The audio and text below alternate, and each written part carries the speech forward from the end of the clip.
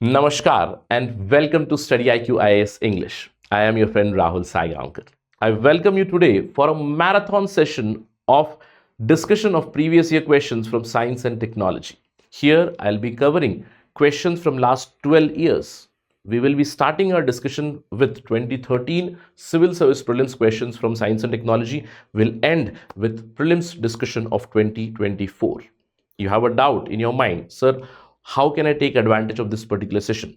See, previous year questions are very important. First, to understand the nature of the questions that appear in the examination, also to understand how you are supposed to prepare your content. Apart from that, in this particular discussion, I will also be focusing not just on solving the questions, but also on understanding the trends in preliminary examination. So do take benefit of all these things to make your preparation more fine-tuned. Enjoy the marathon.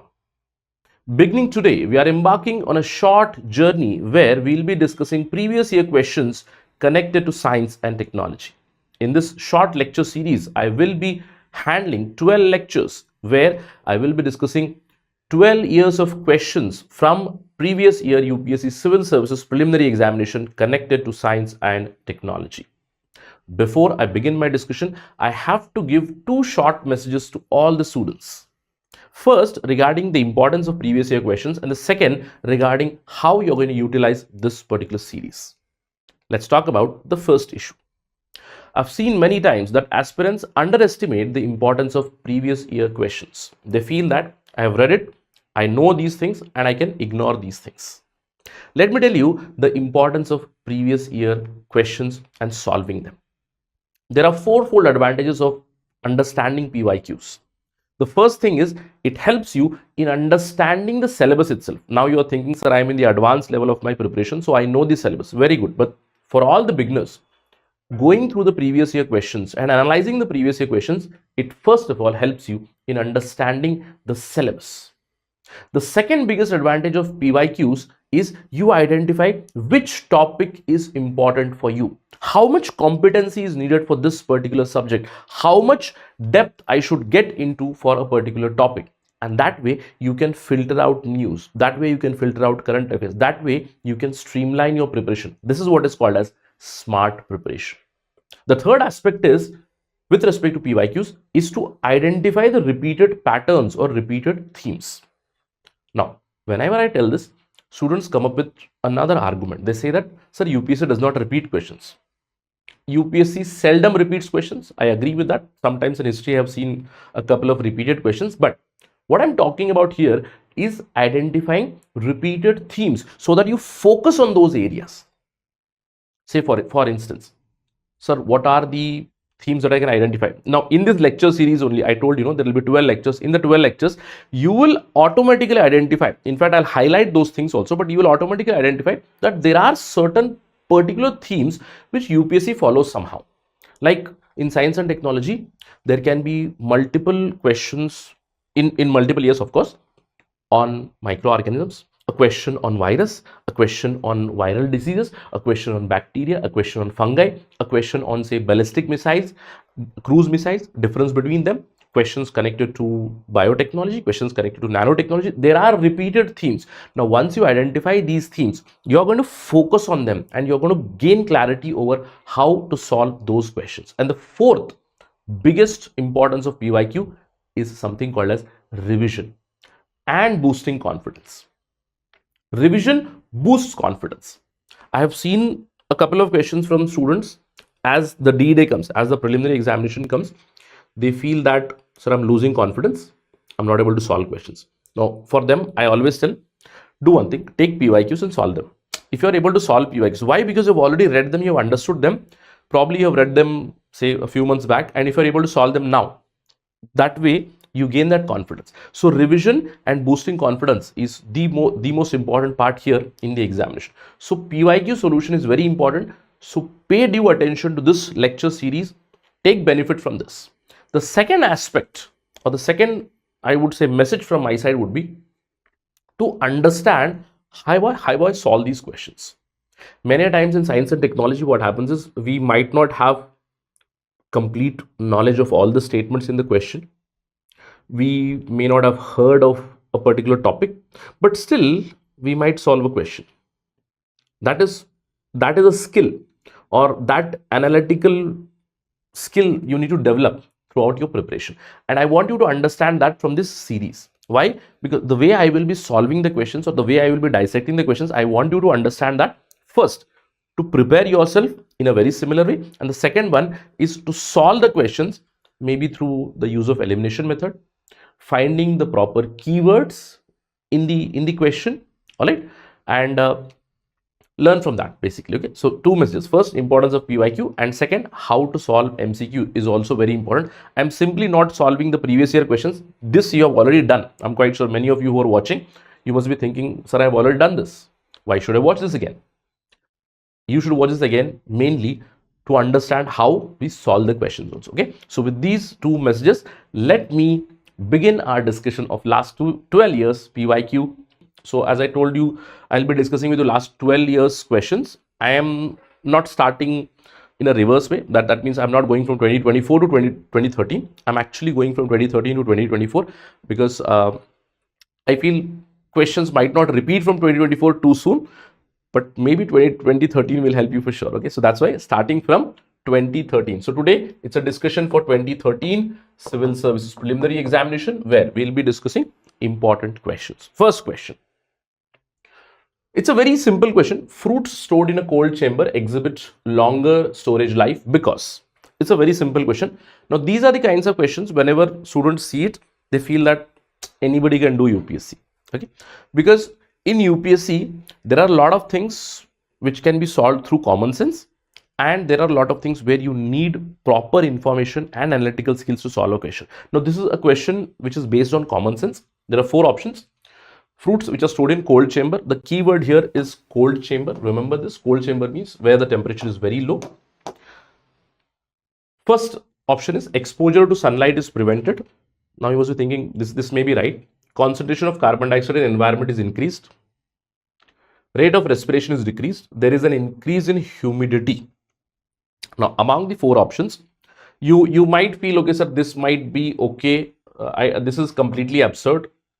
There is an increase in humidity. This is also not a very good option, but many times student might get confused between these two. But the appropriate answer is the rate of respiration is decreased. Okay, the rate of respiration is decreased. That is why the fruits stored in cold chamber, they exhibit longer shelf life or longer storage life.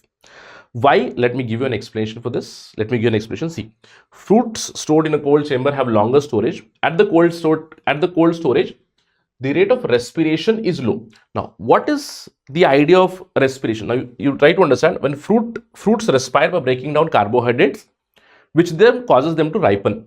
Okay. So, why ripening happens? When fruits respire, they take in carbon dioxide, the carbohydrates are broken down, and ethylene is released. Now, what happens with ethylene?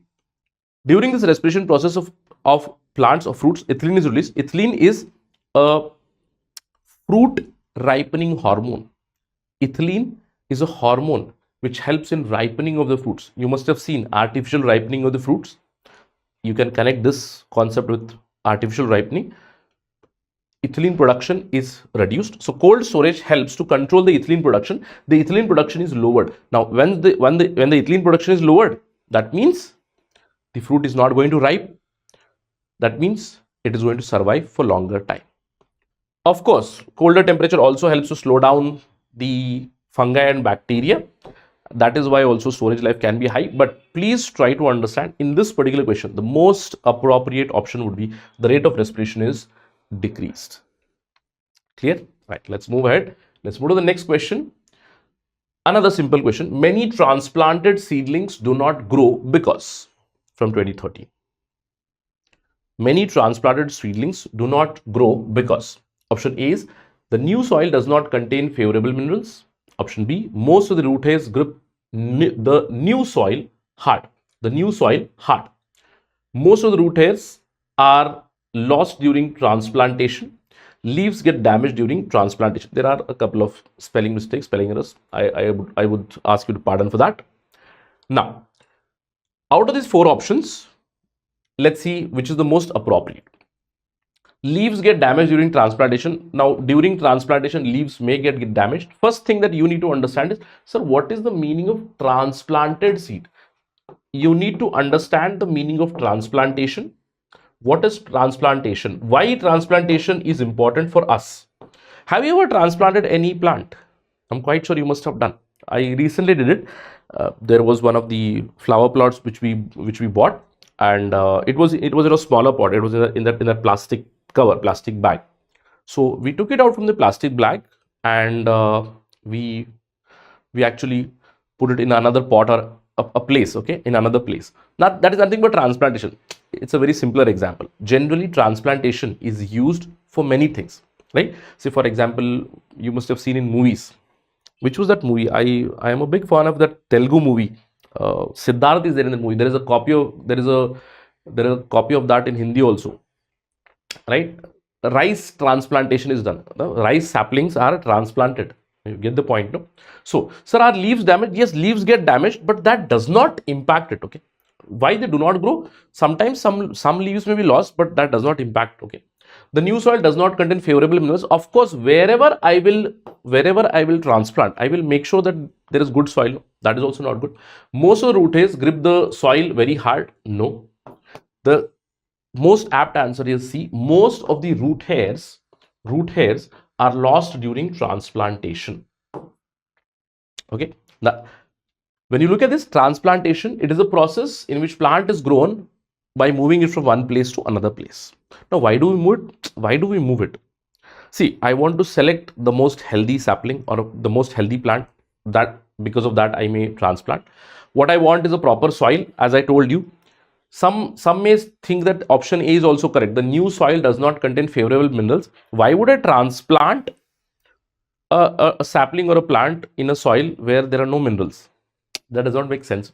That is one of the advantages of transplantation, where deeper penetration can be done and also proper care for the plant can be taken. Okay, so it's an easy question. I would put this in easy category. Let's move on to the next question. Ball bearing. This is a physics question. Ball bearings are used in bicycles, cars, etc. because. So little technical. There are 4 options given. The actual area of contact between the wheel and the axle is increased. The ball bearing, you do understand, if this is the wheel, okay, there is a small shaft which goes and there are 2 nuts in it, and you will see ball bearings here, and the actual area of contact between the wheel and the axle is increased. The effective area of contact between the wheel and the axle is increased. The effective area of contact between the wheel and the axle is reduced. None of the above statement is correct. The most appropriate answer is C here. The effective area of contact between the wheels and the axle is reduced. That is why ball bearings are used. Now, you need to understand, this is a concept connected to friction. This is a concept connected to friction. And for solving this question, you need to have an idea of friction. And first thing that we teach in friction is friction does not depend particularly on area of contact. I hope you remember that, okay? But still, here the effective area is reduced, because of which this basically means there is less area for the micro structures, or the I would say the microstructure friction is reduced here. Why? Because the effective area is reduced. The kind of friction is changed. The explanation for this is ball bearings, they improve the efficiency. Do you know why? Because they basically turn the type of friction from roller friction or sliding friction into rolling friction. Now, rolling friction is always less. Sliding friction, see, first of all, when you try to slide something, sliding friction is much higher. That is why we go for rolling friction. Rolling friction enhances efficiency, reduces the heat, and it reduces the effort as well. How? In this particular case, the effective area of contact between wheel and the axle is reduced. That's why. But please remember, friction does not have anything to do with the area of contact per se. Clear? Now, in this case, the ball bearings, they save our energy. Apart from that, there is another advantage of ball bearings. Why? Because ball bearings can actually support radial as well as the axial loads. So what is this radial axial load? As I told you, imagine that these are the ball bearings. I'll just change the color. These are the balls, and these balls, They can be greased. You do understand the area of contact is very less now, and they are able to take both the kinds of load. What kind of load? They are going to take both the kinds of load. They are going to take this load as well as this load, the side load as well. You get the point? That means they can take care of radial load and axial load. They can take care of radial load as well as axial load, because you need to understand that the point of contact is towards these sides also. So they can take both the loads. Clear? Right. Let's move to the next question. This was also easy question. Next, consider the following phenomena. There are 5 phenomena which have been given here. Which of the above are optical illusion? Now the keyword here is optical illusion. I'll just highlight this. What is the meaning of optical illusion? Optical illusion is something which I can see, but it's not reality. Which I can experience, but it is not reality. It's like an illusion. The classic example of optical illusion is the mirage that we can see. I'm quite sure you must have seen during travel on the road on a hot afternoon. If you're traveling on the road, you will see some kind of an image. It's not an image exactly, it's a mirage. So mirage is an optical illusion itself. So it's asking which of these are optical illusions. Now these questions can be solved using elimination method. Now even if you know a couple of things to be an optical illusion, you can easily solve them. Now let's see one by one. Size of the sun at dusk. Now you do understand that during the dusk and dawn, you see that in the morning period and the evening period, right? So you see the size of the sun is pretty huge. Even the color of the sun, it looks reddish, a little reddish orangish, and the size of the sun is very huge. And when we see it in the afternoon, the sun is say bright yellow and the size is also very small. Is the size of sun changing? No. So this is an optical illusion for sure. The size of sun at dusk is an optical illusion, right? So in the options, one has to be there. No? Which of these is optical illusion? So I can eliminate 2 of the question or the 2 of the options here. Now, the color of sun at dawn, of course, right? Now dawn means, when you say, no, the idea dawned on me, that means dawn is sunrise time, dusk is the evening time, right? So color of sun, I told you orangish during morning and evening. This is also optical illusion. So I need both 1 and 2. So in both the options, I have 2 also. Okay, the answer is 1 in between these 2, A or C. Moon being visible at dawn. Now, this is not an optical illusion.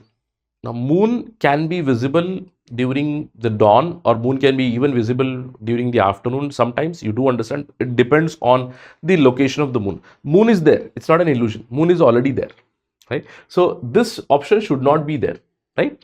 So 3 should not be there. I get to the answer. You get this. I get to the answer. This is the answer now. 1, 2 and 4. Now you need to check, still cross check. 4.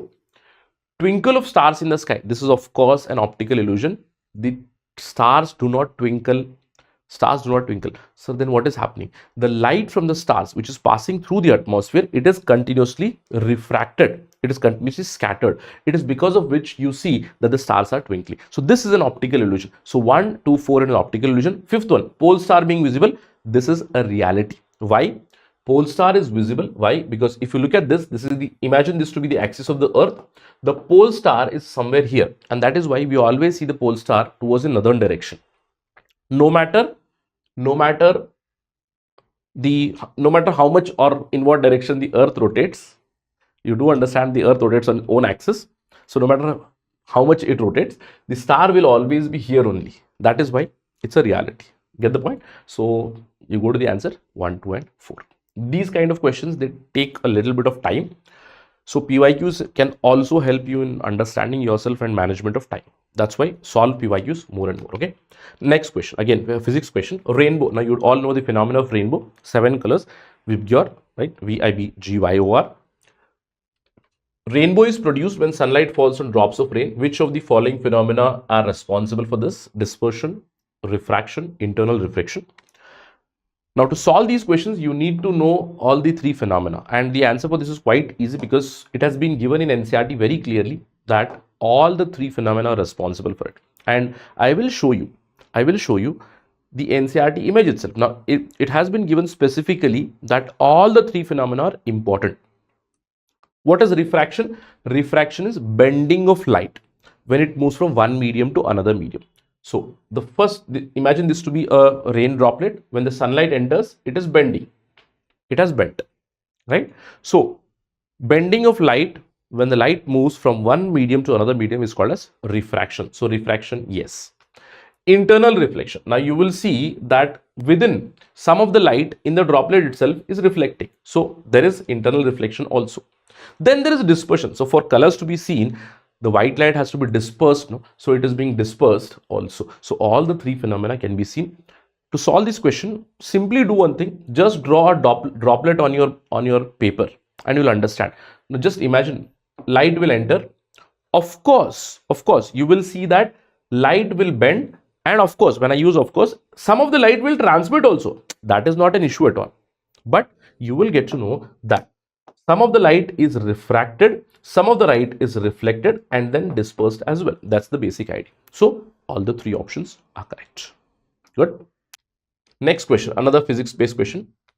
The known forces of nature can be divided into four classes. That is gravity, electromagnetism, weak nuclear force and strong nuclear force. With reference to them, which one of the following is not correct? The first thing that I want you to highlight here is it is talking about forces of nature and it is talking about not. Okay, two things, not correct, right? That means I have to eliminate the wrong option. So I have to find out the correct options and I have to eliminate the wrong option. First, gravity is the strongest of the four. Now this itself sounds wrong. Let's read the others. Electromagnetism can act only on particles with electric charge, of course. Okay, get the idea. Weak nuclear forces causes radioactivity. Yes, weak nuclear forces cause radioactivity. Strong nuclear forces hold protons and neutrons inside. Of course, it is absolutely true. So if you look at the forces, there are four fundamental forces of nature: strong force, weak force, electromagnetic force and gravity. Okay, now the strong force is something because of which the nucleus is held together. Protons and neutrons are held together. If you imagine the strength of strong force, the strongest force is the nuclear force only, strong nuclear force. The next is electromagnetic force. Electromagnetic force is of the order of 1 by 137 of the strong force. The weak force is the next one, that is of the order of 10 to the power of -6. This is again weak nuclear forces, because of which we see beta decay, because of which we see radioactivity. And gravity is actually the weakest. Its strength is 6 into 10 to the power of -9 in comparison to strong nuclear forces. And of course, there are particles for each. You do understand strong nuclear forces because of protons and neutrons, which are called gluons. They are called nucleons as well. Electromagnetic is because of electrons. You have weak nuclear forces, that is because of the electron decay, proton decay, etc. Then you have gravity, which is the weakest force. It is because of a particle called graviton, which we have not found. Okay, that is why we say the standard chart of physics is still incomplete. We are looking for some particles to complete it. Okay, right. So the answer for this is gravity is the strongest of the four. It is actually weakest of the four. Okay, so this is wrong option, and that is the answer because I have to find not correct. Right, let's move ahead. The efforts to detect the existence of Higgs boson. Now this is a current affairs based question at that time, so you need to understand that right now at this point of time I don't think Higgs boson would be very important topic for you, but still you need to know. But if you recall, or probably you were in school at that time in 2013, Higgs boson was something in news at that time because the CERN, the Large Hadron Collider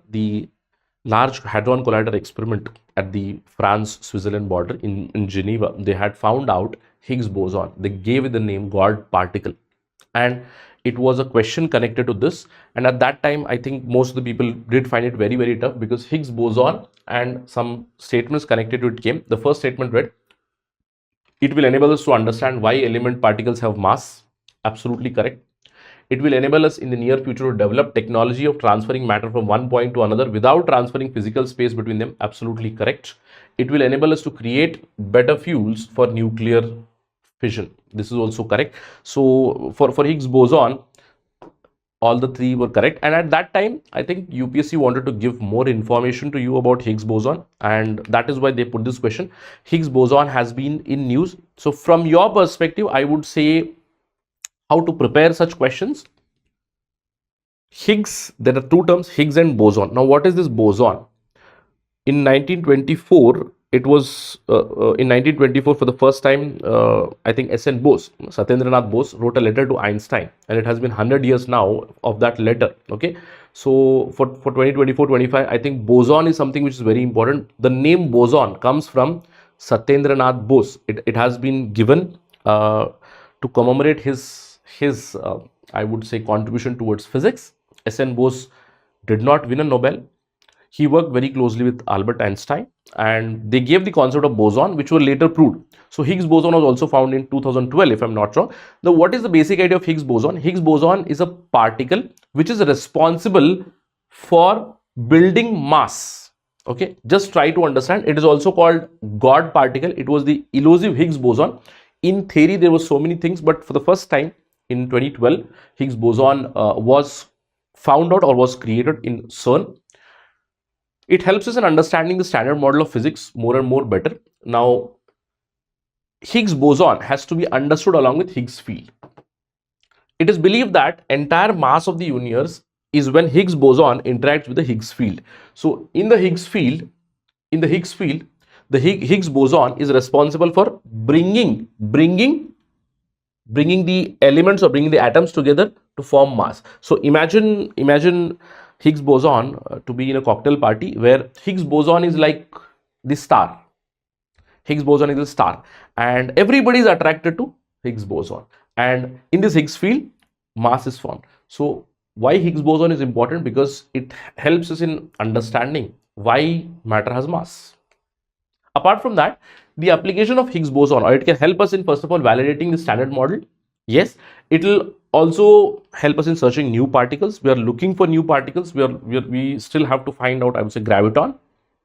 Some other particles are also to be found out. Yes, and it also helps in pushing new technologies. So, say for example, it can help us in healthcare. Say for example, accelerator technology, electron radiotherapy. It helps in nuclear science, understanding fission, understanding weak interactions. It also helps in aerospace. There are many applications. There can be many applications of Higgs boson. Now, Higgs boson is the only scalar field, or Higgs field is the only scalar field which has spin 0, which is capable of generating other masses. For example, it helps in generating quarks. It helps in generating leptons. It helps in generating other bosons as well.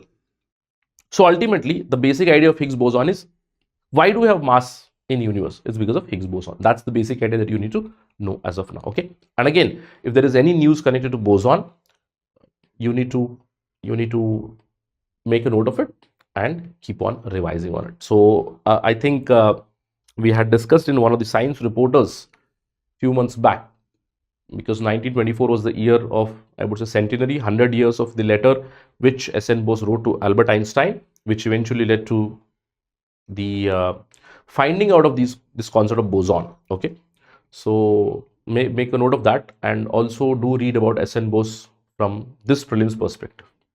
Right, let's move ahead. Now let's move towards, I'd say, biology, cells, other questions. Which of the following statements these are correct? Now, first thing, correct. It is asking for correct statement. It's a question about viruses. Again, make a note of this. Virus. It's talking about virus. So, virus is a very important topic for you to focus. I hope you get the idea of understanding PYQs clearly. Viruses lack enzymes necessary for generation of energy. Of course, virus is a very simple thing. Okay, viruses, they don't have anything. Virus simply has genetic information and a protein layer around it. So they do not have. This is absolutely correct. So option should have 1. So this is wrong. So 1, I need 1. Okay. Okay. Second, viruses can be cultured in any synthetic medium. This is absolutely wrong. It's kind of absurd. First of all, the keyword here is any. I will highlight on this any. Wherever you have any, only, or should, right? Something like that. So make a note of that. Viruses cannot be cultured in synthetic medium. Viruses can be cultured only in a biological medium. It needs a cell. So 2 should not be there. 2 should not be there. So this should not be there. So this is also gone. Viruses are transmitted from one organism to another by biological vectors only. Again, only. I'm not telling a question with only is always wrong, but I would say 9 out of 10 times it's wrong. Okay. Just a trick for solution. Viruses are transmitted from one organism to another by biological vectors only. This is also wrong. I would say both of these are wrong. So the option 1 only is correct. Now question comes up, sir, what is a vector? You do understand virus needs a vector to pass on from one organism or one cell to another cell. There are two kinds of vectors. One is called biological vector and another is called mechanical vector. A biological vector is one in which, say, this gives you an example. A biological vector is like a mosquito. Why? A mosquito, it sucks blood, and in those blood cells, it provides a home for virus. You get my point? A biological vector is one in which the virus can survive inside the body of the organism. It can thrive, it can multiply. It does not harm this mosquito because it's a vector. It takes, or this mosquito brings virus from here to here. This is a biological vector. There is a mechanical vector also. Mechanical vector means where the virus cannot multiply. The virus does not enter into the body of the organism. Say fly. A fly is sitting on something bad. There is a virus. It can go and sit on the food. So it has transferred from one place to another place. This is a mechanical vector. So viruses can be transmitted from both biological vector and mechanical vector. Both. Not just biological vector. Clear? Right. Let's move ahead. Let's solve the next question. Which of the following diseases can be transmitted from one person to another person through tattooing? Now, remember, the keyword here is tattooing. Now, for tattooing, what do you need? For tattooing, you need needle. Okay? Right. So, for tattooing, you need needle. Now, in which of these diseases or which of these diseases can be spread through a needle? AIDS, of course, 3 should be there. I would say 3 should be there. So all these 3 options have 3. So this is gone. Hepatitis B, of course, hepatitis B should be there. So 2 and 3 should be there. So I would say this is also gone. So either it is 1, 2 and 3 or 2 and 3. Chikungunya. No, chikungunya does not have anything to do with tattooing. Okay. Now, if you think from a far-fetched idea where you say that, okay, sir, if a person has chikungunya, he has gotten a tattoo and the same needle has been used for some other person.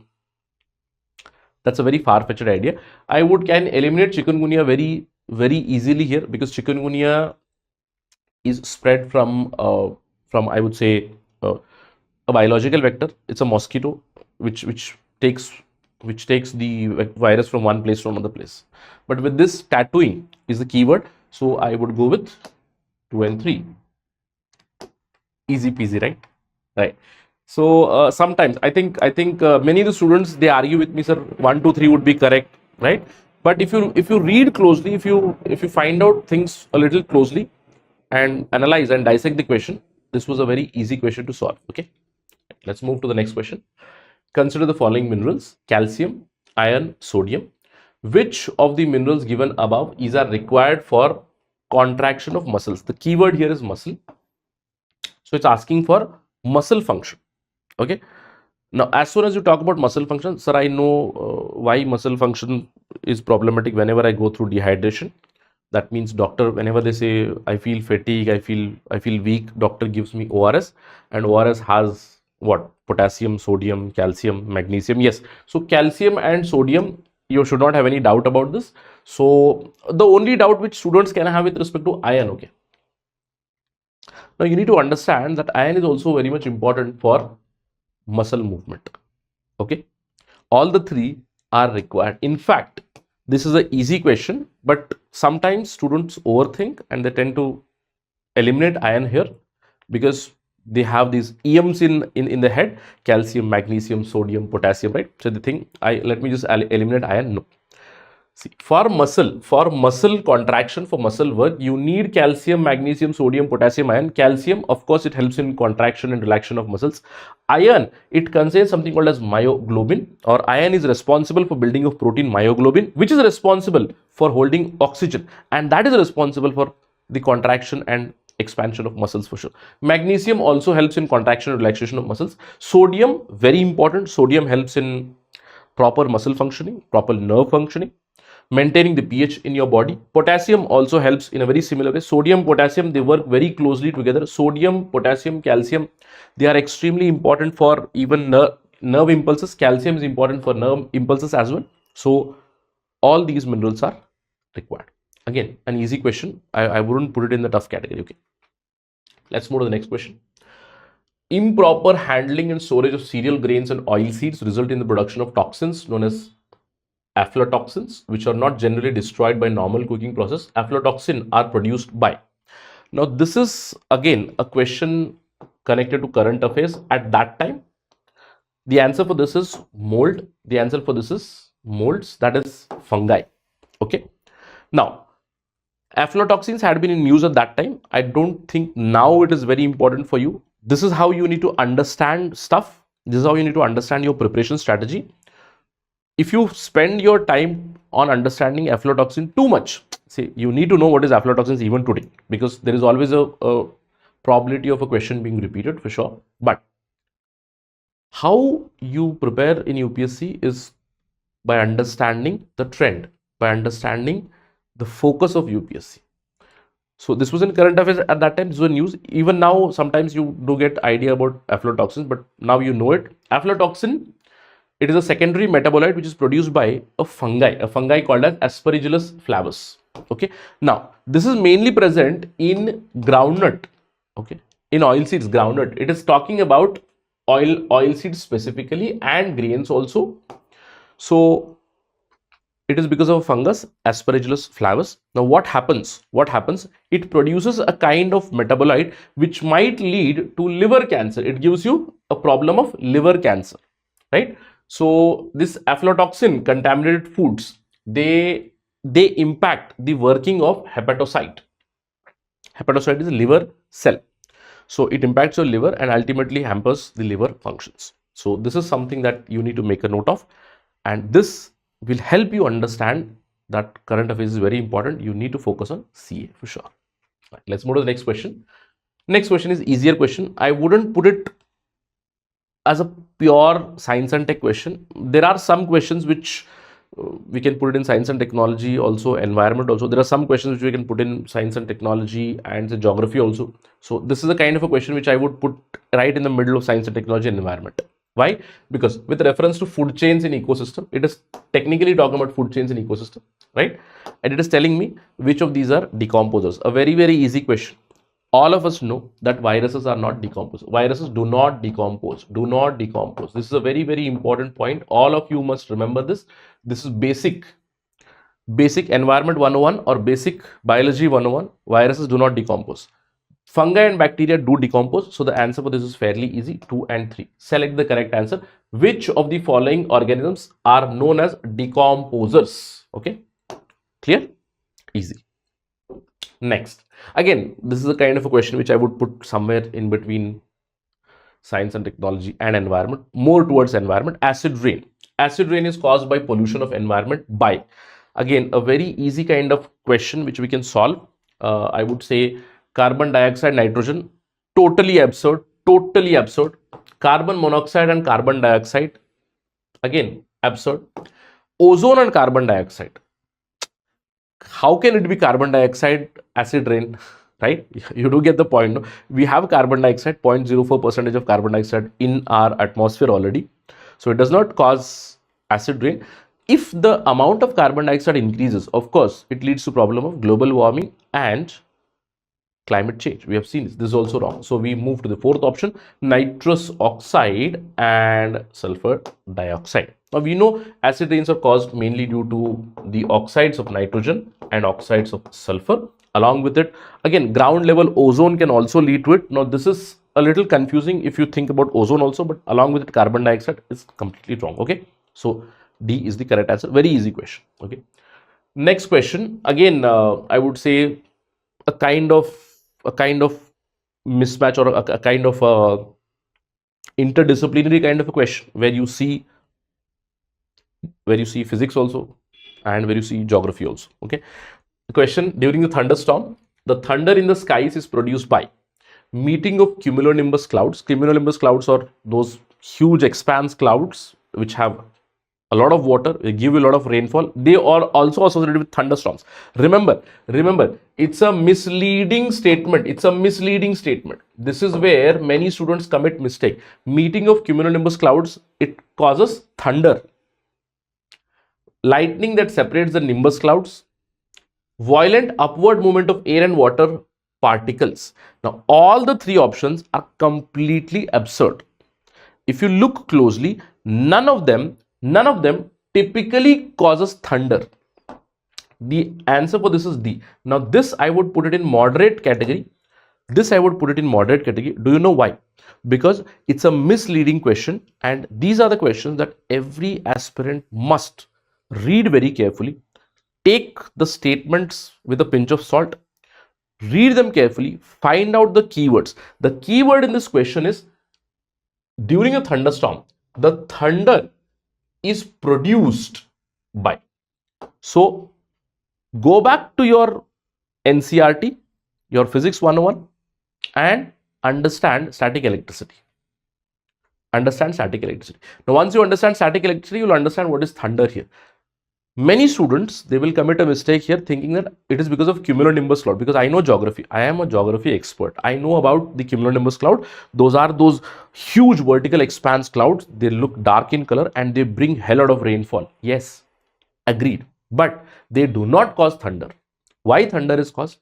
What is the reason for thunder? The answer is D only. Why thunder is caused? Now, when you look at thunder, this is again from NCRT. That is why I always tell you to go back to basics, learn the basics, read NCRTs. This image has been given in NCRT very, very clearly. Now, do you think two cumulonimbus clouds are responsible for thunder? No. Why? Whenever you see clouds are basically water droplets. Now, this is violent upward movement of air and water particles. This is basically cyclonic effect. Okay. What happens because clouds are formed? Now, whenever clouds are formed, the positive and negative charges are on the upper side of the cloud, negative charges towards the ground side, and on the top of the trees there is positive charge. So whenever positive and negative charges meet, it leads to a spark. That is lightning. And whenever there is lightning, remember, there is always a lightning first, and then you hear the thunder, right? Now, people have a question. Sir, why don't this positive and negative, they don't meet? Why don't this positive, negative, they don't meet? Why they don't meet? Because it is pure water. Pure water is a very bad conductor of electric charges. That is why these two do not combine and give you lightning. If these two had combined and given you lightning, that would have been right for mixing of two cumulonimbus cloud. But that is totally absurd. Okay, a lightning is always formed, or what is thunder? First lightning comes, and because of that lightning bolt, you will see whenever there is a cloud, the heat from that lightning or the heat from that spark which is created, it leads to sudden expansion of air, and that sudden expansion of air, it leads to violent sound waves. That is why you listen to the thundering sound of the cloud, right? Dad sound comes. All right, that's the basic idea. Clear? So again, this is I would put this question in a moderate category, and I'm quite sure that many of the students might have gotten this wrong at that particular time, and I want you people to catch this and beware of such questions. Why? You will understand. This is a typical way of setting a question where it is based on a student's blind confirmation bias. Students feel that I know about this and the option is also here. You need to read everything carefully, find out the wrong statements, and then get to the correct answer. Okay, please try to inculcate this habit in yourself, right? In our latest lecture, we discussed questions from 2013 Civil Services Preliminary Examination. Today, we'll move forward and discuss the questions from Civil Service Prelims 2014. 2014 was a very important year because it contained many analytical questions where you needed analysis to solve science and technology questions. Going forward, or maybe for a short period, I would say, especially in the next sections, 2015 and 2016 saw a lot of focus on current affairs. So you need to understand these trends as well when we discuss the previous year question papers. Now with that notice, let's begin our interaction for 2014. As I told you, 2014 was a very interesting kind of a question paper where you saw different themes of questions connected with defense, question connected with space, some factual questions, but many were analytical questions. A typical example is this. Which one of the following is the process involved in photosynthesis? The keyword here, first of all, is photosynthesis. Now, plants undergo photosynthesis. You all know what happens in photosynthesis. Plants use carbon dioxide. Plants use the water in the soil, and plants also use minerals. But the most important idea is of sunlight, correct? Plants use the sunlight, and plants also use the minerals from the soil, and they undergo photosynthesis. Now, through photosynthesis, they produce energy. That generally, whoever is vegetarian, we consume food, right? What do we consume? Basically, glucose. This is the basic form of glucose, C6H12O6, and it also gives us oxygen. This is the basic reaction for photosynthesis. Now, this question, it does not ask you about the products, etc., but it is asking you in general about the process, which checks your understanding of the subject. Photosynthesis can be explained through which process? Potential energy is released to form free energy. Absolutely wrong. Absolutely wrong. Free energy is converted into potential energy and stored. Okay, this seems like our option, but let's check the other statements as well.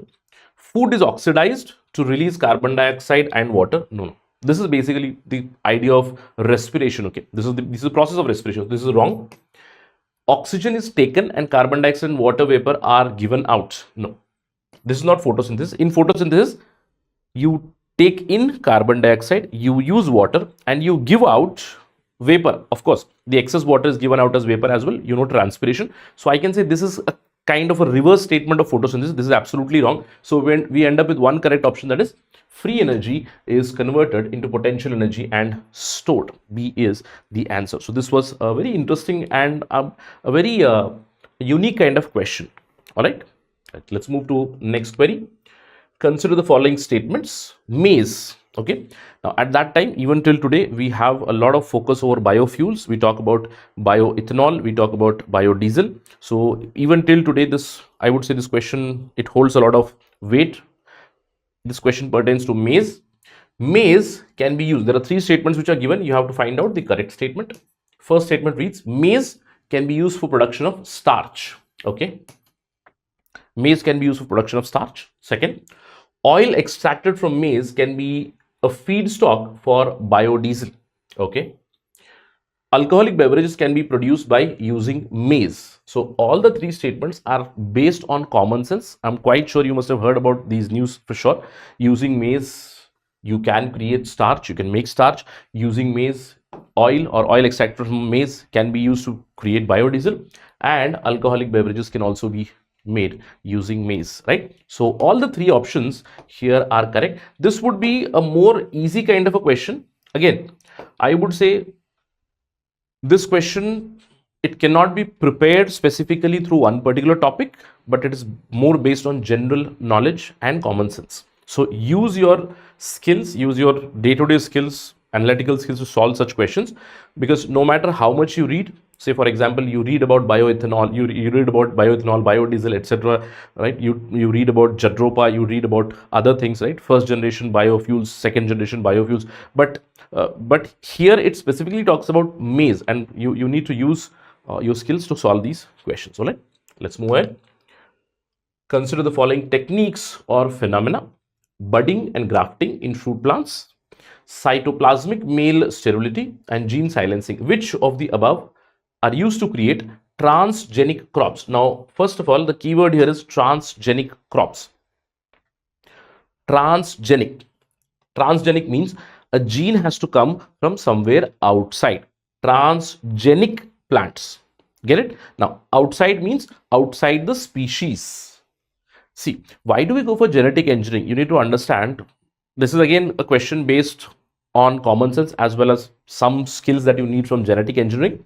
Why do we move towards genetic engineering, or why genetic manipulation is required? For centuries, people have been using a concept called as hybridization, isn't it? Sir, is hybridization genetic engineering? I would say yes, you're playing around with gene, but you're not introducing any foreign gene. See, in hybridization, what do? I bring two species. I bring two varieties of a same species and I crossbreed them. A hybrid is created, right? So hybridization can lead to enhanced qualities. Yes. But a problem with hybridization is that during hybridization, you may see good genes also coming from another variant, from the same kind of species, or at least from same genus. You crossbreed them. What do you get? You get genes from one species into another species. Yes, but along with good genes, there is a possibility of bad genes also coming in. And that is why we move towards genetic manipulation, where selectively we pick out a gene which is useful for us and then we introduce it in our desired entity or desired specimen, right? So that is the understanding. If you look at the options here, budding and grafting in fruit plants, this does not lead to production of transgenic crops. No, this you can eliminate pretty easily. Now, when you eliminate this, two of your options are gone. So your one only is gone, and I would say none is still remaining. 1 and 3 is gone. The next reads cytoplasmic male sterility, and at that time, I don't think many people knew about cytoplasmic male sterility. Gene silencing is something which was in vogue, I would say, from almost last 15 to 20 years. Gene silencing using, say, RNA interference technique. RNA interference is one idea which has been in vogue for almost a decade, more than a decade now. And gene silencing, it has to be there for sure. So even if you know this much, then you know 3 is already here, then this would be the right answer. But just to give you a more elaborate explanation over this, budding and grafting, these are horticultural techniques which do not lead to transgenic crops per se, where a gene is not introduced from outside. It is mainly used to create, I would say, some sort of hybridization, right? Some sort of hybrid variety within a species only.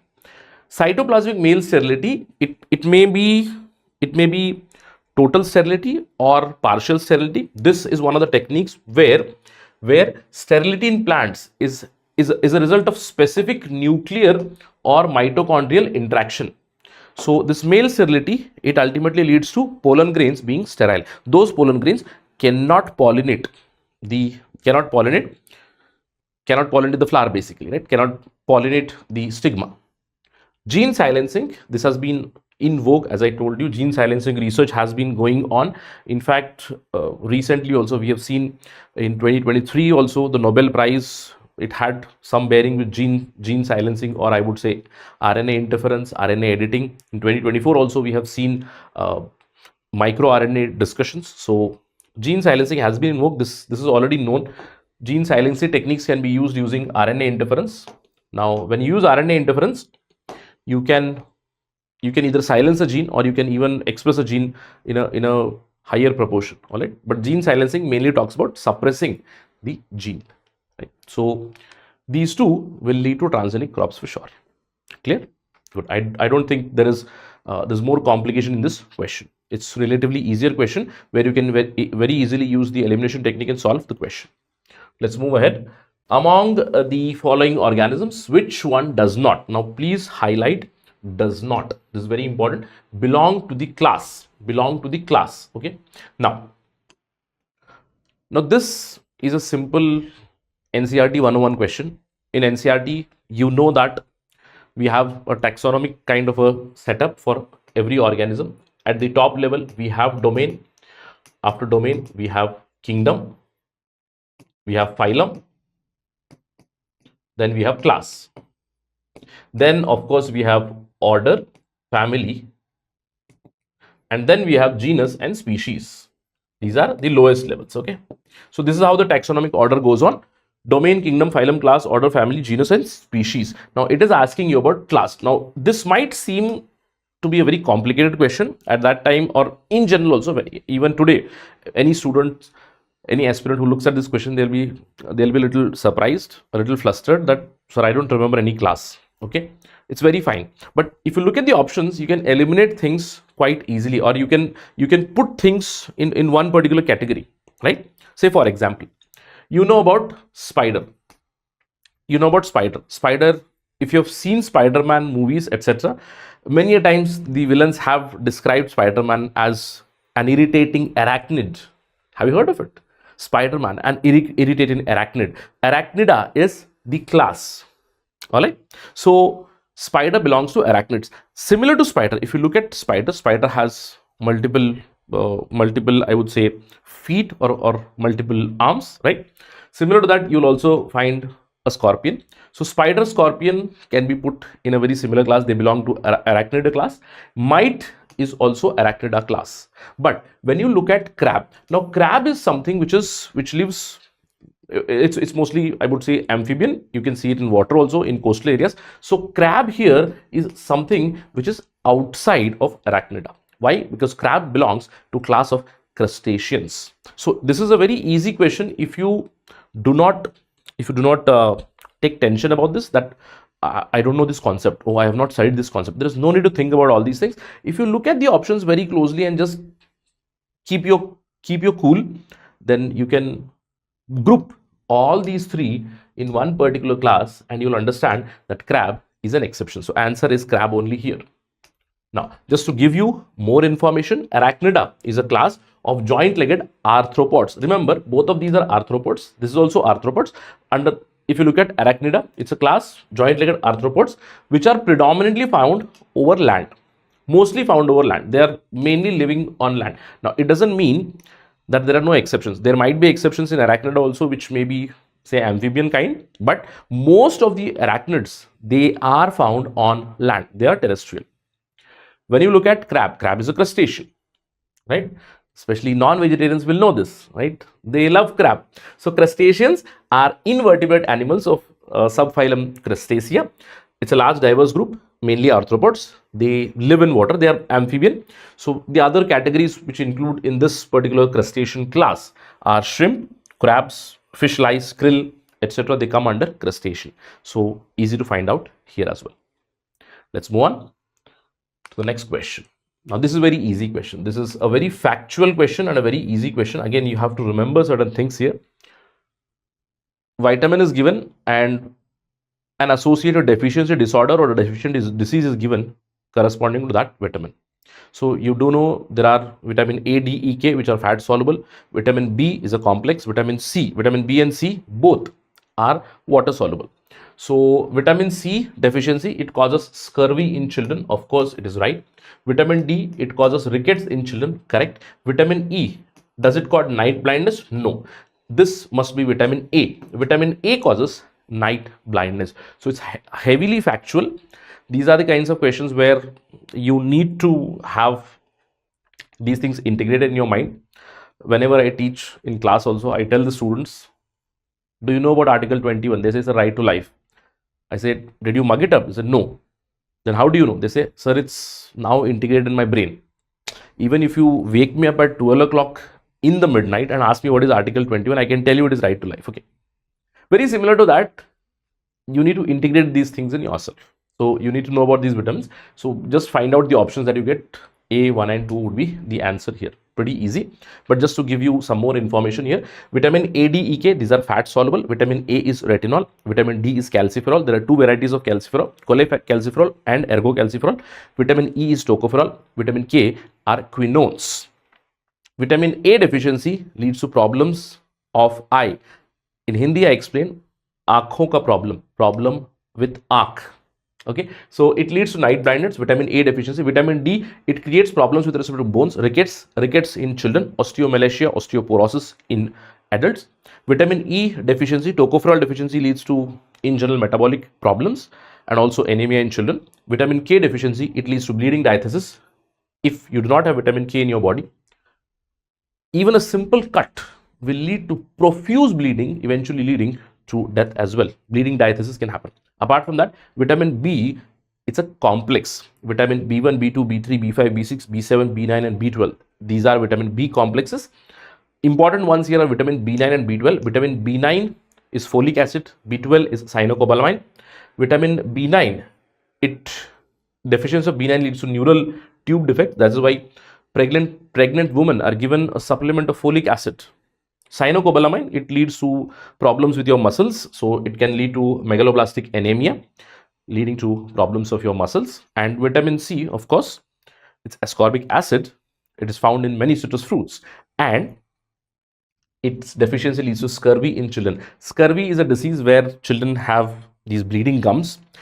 They have chapped lips, and blood can come from the side of the lips as well. It also leads to pain in the joints, right? And many other problems. So you need to make a note of this and remember these things for sure. Clear? Right, let's move ahead. Another easy question. Consider the following diseases. Which of the above diseases has or have been eradicated in India? Now here, many students, they get confused. Eradicated hyphen in India. They think, has it been eradicated somewhere else? Eradicated in India? Because if you read about current affairs, you see that I have reduced the incidences of polio in India, because new cases of polio are not found in India in very recent times. I'd say a few months back, a wild polio virus case did come up in Meghalaya. So sometimes people or students end up in this particular conundrum where they think about some diseases from current affairs, but if you use your common sense, you will get to the answer very easily. Okay. Now, diphtheria, chickenpox, smallpox. Just ask yourself a question. Which disease I have experienced in my lifetime? If you want to solve such questions, have I experienced this disease in my lifetime? Chickenpox, I am quite sure majority of you, whoever is watching this video, they must have gotten chickenpox in your life one time or the other time. Once it comes, then it goes, our immune system will fight it. Again, it will not come. Chickenpox is caused by varicella zoster virus. Once it comes, it goes off and it will not come again because my immune system has developed antibodies for that. Right? Now, chickenpox can be eliminated very easily. Smallpox has been eradicated for a very long time. In a very funny way, I ask in my class, how many of you gotten smallpox? And many students say, I have got smallpox. Then I say that if you had gotten smallpox, you would be dead. Okay? Because smallpox is a very deadly disease. All right? Again, it's caused because of smallpox virus, variola virus. Now, smallpox has been eradicated from 1970s. WHO website will tell you from 1974, if I'm not wrong, 74 to 77, it has been eradicated already. So smallpox is there. 3 has to be there in the option. So either it has to be this or this. Okay, the answer cannot be this, answer cannot be this. So answer must be either B or C. But you do understand, answer cannot be 1, 2 and 3. This cannot be the answer. So you can end up at the, or you can arrive at the answer very easily. Smallpox is the only disease which has been eradicated from India. Again, from 2014, easy to understand. But just to give you some more information, smallpox was a very serious viral disease. It was caused mainly because of the variola virus, smallpox virus. It has been eradicated from the world, not just India, from the world in 1977 itself. Apart from that, diphtheria, you know, diphtheria is caused by a bacteria, Corynebacterium diphtheriae, right? Corynebacterium diphtheria. Diphtheria, whooping cough, etc. You do understand, we give vaccines for it. It has not been eradicated. That's why we give vaccines, no? You know DPT, no? Diphtheria, pertussis and tetanus, right? Diphtheria, whooping cough and tetanus. DPT, the trivalent vaccine is given. Today we give pentavalent vaccine under the universal immunization program by the government of India. So diphtheria is something which has not been eliminated or eradicated. Chickenpox is there. Chickenpox comes and goes. It's because of the varicella zoster virus, as I told you. You get your blisters. It can spread from one person to another person. Whenever I talk about chickenpox, I give example of a series, Friends. Have you seen Friends? It's a little old school, actually, almost 2 decades back.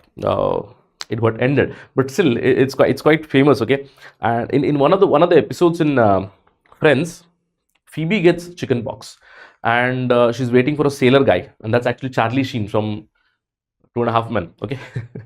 So he also gets chickenpox. Do you remember that? Just try to interlink things like this so that you can remember these kind of diseases pretty easily, and you can solve these kind of questions easily. Okay, so an easy question, very easy here. Many would have gotten it right in 2014 also.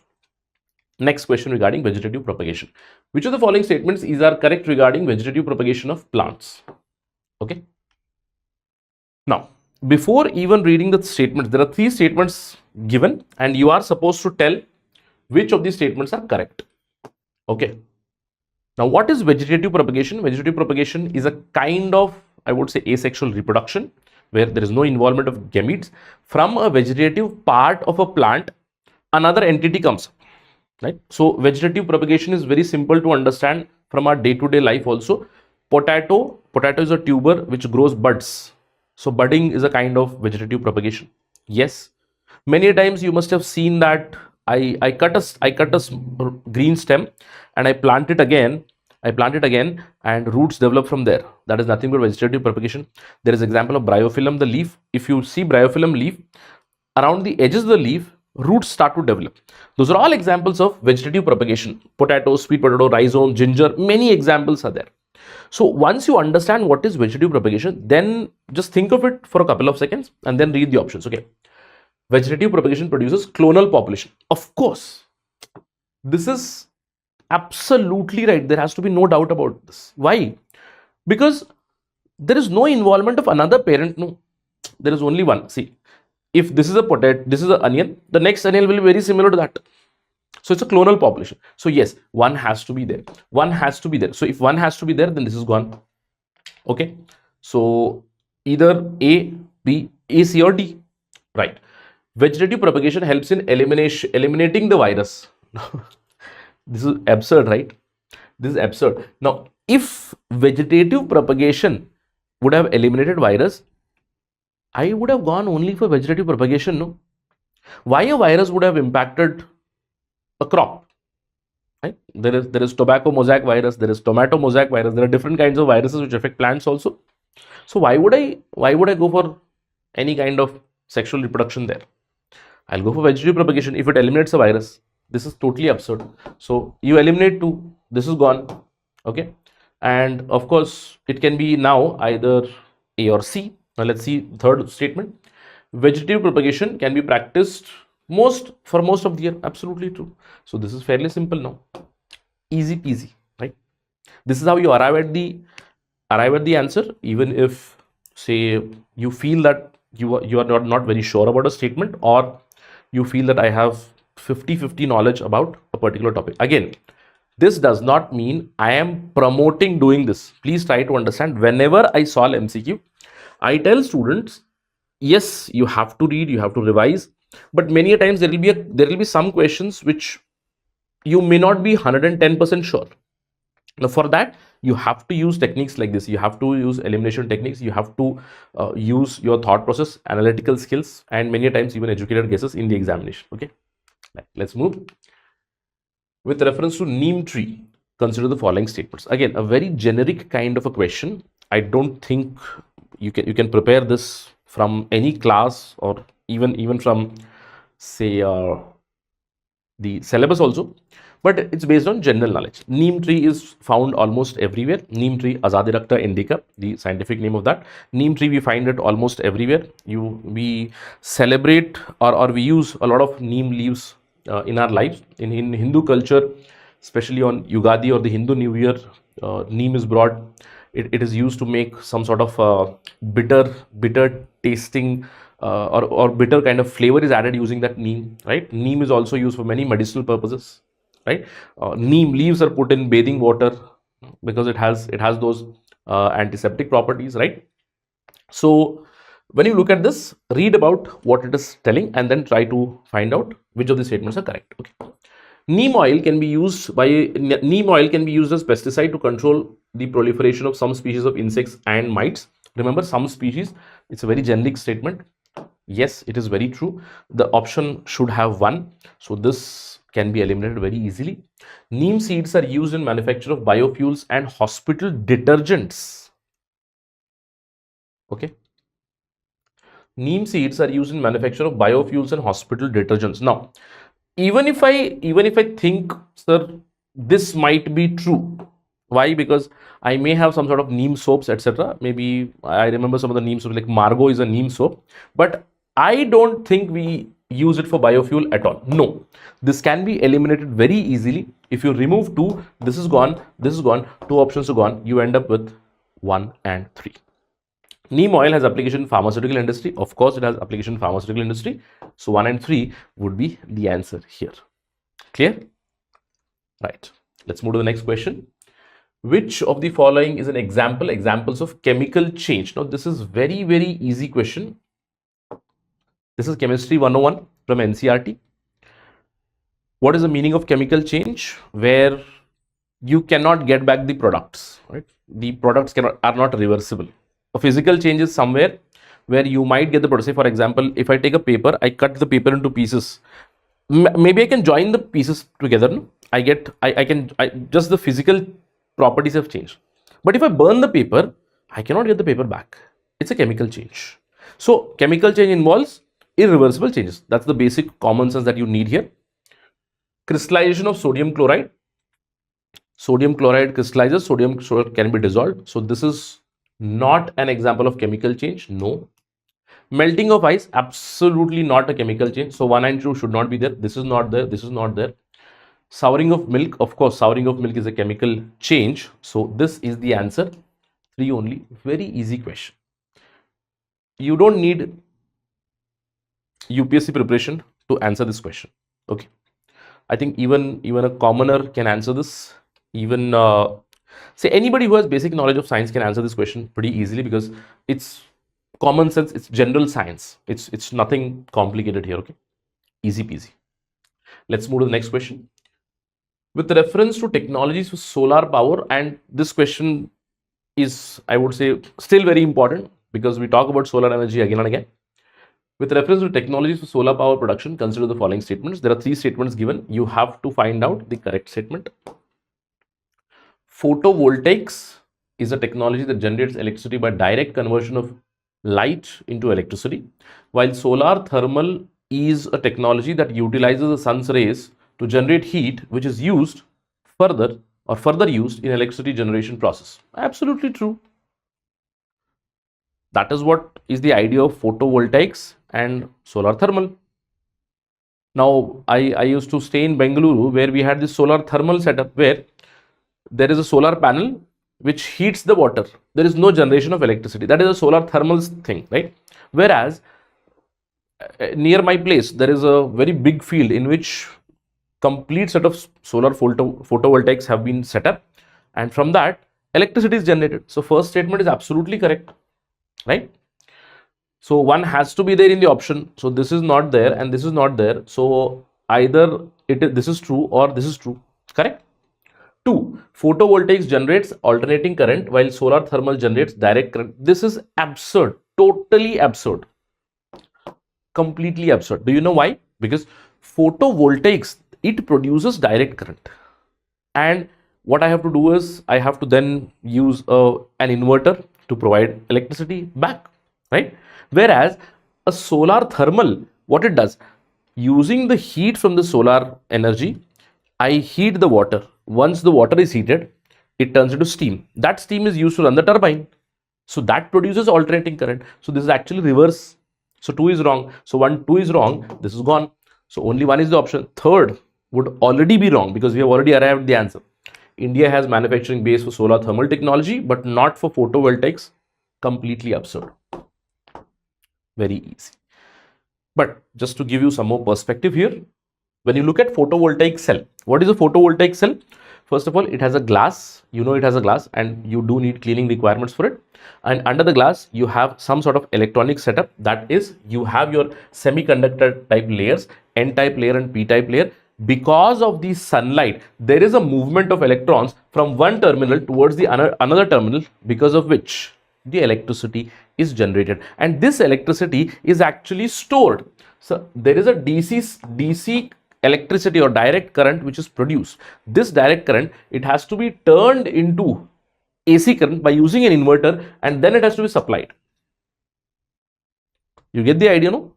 It's the same concept. See, you have inverter at your home. If you have inverter at your home, you know that the current that is coming to your house is AC supply. From where? From the generating company, right? Alternate current is coming. That alternate current is stored in the inverter as direct current from inverter into the battery. Once the electricity goes, then the battery is supplying direct current to the inverter. Inverter is converting into AC and supplying it to your home.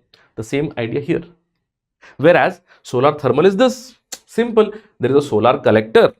The heat from this is used to basically heat the water, which then boils. Steam is produced. I can use the steam. I can use the warm water. I can use the steam also. Steam for, again, rotating a turbine and electricity generation. That's the basic idea. Clear? Again, a little tricky, I would say, a little moderate kind of a question, but not a very tough one. You can easily solve this if you have idea about photovoltaics and or solar thermal energy. Let's move to the next question. Brominated frame retardants are used in many household products like mattresses and upholstery. Why is there some concern about their use? Now remember, why is there some concern? Now here, some concern. Now, BFRs have been used extensively even today. Even today, we use BFR. Now, you must have seen, no?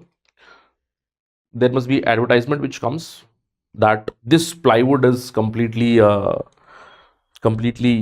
fireproof. This mattress is completely fireproof, etc.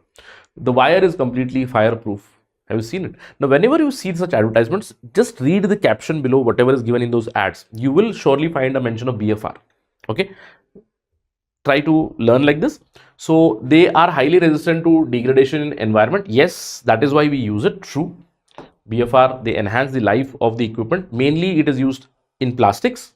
They are able to accumulate in humans and animals. Of course, if it is a plastic, then it will accumulate. So both of them would be correct. This is again a very easy question. I would say this question is connected to general awareness, or rather say common sense, general awareness. Nothing complicated about this question at all. Right? Right. Next question. With reference to Agni 4 missile, which of the following statements are correct? Agni 4. Today, I don't think this is very relevant for you, but at that time, I would say 2014, this was in news. 2014 Agni 4 development was at peak. So it is expected, it is anticipated out of an aspirant to know about Agni 4. And even if you did not know also at that time also, it is very easy to solve this. Even today, it is very easy to solve, right? You know, Agni series is India's intercontinental ballistic missile. Agni 1, 2, 3, 4, 5 and 6 variants. Agni 5 recently was tested through the mission Divyastra as well. Agni 5 has been now tested with the MIRV technology also. Agni 5 and Agni 6 are advanced intercontinental ballistic missiles. Now, in all those missiles, you do understand there are solid motors, solid stages. So you know these. The range, just to tell you how to remember it, the range of each Agni missile, it corresponds to a number. That is how I tell to students also, even if you don't remember the exact numbers. Agni 1 approximately 1000 kilometers, a little less than that. Agni 2 2000, Agni 3 3000, 3500 kilometers. Agni 4 4000, 4500 kilometers. Agni 5 5000, 5500 kilometers. Agni 6 6000. Okay, that's how I tend to explain the class as well. So if we know this knowledge, let's see how to solve it. It is a surface to surface missile. You have to find out correct statement again. It is a surface to surface missile. Yes, one has to be there. So this option is gone. Okay. It is fueled by liquid propellant only. No. It has solid motors. It has solid fuel. So 2 is gone. So if 2 is gone, this is gone. So it can be 1 only or 1 and 3. It can deliver 1 ton nuclear warheads about 7,500 kilometers away. Absolutely wrong. So 3 is also wrong. So this is again a relatively easy question where they have the statements that are provided, no, they're kind of absurd. They're extreme or absurd. So you can eliminate them pretty easily. Next question. Which of the following pairs are correctly matched? Correctly matched. Now, this is purely factual. And very strangely, most of these facts, they are from very old projects. And that is why I always tell in the class as well that what you need to do is you need to have some idea about previous projects, not just Indian projects, but even NASA-based projects also. So matching things you have to see. Cassini-Huygens. Now, even if you don't know Cassini by name, Cassini, You know that it was sent to Saturn, so this is wrong. So if one is wrong, you can get to the answer very easily. This is actually a giveaway in the question. Messenger, it went to investigation of Mercury, and Voyager is Voyager 1 and Voyager 2.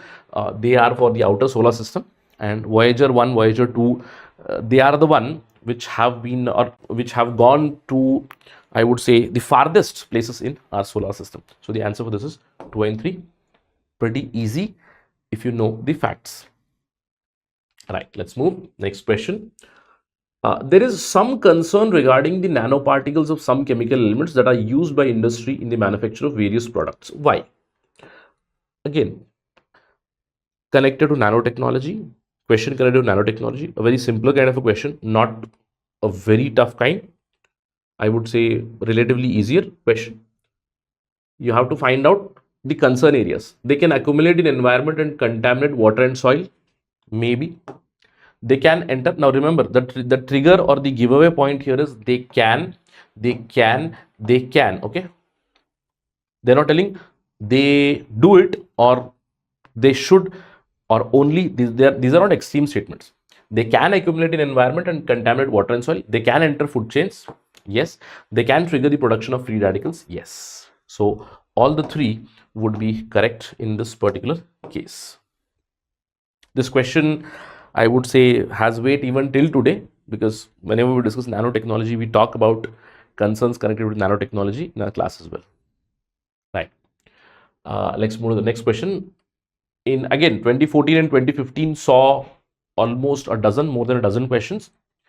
The trend continued 2014, 2015, 2016 as well, and 2015, 16. As I told you, when we get into our next lectures, you'll understand what I was talking about, because 2015, 2016, you will see a little different kind of approach where you need more factual information, but here you need more analytical skills. In 2014, last question, in addition to fingerprint scanning, which of the following can be used in biometric identification of a person? This is easy. I think there is no need to read anything for this. This is actually a common sense based question. Again, general awareness based question, not even GK, general knowledge, general awareness. Iris scanning, yes. Retinal scanning, yes. Voice recognition, yes. Fairly simple. We use all the three, no? Apart from fingerprint, I use all these things. You have it in Aadhaar as well. In Aadhaar, you will not use voice, but voice command is also available. Isn't it? In your mobiles today, we use our voice recognition only, no? True, right? In our latest discussion, we covered the Civil Service Prelims paper from 2014. Today, we are going to discuss 2015 preliminary examination paper, and we are going to focus on science and technology questions. Before I begin my discussion, there is a small note I have mentioned in the previous lecture as well. You need to not just solve the questions, but also understand the trend.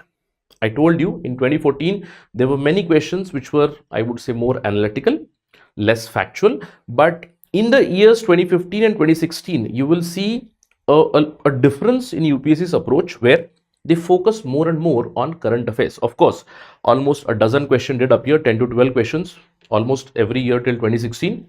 2015 and 2016 are the two papers which actually laid the ground for, I would say, this entire current affairs market in UPSC. Because in 2015 and 2016, so many questions appeared from current affairs and many a times a little factual queries as well. And that is why even till today, you see that there are current affairs compilations for the entire year, 1.5 year, every month, etc. So much of prominence to current affairs came, I would say, from 2015 and 2016. But after that, there has been a mix, of course, but two outliers in the last 12 years in terms of current affairs approach have been, I would say, 2015 and 2016 for sure, which you will see the flavor in today's discussion as well as the subsequent discussion, the very next discussion as well. So let's begin our interaction for 2015's previous year questions for science and technology. Let's begin with question number 1. A very easy question. Again, current affairs based, H1N1. You don't need too much of explanation in this particular discussion, I would say, because some of these questions, they might help you, they might recur again, especially analytical type of questions, or at least the topic, but I wouldn't think these questions are going to repeat again because they were connected or they were more relevant for that particular year, say 2015 or 2016. Say in 2015, there was a lot of focus on the H1N1. H1N1 virus is sometimes mentioned in the news with reference to which one of the following diseases. So it's a very straightforward question, an easy peasy kind of question. If you know, of course, it is not AIDS, you know, it is not dengue as well. H1N1 is not dengue or AIDS. AIDS is caused by HIV, human immunodeficiency syndrome. Again, HIV virus causes AIDS. HIV virus causes AIDS. The acquired immunodeficiency syndrome is the problem. Human immunodeficiency virus is a virus. Dengue is because of flavivirus. And bird flu is something which might confuse people, but H1N1 was actually that year swine flu. So H1N1 was connected to swine flu, and there are many other variants of viruses which have come, right? H5N7, etc. Bird flu, poultry flu, etc. You must have seen. So some students did, I think they got confused here, but if they followed current affairs, then H1N1 in 2015, swine flu, very easy. Next question, a little analytical. With reference to fuel cells, in which hydrogen-rich fuel and oxygen are used to generate electricity, consider the following. They only have given you the definition of fuel cell. If you do not know, because this is a very interesting question, at that time, hydrogen fuel cells was slowly and steadily developing. Today, we talk about hydrogen-based fuels, hydrogen fuel cells. These fuel cells are today running the buses as well, more on an experimental level still, but this was the beginning. So they have given the definition to you with reference to fuel cells in which hydrogen-rich fuel and oxygen are used to generate electricity. Okay, so connected to that, what are the correct statements? You have to find out correct statements here. Let me just change the pen. Correct statements. First, if pure hydrogen is used as fuel, the fuel cell emits heat and water as byproduct. Absolutely correct. No? Absolutely correct. There is no doubt about that, because it's very simple. No? If hydrogen is used and if there is oxygen, then it leads to H2, right? Basically, I'll say half O2. Correct, no? So one has to be there in the option. So this will go on. This will not be the answer. So one has to be in the answer. Second, fuel cells can be used for powering buildings and not for small devices like laptop computers. Now this is a little tricky. Even if you do not know this, let us hold on to this. Maybe let's hold on to this. That, sir, I'm not very sure. Just now you told that today fuel cells are experimentally used to run the buses as well. Yes, but can they be used to run computers? Why not? Right? Today. But at that time, even if you have doubt, let's see. Fuel cells produce electricity in form of alternating current. Now this is something which is absurd.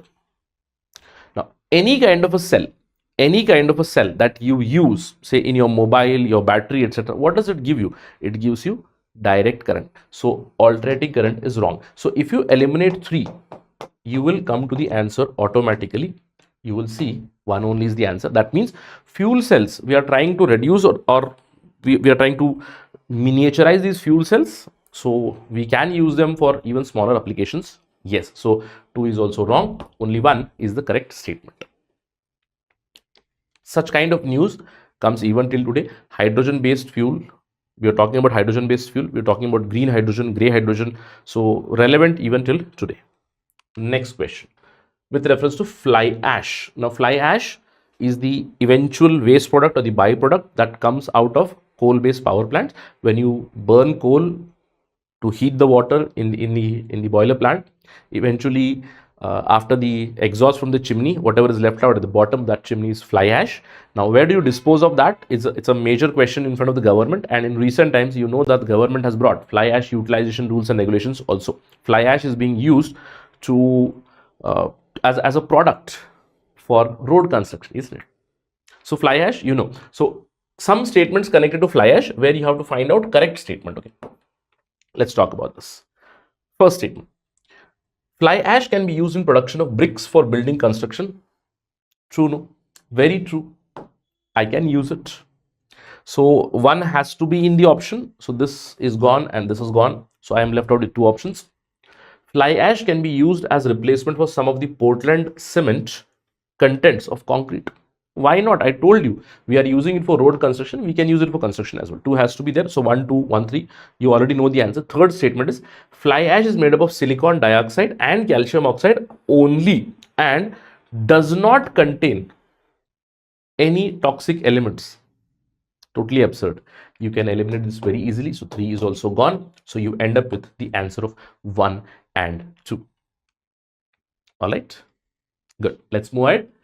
Next question. With respect to NFC, near field communication, and NFC was, I would say, at the developmental phase at that time. You must have, today we all talk about different kinds of advertisements, right? We talk about Dhoni coming and telling tap to pay, right? And Shuttler PV Sindhu coming tap to pay.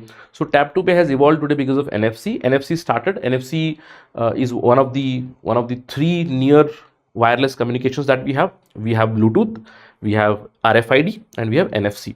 Bluetooth is for a range of about 50 to 100 meters. RFID is a little less than that, around 10 meters. You must have seen it in FASTag. NFC is near field. It is near field, okay? Right. So it is also a radio based communication only. You have to find out which statements are correct. NFC is a contactless communication technology that uses electromagnetic radio fields. Now, when you read this, you'll be thinking, sir, what is this electromagnetic radio fields? Now, why is this wrong? It is absolutely correct. I told you all these are based on radio waves only. Sir, what is a radio wave? Radio wave is also electromagnetic radiation only. True. So it has to have 1. So this option is already gone. Okay. Second, NFC is designed for use by devices which can be at a distance of even a meter from each other. Even a meter. Even a meter. This is absurd, isn't it? It's a little nonsensical. Why? The name itself suggests near field communication. That means the distance between the two has to be less than 10 centimeters. It has to be somewhere around 2 centimeters. Less than 10 centimeter distance should be there. You cannot go up to 1 meter. No, this is wrong. Eliminate 2. Now this is gone. This is gone. Now you end up with the answer. You have your answer. See, third one, NFC can use encryption when sending sensitive information. Absolutely. That is why you use NFC for payment as well. NFC based payment has been enabled these days. That is why tap to pay has come today. Easy one. 1 and 3 are the answers. Let's move ahead. In which of the following activities are the Indian remote sensing satellites used? Again, remote sensing can be used for what all activities? That's the basic question here. Assessment of crop productivity, locating groundwater resources, mineral exploration, telecommunications, traffic studies. There are totally 5 things which have been provided. Remote sensing, it's asking about remote sensing. Now, this is, remember, 2015. Okay. Now, you can do this for sure. That means you need to have 1 in the answer. You need to have 1 in the answer because crop productivity assessment has to be done. So 1 has been eliminated. Locating groundwater resources. Now you must be thinking, sir, groundwater, it is not talking about underground. You get the point. Please try to understand. It is talking about groundwater, not underground water. Groundwater. Of course, I can do it. Possible. So 2 also should be there. So this is there and this is there. Okay. None of the options are eliminated. Third one, mineral exploration. Why can't I do mineral exploration? I can do mineral exploration also. So 3 should be there. So 3 should be there. So this is gone. So I end up with either A or D. So either A or D, whatever you want to pronounce. 4th is telecommunication. 5th is traffic studies. Now this is something which is tricky. Remember, these are the things which are generally not done using a remote sensing satellite. So the answer for this is 1, 2 and 3. Now many a times what students do in science and technology questions is they select all 1, 2, 3, 4, 5. But the UPSC key does highlight that this is 1, 2 and 3. A little tricky question, but ensure that you are thorough with the ideas of remote sensing, communication, etc. when you talk about space technology. Clear? Right, let's move ahead. Again, nanotechnology, one of UPSC's favorite topics for a very long time now, with reference to use of nanotechnology in health sector. Now, keyword here is health sector. Which of the following statements are correct? Again, you have to find out correct statement. So which of them are correct? Let's read the questions. There are only 2 statements and you have to give me correct. Targeted drug delivery is possible by nanotechnology. I don't think we need to give any prizes for guessing also here. This is absolutely correct. One of the key ideas under nanotechnology is targeted drug delivery by using different nanomaterial based systems. One of the systems can be the nanomaterial based dendrimers, which can be used to provide or go for targeted drug delivery. Even carbon nanotubes are used for that. Even fullerenes are used for that. So 1 is absolutely true. So if 1 is absolutely true, so this is gone and this is gone. So you end up with 50-50 at least. Second statement is nanotechnology can largely contribute to gene therapy. Now here, remember, it's a generic kind of a statement. Nanotechnology can largely contribute to gene therapy. Now, many people, they think, sir, largely is something which is this icky factor here, but it's a very generalized statement. Nanotechnology can contribute towards gene therapy. Yes, it can. So, very open-ended statement. So, both 1 and 2 is the answer here. Remember, again, nanotechnology and nanotechnology-based topics are very important for prelims also, mains also. There have been a repeated theme in mains. I would say in prelims also, you have been getting so many questions repeatedly. I hope that by now you must have observed certain trends in prelims, isn't it? What are the trends that we have seen in the last 2 or 3 interactions that we have had? Sir, I have seen a couple of nanotechnology questions. I have seen some questions connected to energy for sure. I discussed fuel cells. I discussed photovoltaics, right? So energy is one concept. Nanotechnology is one concept. I have seen some questions with biotechnology also, space technology also. So you need to identify those core areas, okay, and focus on them. What kind of questions have also come? Clear? Right. Next question. Now this is very factual at that time. The term Goldilocks zone is often seen in news. You can see seen in news, current affairs. This is current affairs. Is in context of now Goldilocks. Now if you look at the term also, if you know good enough English, then also you can solve this question even if you don't have the classic idea about that. If you know something about Goldilocks zone, the term Goldilocks. Now Goldilocks is that golden mean kind of a thing. It is neither that side, neither this side. It's not an extreme thing. Goldilocks is an area generally which is somewhere you find around the mean, right? So if you look at this Goldilocks zone, what is the answer for this? You have to find the correct answer. The limits of habitable zone above the surface of Earth, regions inside the Earth where shale gas is available, search for Earth-like planets in outer space, search for meteoroids containing precious metals. So this is gone, this is gone, this is gone. Okay, search for Earth-like planets in outer space. This would be more appropriate because Goldilocks zone are those zones where we find optimum temperature somewhere around say 25 to 30 degrees Celsius or little less than that, also 20 degrees Celsius average temperature, availability of water, etc., where we might have an expectancy of life. All right. So Goldilocks zone, you can see that on the NASA website also. Goldilocks itself is a general term. Okay. Now, among the following, which were frequently mentioned in news for outbreak of Ebola virus? Again, Ebola virus, it has been in news. Again, a current affairs based question. Now, for this, you need to know about news. It may not be very relevant for you this time, but similar kind of questions might come for outbreak. Say, for example, in 2025, we have seen Marburg virus outbreak, right? We have seen Marburg virus, we have seen Lassa virus. We have also seen some outbreaks in US also, where we have seen some of the outbreaks connected to gastroenteritis, the winter bug that the US people call it. So sometimes questions might appear connected to these from news.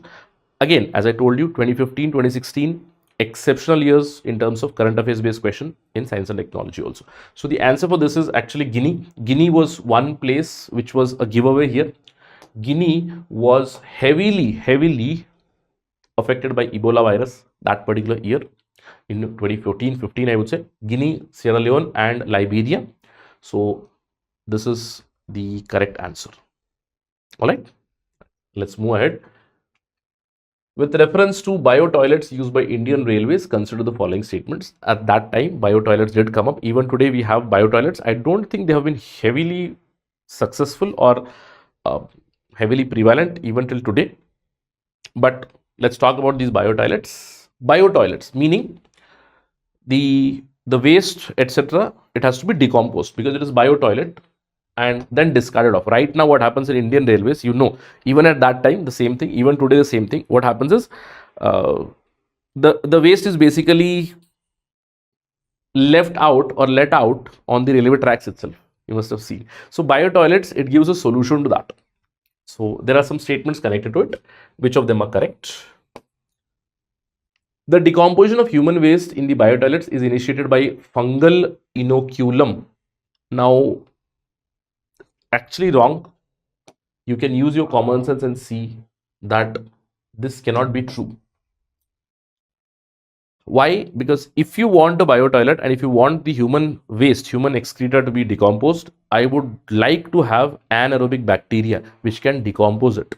So instead of some fungal inoculum, I would like to have anaerobic bacteria, isn't it? And that is what is used in bio toilet also. So first one is wrong. So if first one is wrong, then this is not there and this is not there. So both the options are gone. So either it is true only or neither one not true. Ammonia and water vapor are the only end products in this decomposition which are released into atmosphere. Completely absurd. Now once you have deciphered it is anaerobic respiration, anaerobic bacteria. What is released in anaerobic respiration? Is it ammonia? Then what is it? It's carbon dioxide. You do understand? CO2 and water are the waste products, not ammonia per se. So the answer for this is D, neither one nor two. A little technical question in a heavily factual kind of question paper. All right. Next question. Again, a very factual kind of a question. In the context of modern scientific research, consider the following statements about ice cube. Now, in 2015, ice cube was in news. A particle detector located at South Pole, which was recently in news. Again, which was recently in news. Current affairs based question. It is the world's largest neutrino detector encompassing a cubic kilometer of ice. Yes, absolutely correct. It is a powerful telescope to search dark matter. Yes. It is buried deep in the ice. Yes, absolutely. All the three statements regarding ice cube have been correct here because it was one of the development in that year and a question was expected and it did appear here. So from this, you need to understand the question itself might not be very relevant for you today, but similar kind of questions might come up on the recent developments. Imagine that in India, we are coming up with some sort of a laboratory, some sort of a particle detector, some sort of a tokamak or any kind of experiment that we are conducting in India that becomes important for you. So focus on current affairs for sure. Next question. Again a factual question. That's why I told you 2015 and 2016 discussion would be a little boring because they were focused heavily on current affairs, especially in terms of science and technology. Not just science and technology, but I would say even environment questions, they were heavily focused on current affairs only. So the term IND-ARC, IND-ARC, sometimes seen in news, connected to what? IND-ARC, IND-ARC. Okay, let me just change it to this. IND-ARC, seen in news in recent times. An indigenously developed radar system? No. Indian satellite to provide services to countries of Indian Ocean Rim? No. That was Navik, right? IRNSS at that time. A scientific establishment started by India in Antarctic region? No, right? That was the Dakshin Gangotri, you know that. India's underwater observatory to scientifically study the Arctic region. Now this was correct. INDARC, IND-ARC in 2015 was set up by India as an underwater observatory to scientifically study the Arctic region, not the Antarctic region, Arctic region. Clear? So INDARC, India, Arctic. It's not Antarctic, it's Arctic. So a giveaway also, even if anybody wanted to guess at that time, but I would highly advise all of you to understand the trends from these questions. Okay.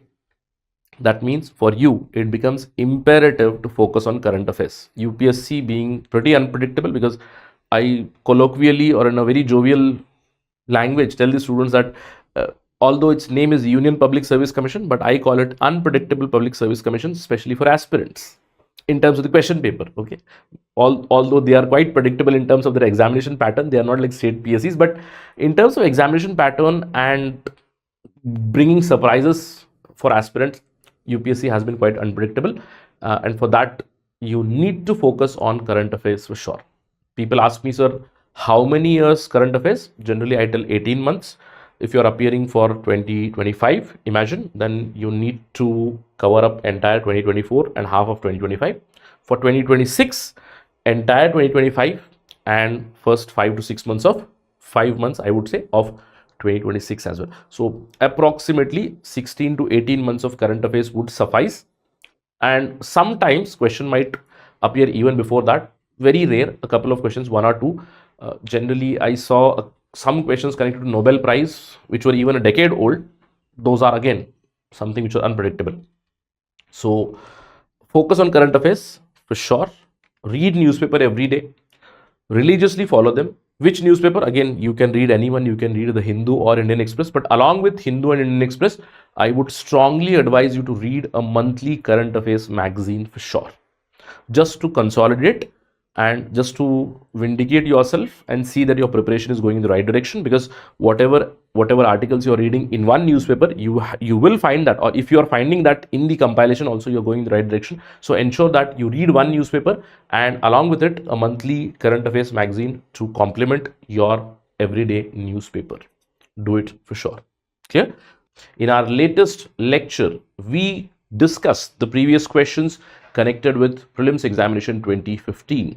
Today, we'll continue our discussion and discuss science and technology questions from the preliminary examination for 2016. Before I begin the discussion, I would like to reiterate that students need to not just solve the PYQs, but also need to understand the trend, understand the focus area of UPSC. As I told you before, that 2 years have been landmark in terms of bringing current affairs at the center of preparation, especially year 2015, the preliminary examination 2015, it had multiple questions from current affairs, and preliminary examination 2016, which had multiple questions again from current affairs. I remember very well that after these years, especially after 2015 and 2016, there has been a trend in UPSC preparation where current affairs focus has been the cynosure of discussion.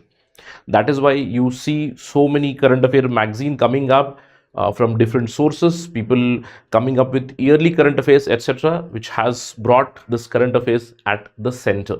But a very peculiar thing did happen in the next prelims itself, which we'll discuss in our next lecture, right? So let's continue today about Civil Services Prelims 2016. Let's discuss these questions one by one. Again, you will see a flavor that most of these questions are connected to current affairs.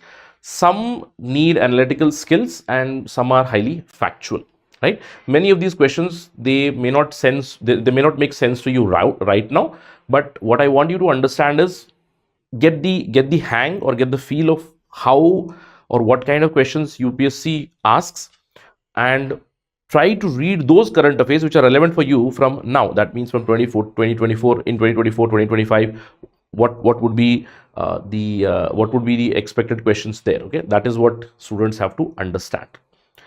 Very seldom UPSC repeats the questions. I have seen some PYQs being repeated, especially in history, maybe in geography as well, but science and technology, they used to be repeated before in the old pattern, before I would say 2010, but in recent times we do not see a lot of repetition, but the concept can be repeated for sure, right?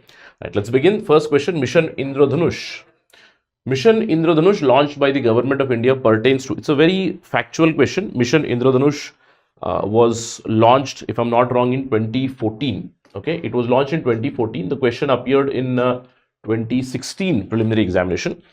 First option, immunization of children and pregnant women. Second, construction of smart cities across the country. Now, this was the smart city program. This was the smart city initiative brought by Modi 1 administration. India's own search for Earth-like planets in outer space. No. The new education policy. Eventually, the new education policy did come. NEP did come in 2020, not in 2016. So the correct answer here is immunization of children. And under Mission Indradhanush, it was launched in 2014, as I told you, by the Ministry of health and family welfare. Many a times such questions can also come, where a specific mission or a specific scheme is asked and who or which ministry or which body runs it. So remember, Mission Indradhanush is run by Ministry of Health and Family Welfare, and immunization is given. Immunization means the vaccines are given to children, not just to children but also to pregnant ladies. Try to remember this. Okay, again, from your perspective right now, I would say for 2025 26, focus on mains questions connected to Indradhanush. What has been the outcome of Indradhanush mission? Apart from that, what new vaccines are being given in Indradhanush now? Okay, earlier there were 7 vaccines, but now we have more vaccines being covered. So focus on those. Right. Let's move to the next question. Which of the following statements are correct? You have to find out correct. Viruses can infect who all? Select the correct answer from the code given below. Viruses can infect bacteria, fungi, plants. This is one of the easiest kind of question which UPSC can ask, and by now you must have realized that virus, bacteria, fungi have been some of the all-time favorite topics of UPSC. We have discussed some of the questions connected to viruses before as well. Okay, again a question, you will see a repeated theme of viruses, bacteria, fungi in UPSC preliminary examination going forward as well. So the correct answer would be D, 1, 2 and 3. In fact, the best explanation for this that I can provide you is viruses can infect, I'll just write it in capital letters, any living cell. Get the idea? Virus is not a living cell or not a living organism per se. Virus is not living. It is neither living nor non-living. We do not even consider that under cell biology. Virus is something completely different. We have virology, study of viruses. Now under that, you know, virus always needs a host, and that host can be any living cell. That's why I written any living cell. It can be bacteria, it can be fungi, it can be plants, it can be humans, it can be animals, it can be any living cell. Get it? Right. Let's move ahead. In the context of developments in bioinformatics, the term transcriptome, the root word here is transcriptome. Okay, the root word here is transcriptome. Sometimes seen in news refers to what? Transcriptome refers to what? It's a very factual kind of a question where you need to know about this terminology. What is the meaning of transcriptome? There are 4 options. A range of enzymes used in genome editing. Not really. The full range of mRNA molecules expressed by an organism, most likely. The description of mechanism of gene expression, no. The mechanism of genetic mutation taking place in the cell, that is mutation itself, genetic mutation. So this corresponds to the full range of mRNA molecules expressed by an organism, that is called transcriptome. In fact, there are certain terms that you need to know in biotechnology. Like we talk about the term something called as genome, right? So genome study relates to genomics, right? Similarly, there is something called as transcriptome, right? Transcriptome study, it corresponds to transcriptomics. The study of transcriptome is called as transcriptomics. Okay. So in biotechnology, study of DNA, where DNA means complete genes, the all set of genes which are present in an organism or an individual. DNA study is genomics, it is called genome. Complete RNA study is called as transcriptomics. And you do understand that when DNA makes RNA, DNA transforms into RNA. In humans, DNA is double-stranded, RNA is single-stranded. So DNA producing RNA, this process is called transcription. In fact, if you had read about transcription before at that particular time, I think this question was relatively easy, even if you have not read current affairs. So from the term itself, transcription, transcriptome, that means RNA, the complete range of RNA, transcriptomics. Similarly, RNA, it produces proteins. This study is called as the entire set of protein is called as proteome. Study is called as proteomics, and other metabolites from protein, which proteins or say some enzymes are produced, which ultimately produce or use some metabolites, it is called as metabolomics, right? eventually it's called as metabolome. The metabolites that our body uses, it's called as metabolome. Complete set of metabolites that our body uses is called metabolome. Study is called as metabolomics, right? Remember these things. Right, let's move ahead to the next question. Why does the government of India promote use of neem coated urea? Again, from current affairs, you can see the flavor is always current affairs. In 2016, this was current affairs. This was current affairs, sometimes seen in news. Again, this is a very generic kind of a question, which I wouldn't say specifically connected to current affairs, but most of them are current affairs only. Neem coated urea, you have to tell the advantages. Release of neem oil in soil increases nitrogen fixation by soil microorganisms. Not really. Neem coating slows down the rate of dissolution of urea in soil. Okay, this makes sense. Let's see what else are the options. Nitrous oxide, which is a greenhouse gas, is not at all released in atmosphere by crop fields. 6 is a combination of weedicide, okay, and a fertilizer for particular crops. It is actually, it's not it is, okay, it is a combination of this thing. Okay, so I would say this would be wrong, this would be wrong, and this would be wrong. The best answer is this, because neem coated urea, it came up in 2015 because the government passed an order to all the fertilizer companies suggesting that urea, in fact, you do know that from mains perspective in India, urea is overused in our country. So urea usage can be reduced. How? By increasing the efficiency of urea use or nitrogen use. And neem coated urea, it has one benefit where the rate of dissolution is slower in the soil. When you talk about urea, it is a white crystal fertilizer where it is the main nitrogen base. So the government passed an order suggesting that neem should be now coated with, urea should now be coated with neem oil. So neem coated urea, it enhances the efficiency. How does it enhance the efficiency? Because the nitrogen utilization efficiency is highly enhanced using neem coated urea, because it slows down the release of nitrogen. It slows down the release of nitrogen from urea into soil. That way it can enhance the efficiency of nitrogen usage. All right. So a very easy question if students study current affairs. All right. Apart from that, the coating of neem oil also prevents caking and powder formation. That means neem remains in crystal form. It does not form clumps or cakes, and it does not become powder as well. Apart from that, of course, neem itself has repellent properties. It can repel many insects and other, I would say, pests, etc., because of which there will be advantage for sure. All right. Right. Let's move to the next question. India is an important member of ITER, International Thermonuclear Experimental Reactor. If this experiment succeeds, what is the immediate advantage for India? Now, the question here is, what is the immediate advantage for India? Now, you must be thinking, sir, will there be any sort of immediate advantage? One of the best things that could happen, first of all, you should know about ITER, then advantage for India. ITER is international. The name itself suggests International Thermonuclear Experimental Reactor. The name is experimental reactor. That means if it succeeds, India is going to get fusion technology. So India can build fusion reactors. This is the classic answer for this. Okay. Again, it has been in news for a very long time, and it will be in news again for a few years for sure. This question is highly relevant even for you today as well. Do you know why? Because there are 33 countries which are involved in International Thermonuclear Experimental Reactor. It's a demonstration of nuclear fusion technology. And whenever I discuss these things in class, I repeatedly tell all the students that whenever a nuclear reactor is in news, something should hit your brain.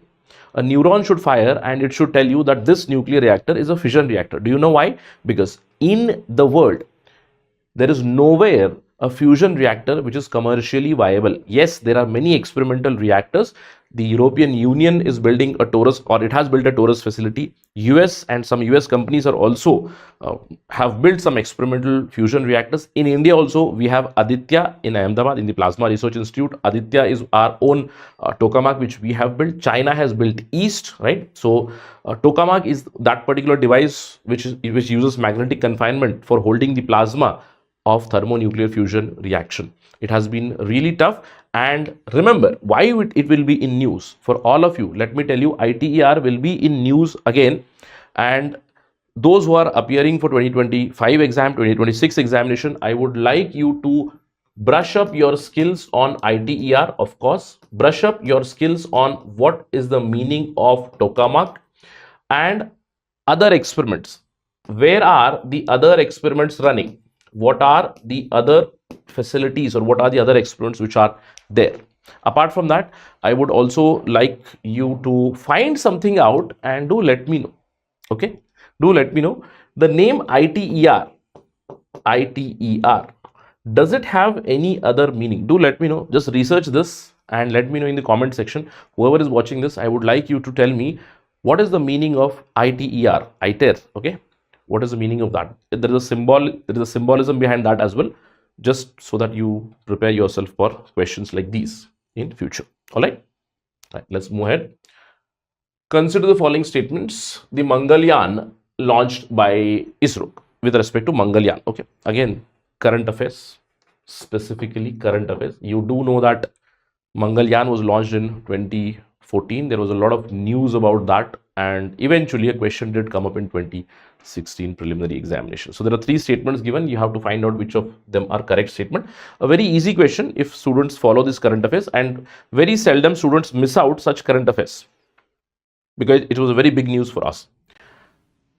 Mangalyaan mission is also called Mars Orbiter mission. This is a very easy statement. Okay, it's absolutely correct. So option should have 1. That means this cannot be the answer. 1 is in these 3 options, so it should be there. Second, it made India second country to have spacecraft orbit Mars after USA. If you know, this is absurd statement. It's very wrong, because there was USA also, there was Russia also, and there was European Space Agency also at that particular time, which had already launched orbiters to Mars. In fact, NASA had even sent a rover. Even today that rover is quite active.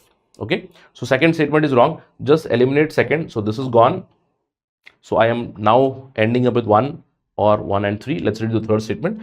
It made India the only country to be successful in making its spacecraft orbit Mars in the very first attempt. This is absolutely true.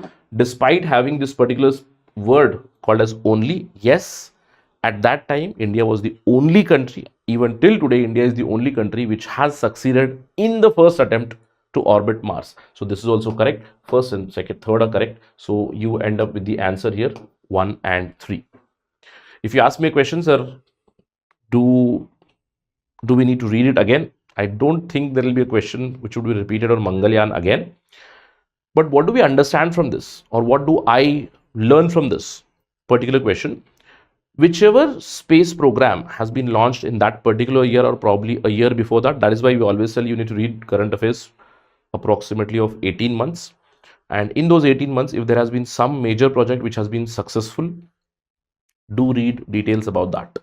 Okay, so say for this year, or for 2025, 26, 27, so what do I focus on? Focus on the missions that we have completed. You know, we are planning for Gaganyaan. Read about the progress of Gaganyaan continuously. We have completed Aditya L1. Read about Aditya L1. We have recently shown the technology demonstration for SpaceX, space docking experiment. That also becomes very important for us. We have also been working on reusable launch vehicles. We have also announced Bharatiya Antariksh Station, new generation launch vehicles, some mission to Venus, that is Shukrayaan. We have also announced Chandrayaan 4. So all these missions become important for you, and questions on these lines can be set up. All right. Right. Next query. What is the next query? With reference to Li-Fi. Again, this is something which is very relevant for you even today, because Li-Fi technology has not become, I would say, expanded, or it has not become very famous even till today. We are still waiting for a major breakthrough in terms of Li-Fi, but Li-Fi has been in news right from 2016 itself. Now, if you look at this, with reference to Li-Fi, recently in news, consider the following statement. It uses light as a medium of high-speed data transmission. Of course, correct. It is a wireless technology and is several times faster than Wi-Fi. This is also absolutely correct. Both of them are correct statement. This is a very easy question, and I would say this question is even relevant for you today also. All right. Why? Because as I told you, we are talking about Li-Fi. Of course, we are talking about more advanced versions of Wi-Fi as well. We are talking about Wi-Fi 6, Wi-Fi 7, newer versions of wireless transmission, wireless communication is coming up. But Li-Fi is something which I'll see it may be looking at some sort of a major breakthrough in near future, possibly. The difference between Wi-Fi and Li-Fi lies in what kind of radiation does the technology use. You know that Wi-Fi uses radio waves. Wi-Fi uses electromagnetic radiation in the radio frequency range. Now, radio frequency range is of higher wavelength. It is of higher wavelength and lower frequency. Now, as you move from radio waves towards the visible light, you have radio waves, you have your microwaves, you have your infrared, then you enter into the visible range, red to violet range, the visible range. So, higher frequency. Higher frequency means more and more transmission power. That means it can transfer more than 1 Gbps, 1 GB per second. All right. So, it uses light as a carrier. Currently, now what is the difference? See, if you see, currently I have a Wi-Fi router. Now that Wi-Fi router is transmitting me radio waves. Imagine that I have a light here. I have a huge light setup here. Now this light setup itself is a source of light, and it is also a source of data. It is also transmitting information. It is also sending and receiving information. Imagine, okay, that is Li-Fi. Okay, so in the longer run, if you see, Li-Fi will be much cheaper, and Li-Fi will have very wide frequency range because it can enter into realm of hundreds of terahertz. Currently we are in megahertz, gigahertz, but we can enter into a higher frequency range. Yes, there will be some disadvantages. Currently the technology is not evolved per se. Now this is a classic example. This is your Wi-Fi router whose range is this, but with respect to Li-Fi, the range would be rather lower. Now this is a source of light also and source of data also, and there is a receiver in my system. So very similar to Wi-Fi it works, but the only issue right now is, again, we need line of sight.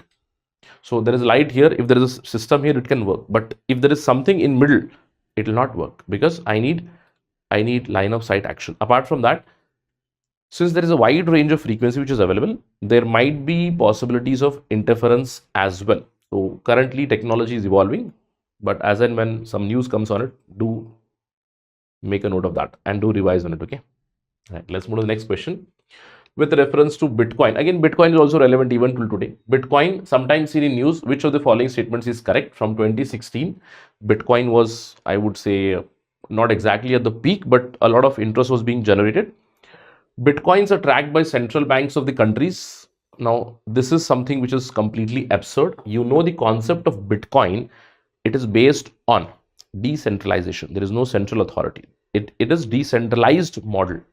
It is immutable model. It is a distributed ledger system where all the data is available with everybody. Whoever is a node on the system, they have all the data of all the transactions on the system. But there is no centralized authority. It is a decentralized model, immutable model, time-stamped model, where the data is stored in terms of blocks. So one would be wrong. If one is wrong, you just remove these two. You get two options, 2 and 3 and 3 only. Anyone with Bitcoin address can send and receive Bitcoins from anyone else with a Bitcoin address. Of course, this is the basic idea. I remove the intermediary. Online payments can be sent without either side knowing the identity of other. Absolutely correct. So this is the answer, because that is nothing but the Bitcoin model, and that is why the central governments and the central authorities, they are fearful. Why? Because I don't know who is using Bitcoin. Correct? I need that regulation, because if Bitcoin is completely anonymous, is it being used by terrorists? Is it being used by some antisocial elements or antisocial organizations? We don't know that, and that is where the catch comes. Clear? So this question, I would say, relevant. So focus not just on Bitcoin, but I would say in general the idea of blockchain technology, it is very relevant for you even today. Clear? Right, let's move ahead. This is a very factual question from, again, 2016. Project Loon, sometimes seen in news, is related to Project Loon. Now this was a project launched by Google. right? Google had launched these huge balloons, okay, these huge balloon parachutes into the air with Wi-Fi transmitters and Wi-Fi receivers, basically Wi-Fi setup. So it was an idea for wireless communication. It was a wireless communication technology using balloons. That is why Project Loon.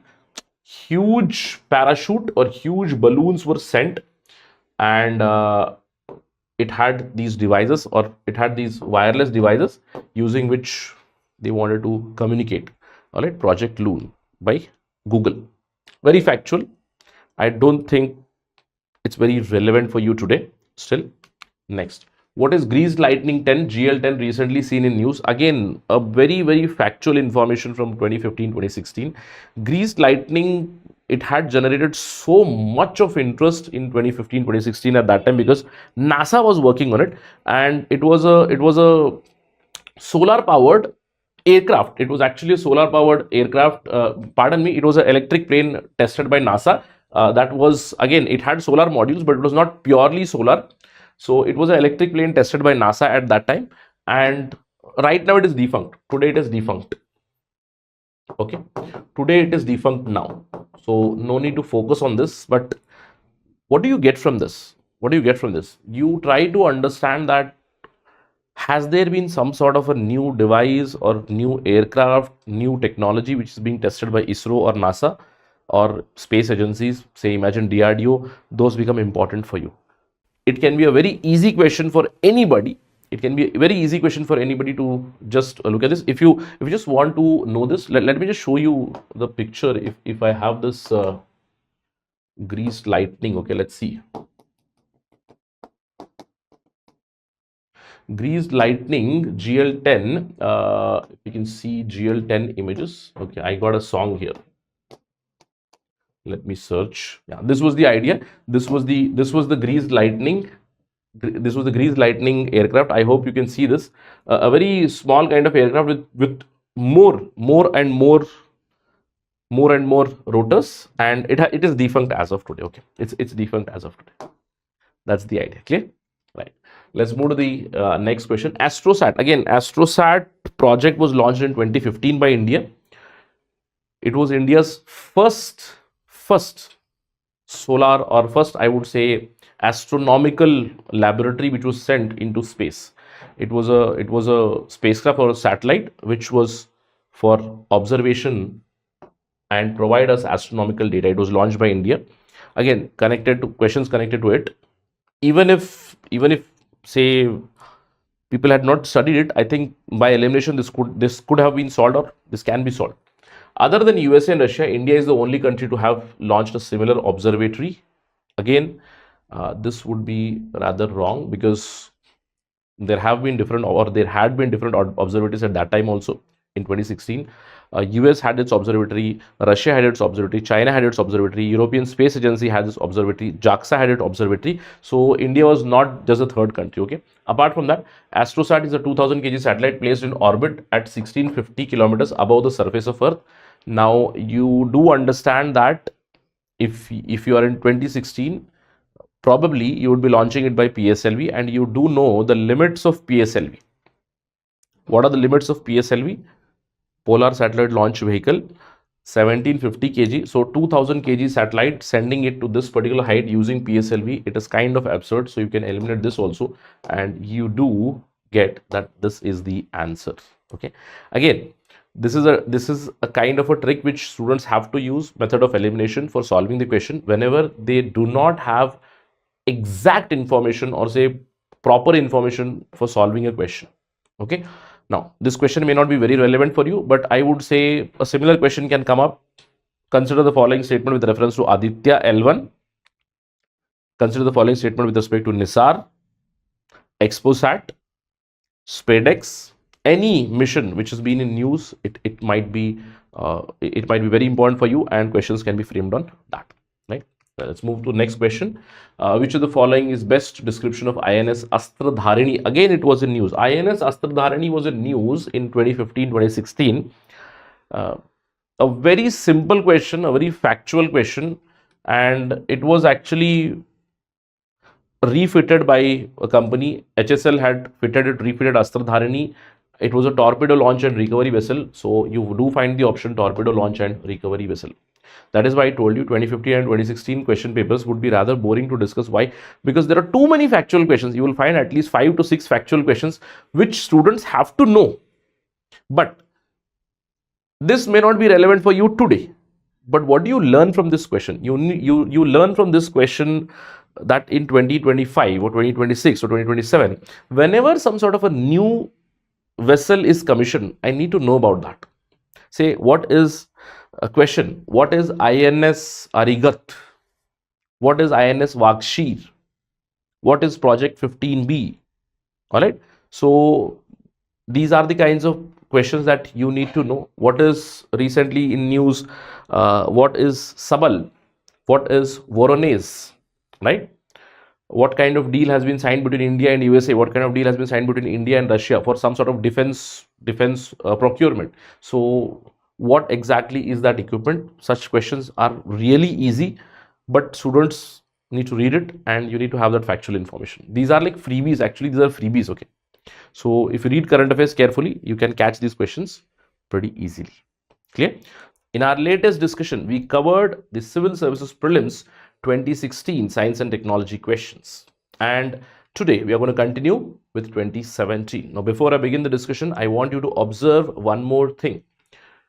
How many questions are appearing in Science and Technology? We have discussed a few papers now, and by now you must have realized that Science and Technology is a very important subject where approximately 10 to 12 questions do appear almost every time. In fact, if I look at some of the questions which have some sort of convergence or connect with other subjects, say for example, Science and Technology Geography, Science and Technology Environment, you can see that there are more number of questions, but purely from Science and Technology, we do get double-digit questions always, 10 to 12 questions, and this has been a trend, whatever we have discussed, right? We have seen in 2013, 14, 15, 16 questions, around 10 to 12 questions are there compulsorily, but 2017, that is in this particular discussion, you will see an anomaly. In 2017, there were very few questions from Science and Technology, and it may be because, as I told you, 2 years, 2015 and 2016, there was too much of focus on current affairs. A lot of questions came up from Science and Technology directly, many factual questions, and there was a talk at that particular time that, and because you already know that CSAT had become qualifying nature, so because of too many factual questions and too much of focus on current affairs, people are thinking that this has become a game of chance, a game of luck, etc. So UPSC did give a surprise, and it reduced the number of questions for Science and Technology.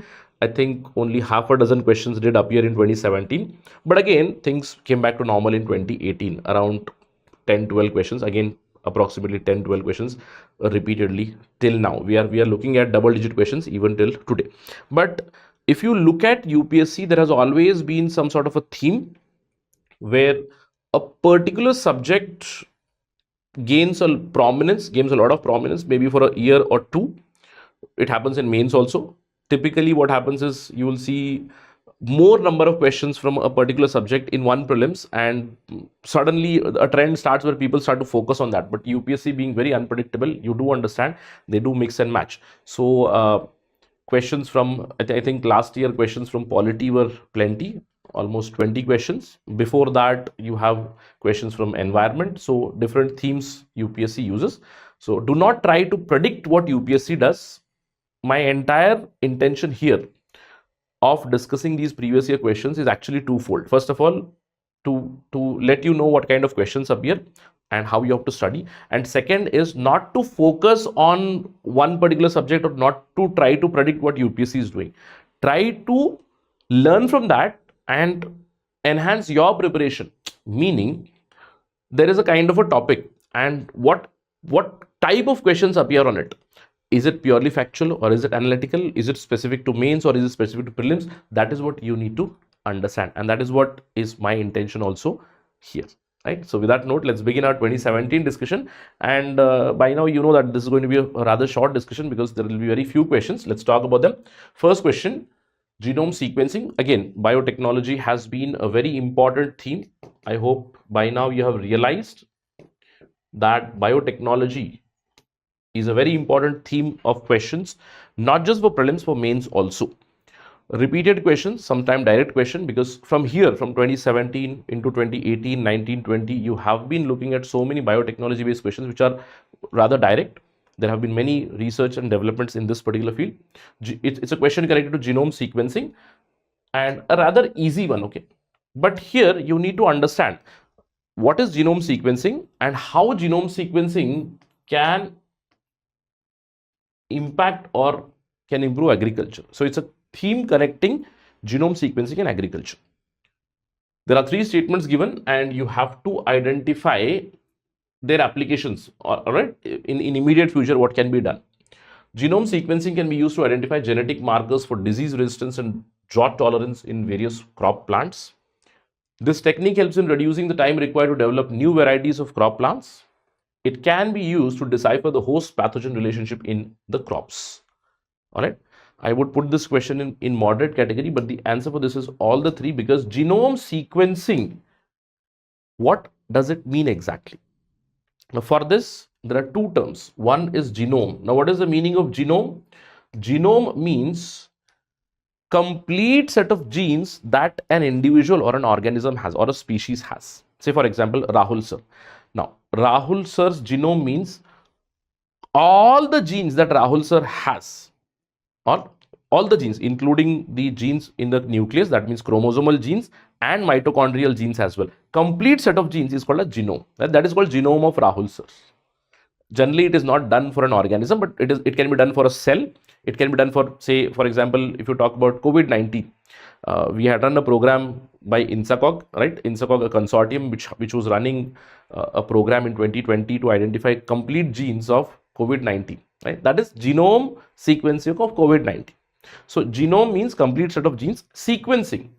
Now, sequencing means, so genome is made up of gene. Now gene is what? It's a segment or a locus of a DNA. So I need to sequence the DNA. So genome sequencing means simply identifying complete code of your DNA, complete code of DNA of a particular organism. Now how will it help? How will it help? So once you identify the sequence, what is the sequence? The order of your nitrogen bases, adenine, thymine, cytosine, guanine, how your DNA is made up of. Of course, it will be a very long chain, millions of nitrogen base pairs would be there. When you sequence them, what do you understand? You understand what does this gene pertain to. You understand the weakness in the organism. You understand what is it susceptible to, what is it vulnerable to, and what is its strength.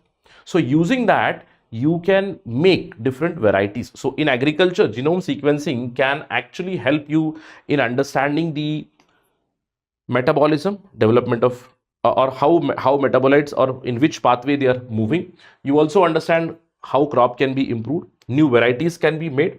So all these things, you can make them disease resistance, you can make them drought resistance once you understand the strength and the weaknesses in that particular genome. All right. I would say moderate to easy question only. Next question. Consider the following statements about Zika virus.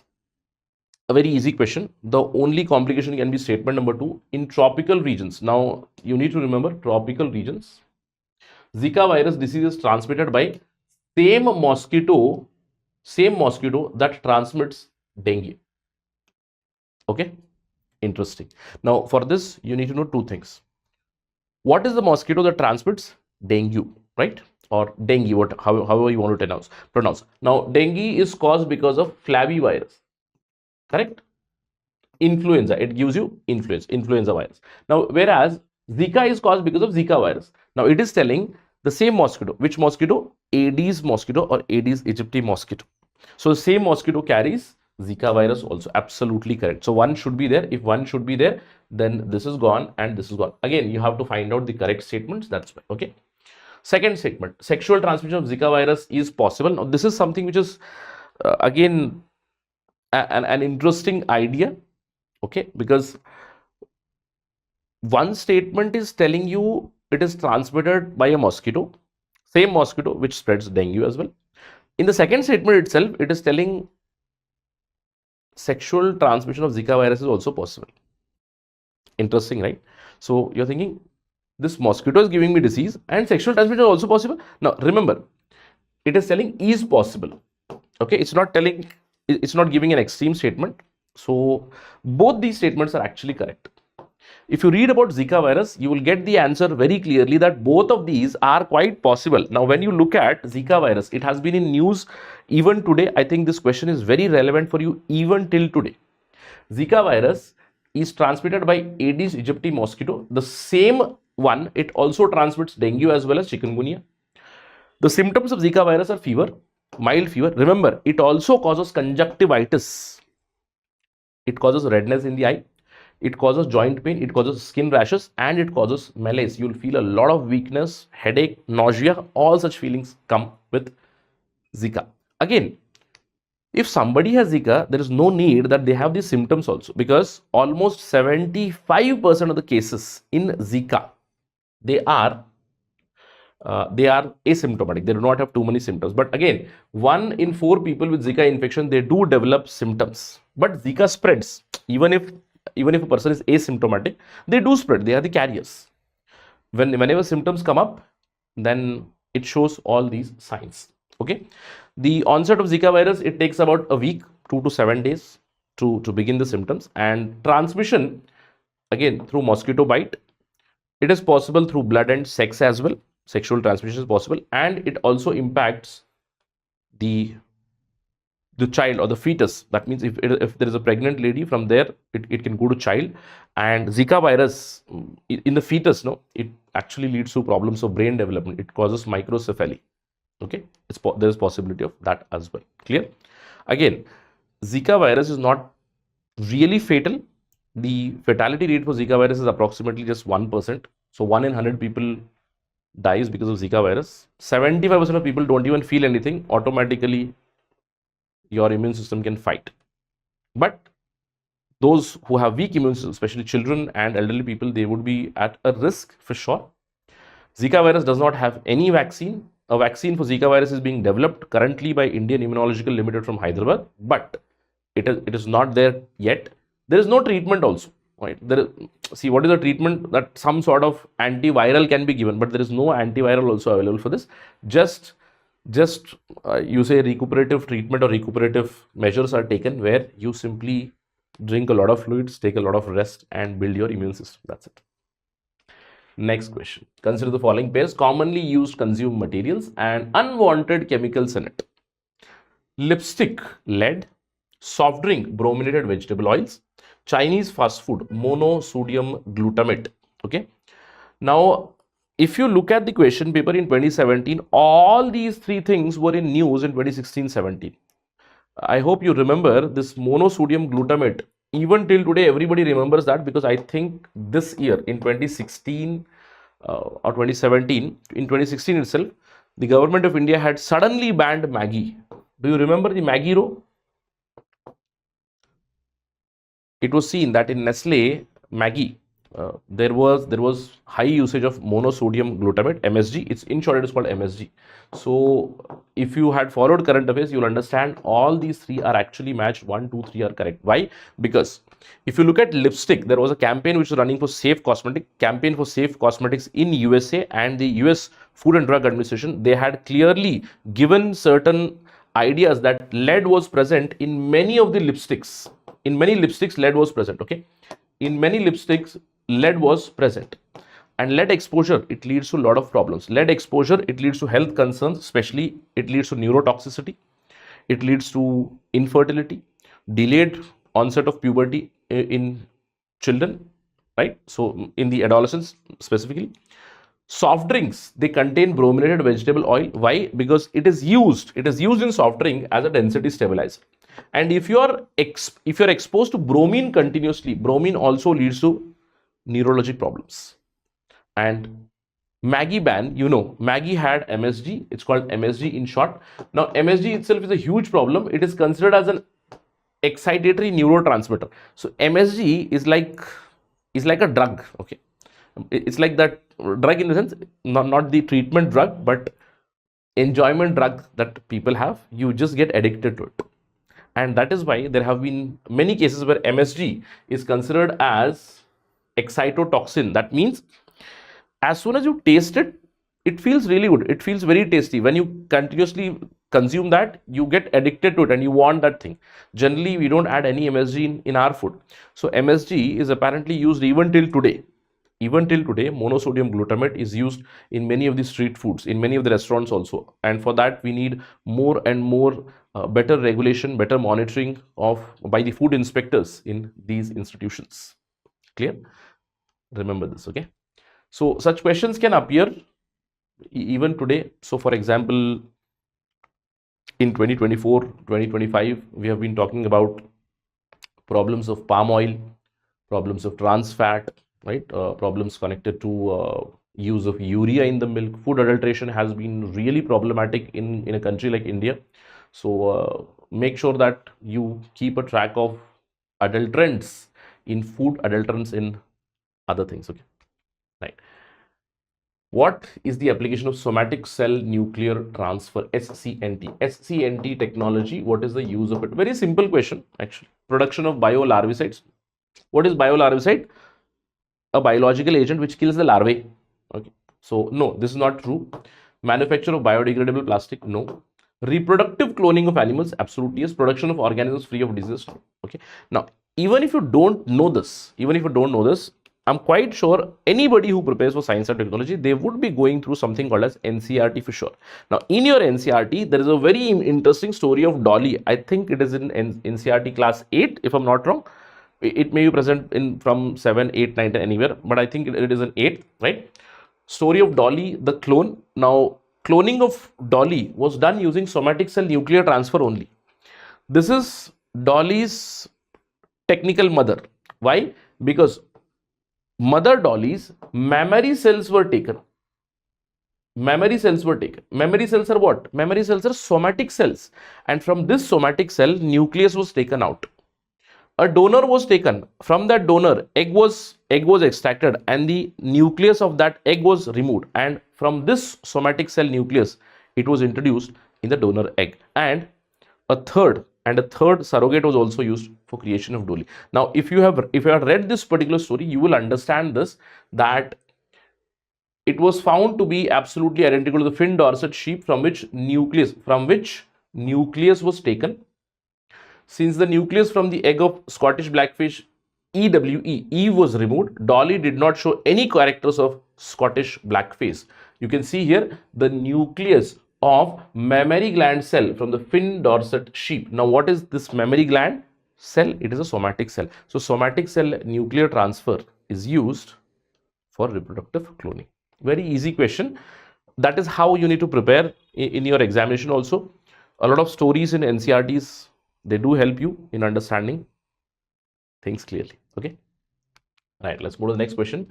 Organic light emitting diodes are used to create digital display in many devices. What are the advantages of OLED over LCD? Now, you do understand how our display technology has evolved.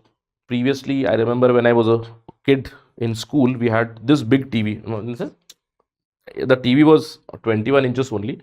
I think initially we had about 14 inches TV, then we had 21 inches, but the backside was this huge. That means the TV is 21 inches, but I would say it had a long picture tube. That was the cathode ray tube. So earlier we used to have CRT displays. Slowly and steadily from CRT displays, we moved towards LCD displays, the liquid crystal displays. From LCD, we moved to LED displays, light emitting diode display. And then today we talk about OLED, organic light emitting diode displays. And today there are so many variants. I don't even have a track of that. We have something called as active matrix organic LED, AMOLED, active matrix organic light emitting diodes.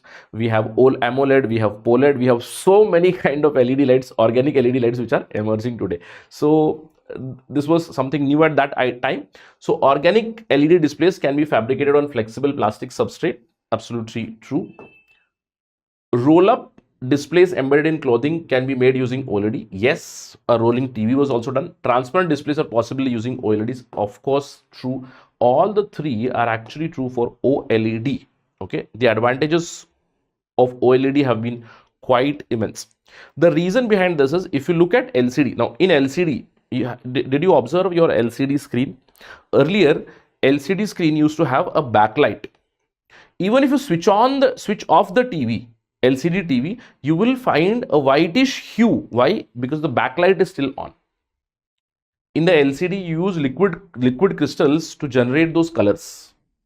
Okay, but as soon as LED came up, you don't need the backlight. Now you don't need the backlight. Now what do you need? You simply need direct LEDs. The LED itself is a source of light, and using organic LEDs, those organic LEDs can not just generate light, but they can generate colorful light. That's the benefit. So organic LEDs, organic light emitting diodes, they are monolithic solid state devices, and they can be sandwiched between two thin conductive electrodes. OLEDs, they create digital displays which are very beautiful, which can create completely white OLED or pitch black LED as well. That means you switch off the LEDs, it will be pitch black. But pitch black is not possible with LCD screens. Pitch black is only possible with true LED screens. To OLED, it can go to absolute black, absolute zero light. Why? Because the light source itself is off. But for a LCD screen, you always have light source on from behind, and you have a liquid crystal which generates the colors, right? So organic materials, they emit the light rather than traditional backlighting LCD displays. So OLEDs have better colors, they have better contrast, they can create white, they can create black, they can create beautiful colors. Now if you look at this, LCD will be very thick. Why? There has to be compulsory backlight. The biggest problem with LCD is there has to be a backlight for sure, because the light source is the backlight, and this backlight will always be on. Whenever you switch on the LCD, this backlight will be on. Even if you switch off, say even if the TV is off, you will see in the LCD screen there is some whitish hue. Why? Because the backlight is on. The power is on, the backlight will be on. But as soon as you switch on the TV, colors will be seen. Why? Because there is a liquid crystal layer which generates those colors. And liquid crystals, they can be nematic or smectic crystals. For example, you have a mixture of 2,4 alkyphenyl alkyl pyrimidine, which is mixed with cyanobiphenyl. Again, you don't need to remember these chemical names, but you need to know the idea or technology behind that for sure. But for a OLED TV, you don't need anything. You don't need anything. What you need is a simple OLED on a plastic substrate. Yes, OLED produces heat, so you need some cooling devices. OLEDs are organic molecules which emit these lights when they are again put as a diode, right? Organic LED, OLED. An example of organic LED is hydroxyl quinoline aluminum or polyfluorone or triphenylamine. Okay, so these are some of the OLEDs that we use, and OLED displays, they can be rolled. You must have seen the rolling TV, etc. And I told you this question may not be relevant for you today because we are moving into a different realm of OLEDs. We are talking about AMOLED, we are POLED, we are talking about different kinds of organic LEDs today. So maybe focus on those, or some sort of a new display technology if it comes, do focus on that as well. Clear? Right. Let's move to the next question. I think probably this would be the last question. Okay, this would be probably last question. Yes, this is the last question. Okay, what is the purpose of ELISA? Now, ELISA project, this was in news. This was in news at that time in 2017. ELISA was a project to detect gravitational waves. Now, even today we have different experiments which are running to find out gravitational waves. ELISA at that time was a very prominent program.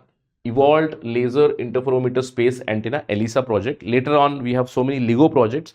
There is a LIGO project in the Arctic, as well as there is a LIGO project in India as well. So currently, I don't need you to focus on ELISA per se, but I want you to focus on what is the meaning of gravitational waves, and also some of the projects that we are running or India is creating for identifying these gravitational waves.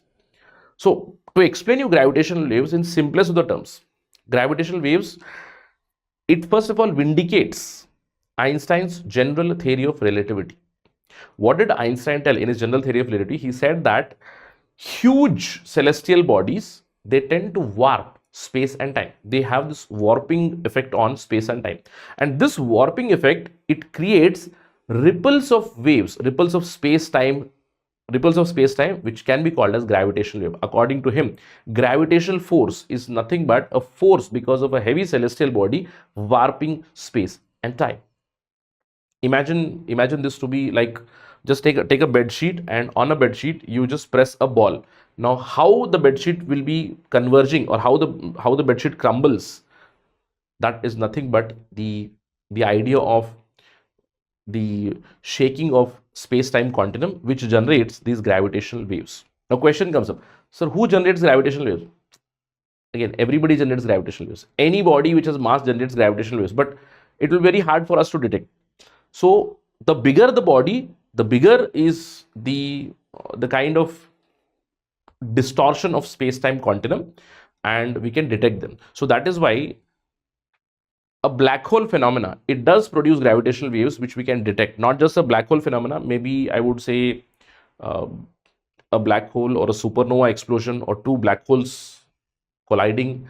Such events can have that impact where gravitational waves are produced and gravitational waves can be detected. And from that time, I would say from 2016-17, there has been a lot of interest on gravitational waves, because it did vindicate what Einstein had predicted way back in 1915. Einstein had first given his special theory of relativity, which spoke about how light behaves differently, because earlier before Einstein gave his relativity theories, first special theory of relativity, later on the general theory of relativity, before that there was a belief system that you know how sound travels, sound needs a medium to travel. People used to believe that light also needs some sort of a medium to travel, and they used to call it the cosmic ether, or some sort of ether through which light travels. But this belief was broken by Albert Einstein, who proposed his first special theory of relativity and later on general theory of relativity, which gave this idea or the concept of gravity. All right. Again, gravitational waves concept has also been proved now. Please remember, this is a very important concept even today for your examination. Anything connected to gravitational waves, anything connected to detection of gravitational waves, any experiment regarding that, any concept connected to it, like gravitational lensing, what are Einstein rings, these concepts become very prominent for you from prelims perspective and also I would say mains perspective. Clear? Today's discussion is about science and technology questions from prelims 2018. Before I begin the discussion, a small note. I always tell you that it's not just the questions that are important for us, but the trend of questions is also pretty important for any aspirant. Until now, we have understood some landmark years. Say, for example, in 2015 and 2016, we have seen two papers where there was a lot of focus on current affairs and many kind of factual questions did appear. And 2017 was a year of aberration. It was an anomaly because very few questions came up. Generally 10 to 12 questions come up from science and technology, but in 2017 you saw the discussion, we had hardly 6 questions. But going forward, you will see again a balance brought back by UPSC. In this question paper, you will understand that there are both analytical type of questions and factual questions. So there is now a balance between current affairs based topics which are analytical, and some factual questions as well. So from here you will see in 2018, 19, 20 going forward, you will see a similar kind of trend. Let's begin 2018 discussion. First question. With reference to India's satellite launch vehicles, again, I'll be discussing space-related things first, then we'll move to biology, biotechnology, and the miscellaneous topics, okay? So this is about India's satellite launch vehicle. Consider the following. Now, you do understand, before you read these statements, first thing is you have to find out the correct options. But you do know that what satellite launch vehicles we have, or in 2018, we had GSLV Mark III, which is already ready. We had PSLV, which were active. Now we also have a third one, that is SSLV. So you have to prepare for SSLV as well currently. Okay, so there might be a question, what is the difference between PSLV, SSLV? What are the features of SSLV? So you have to cover that for sure. Now this question is about comparison between GSLV and PSLV. PSLVs launch the satellites useful for Earth resources monitoring, whereas GSLVs are designed mainly to launch communication satellites. Okay, first statement. Let's see if it is correct or not. Satellites launched by PSLV appear to remain permanently fixed in the same position in the sky as viewed from a particular location on Earth. Now, this would be wrong statement, because it's not that we send from PSLV only to the geo orbit. Now, this is talking about geostationary orbit. This statement would be a wrong statement. So, as soon as you get to know this, you eliminate this particular option. Okay. Now, this is gone.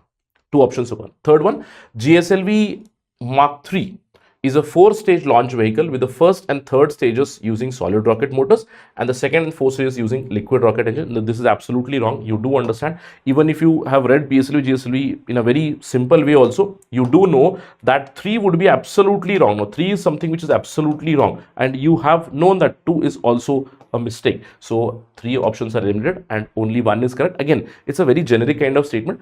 PSLVs launch satellite useful for Earth resources monitoring, whereas GSLVs are designed mainly to launch communication satellite. Again, it's a very generalized question. First of all, you need to understand PSLV can also be used to launch communication satellite, not an issue. But the difference between PSLV and GSLV is the payload capability of GSLV is much higher when we send to the geosynchronous orbit. So 1 only would be the right option. Again, what is this PSLV, GSLV? Now we have GSLV Mark III. GSLV Mark III is not 4-stage, it is a 3-stage rocket. It's a 3-stage rocket. Now in this 3 stages, first one is a solid stage, second one is a liquid stage, third one is also a liquid stage. But remember that the third one, there is a speciality here. The third one is actually cryogenic engine. It has cryogenic technology. That is why it is called as CUS, cryogenic upper stage C25 engine here. But only liquid fuel is used. So 2 liquid stages, 1 solid stage. The third liquid stage is called cryogenic liquid stage, which will give higher specific thrust so that we can send higher payload into the farther orbits or the geo orbit. Whereas PSLV, now PSLV, it is Polar Satellite Launch Vehicle. For the first time, it was brought in 1994. It has been the workhorse. Actually, PSLV is much more successful than GSLV.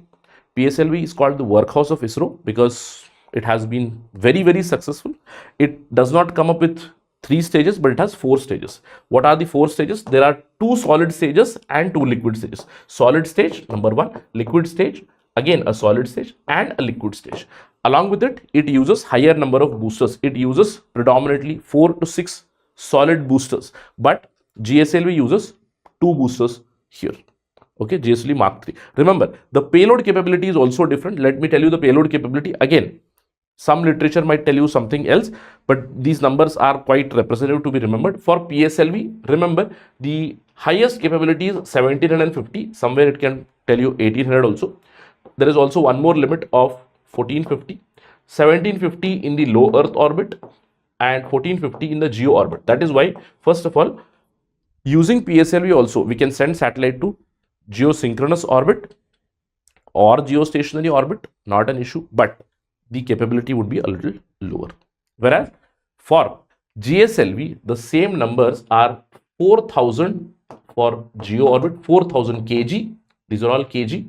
Okay, these are all kg, and you have about 10,000 in the low Earth orbit. 10,000 kg in the lower orbit. Somewhere the literature might tell you 8,000 also. It's very fine. 8,000 to 10,000 kg payload can be set. Apart from that, there are some more differences between GSLV and PSLV. Remember, GSLV is actually successor of PSLV. PSLV stands for Polar Satellite Launch Vehicle. GSLV stands for Geosynchronous Satellite Launch Vehicle. All right. Remember, students should not get confused. When PSLV is used, if I give a statement, PSLV is used only for launch in polar orbits, absolutely wrong. The name is PSLV. We have renamed GSLV to LVM3. This is also called LVM3 from now on, not GSLV Mark III per se. GSLV has greater load capability. GSLV has greater orbit reach. GSLV has 3 stages. PSLV has 4 stages. Third stage in GSLV is cryogenic, but there is no cryogenic stage in PSLV. GSLV uses 2 to 4 liquid boosters, whereas PSLV uses 4 to 6 solid boosters. Remember this. PSLV has better success rate than GSLV. This is absolutely right statement because PSLV is called as workhorse of ISRO. It has more success rate than the GSLV. Clear? Right. Let's move to the next question. With reference to IRNSS, now this was in news at that time. Later on, the government has changed its name to NAVIC. Now the name is NAVIC. IRNSS is Indian Regional Navigation Satellite System, IRNSS. Now, when it was launched, IRNSS had 7 satellites. Even today, they have 7 satellites. And if you know about this, because it was current affairs at that time, very important topic. So, IRNSS is our own GPS. See, global positioning system, it belongs to US. Russian system is called as GLONASS, and we have our own NAVIC system. IRNSS has been renamed to NAVIC. There are certain statements which have been asked in which you have to find out the correct statement. First, IRNSS has 3 satellites in geostationary and 4 satellites in geosynchronous. Now, this is a highly factual point. IRNSS covers entire India and about 5,500 square kilometer beyond its borders. This is actually a giveaway in the question. India will have its own satellite navigation system with full global coverage by middle 2019. This is also a giveaway. Okay. Now, even if you are not sure about the first statement, that is very fine. But let me tell you that our satellites, we have 3 in geostationary and 4 in geosynchronous. Absolutely correct. So the 3 in black which are here, this is geostationary orbit, and other 4 are in geosynchronous orbit. Now, geostationary is also a special case of geosynchronous. I hope all the students know this. Now, the NAVIC project or IRNSS, it was started in 2016, and slowly and steadily we completed in 10 years. In 2016, last of the satellites was sent, 7th satellite, and we completed our own local navigation system. Now, if you see what are the giveaways in this question, 5,500 square kilometers, this itself is a giveaway because we all know NAVIC, it covers entire India. Along with India, it covers the area 1,500 beyond this area. Okay, 1,500 kilometers beyond this. So that is why this would be a mistake, right? So 2 is wrong. Third one, we do not have full capability even till today. You know that third one was quite absurd statement. So when you remove 2 and 3, you end up with 1 as the only option, and that is the correct option. A lot of details are there. I don't expect a question now on NAVIC per se, but whenever we talk about the navigation systems, you need to know about what do we have. And we used to do this when we start to explain, or when we start to discuss this. I always explain in the class about all the other GPS systems that are present in the world. You know, GPS, it belongs to United States of America. Global coverage, GLONASS, Russia, this also has global coverage. Both of these are global. China has a Beidou system. It was earlier regional. Now, more or less, it has global operation. There is IRNSS NAVIC, but this is not global. We are regional. Similarly, Galileo and Zenith systems are there. And this Zenith system was asked. I wouldn't say Zenith itself was asked, but which country has its own navigation system? So there are few countries which have their own navigation systems. US, of course, has it. We also use GPS for a very long time. Now we have been using it. You have options in the new phones that you get. You have option of choosing GPS or NAVIC. But US has, Russia has, China has it, European Union has it, European Union has Galileo, India has NAVIC, Chinese have Beidou, and quasi-Zenith system is Japanese system. Okay, this was asked, I think, in the subsequent question papers. Okay, right, let's move on. Let's talk about GPS. In which of the following areas GPS technology can be used? Now, this particular question is based on common sense. What is GPS? Global Positioning System. Navigation satellites are used to tell pinpointed location of an object or an object with GPS receiver. Okay, so where can we use it? If you use your common sense, you'll get to know. Mobile phone operations, of course, in almost all the mobile phones, they take your location for sure. Banking operation, of course, if you open your banking apps, you do know that they will ask for your location for sure. Controlling power grids. Now, this is something which is very interesting. Controlling power grids. Many people think that, okay, this is a little doubtful, but GPS can also be used for controlling the power grid, especially the output from the power grid. Okay, global positioning system, say, especially at the generation place.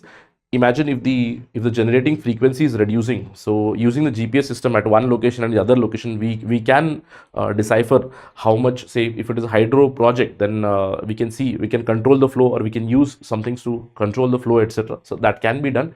Just to give you an example, I'm telling you, but this also is that all the 3 can be done. It was an easy question. A little doubt can be with the third option, but still all the 3 is correct. Okay, let's move on. Let's move towards biotechnology now. Genetically modified mustard. Now, this has been in news for almost a decade now. I remember that it was approved in 2017 by the Modi government at that time. and there was a lot of hue and cry, there was a lot of protest, and the step was taken back. Again in 2022 it has been approved, and from that time it has been in news, right? Genetically modified mustard is also called as Dhara mustard hybrid, DMH11, right? You must have heard about the name DMH11. Now there are certain statements connected to genetically modified mustard. Please do not get confused with BT cotton, okay? Correct statements have to be found out. First statement: genetically modified mustard has genes of a soil bacterium that give the plant the property of pest resistance to a wide variety of pests. Now here the giveaway is wide variety of pests. This itself is a giveaway for you, and this is kind of an absurd statement, right? You do understand that one gene may not give resistance against wide variety of pests, right? So specific gene can be brought, say for example, even in BT cotton we have cry1AC gene which gives protection against pink bollworm. So wide variety of pests is a giveaway, so it's a wrong statement. One is wrong. So as soon as one goes, so this option is gone and this option is gone, so we're left out with two options. Statement 2: genetically modified mustard has genes that allow the plant cross pollination and hybridization. Yes. Genetically modified mustard has been developed jointly by IAR and Punjab Agriculture University. Absolutely wrong. This is actually Delhi University, University of Delhi. Okay, this is University of Delhi. Team headed by Dr. Deepak Pentel has developed it. So third is wrong. So third is gone. So option 2 is only correct. 2 only is the answer. And how is this possible? Because you do know that genetically modified mustard, it has genes, 3 genes from a soil bacterium called as Bacillus amyloliquefaciens. First gene is called as Barstar gene. It enhances the male fertility of East European variant. Barnes gene, it suppresses the fertility of Indian Varuna variant, and a hybrid of this has been incorporated with Bar gene.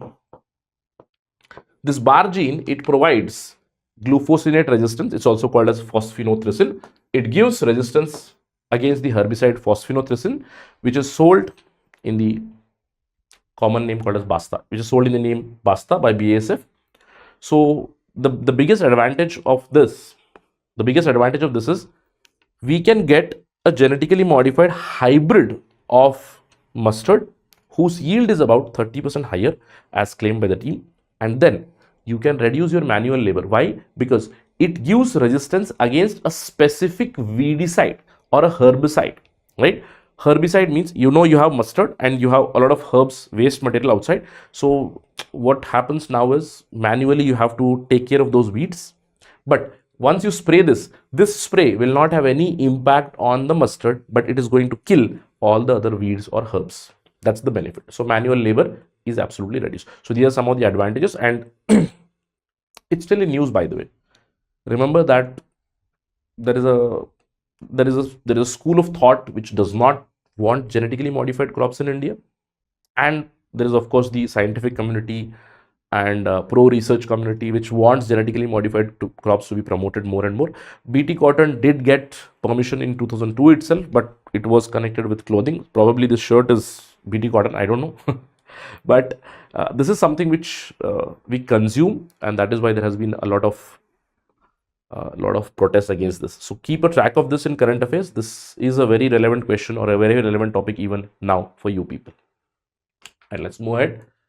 Easy question. Consider the following: birds, dust, rain, wind blowing. Which of the above spread plant diseases? Okay.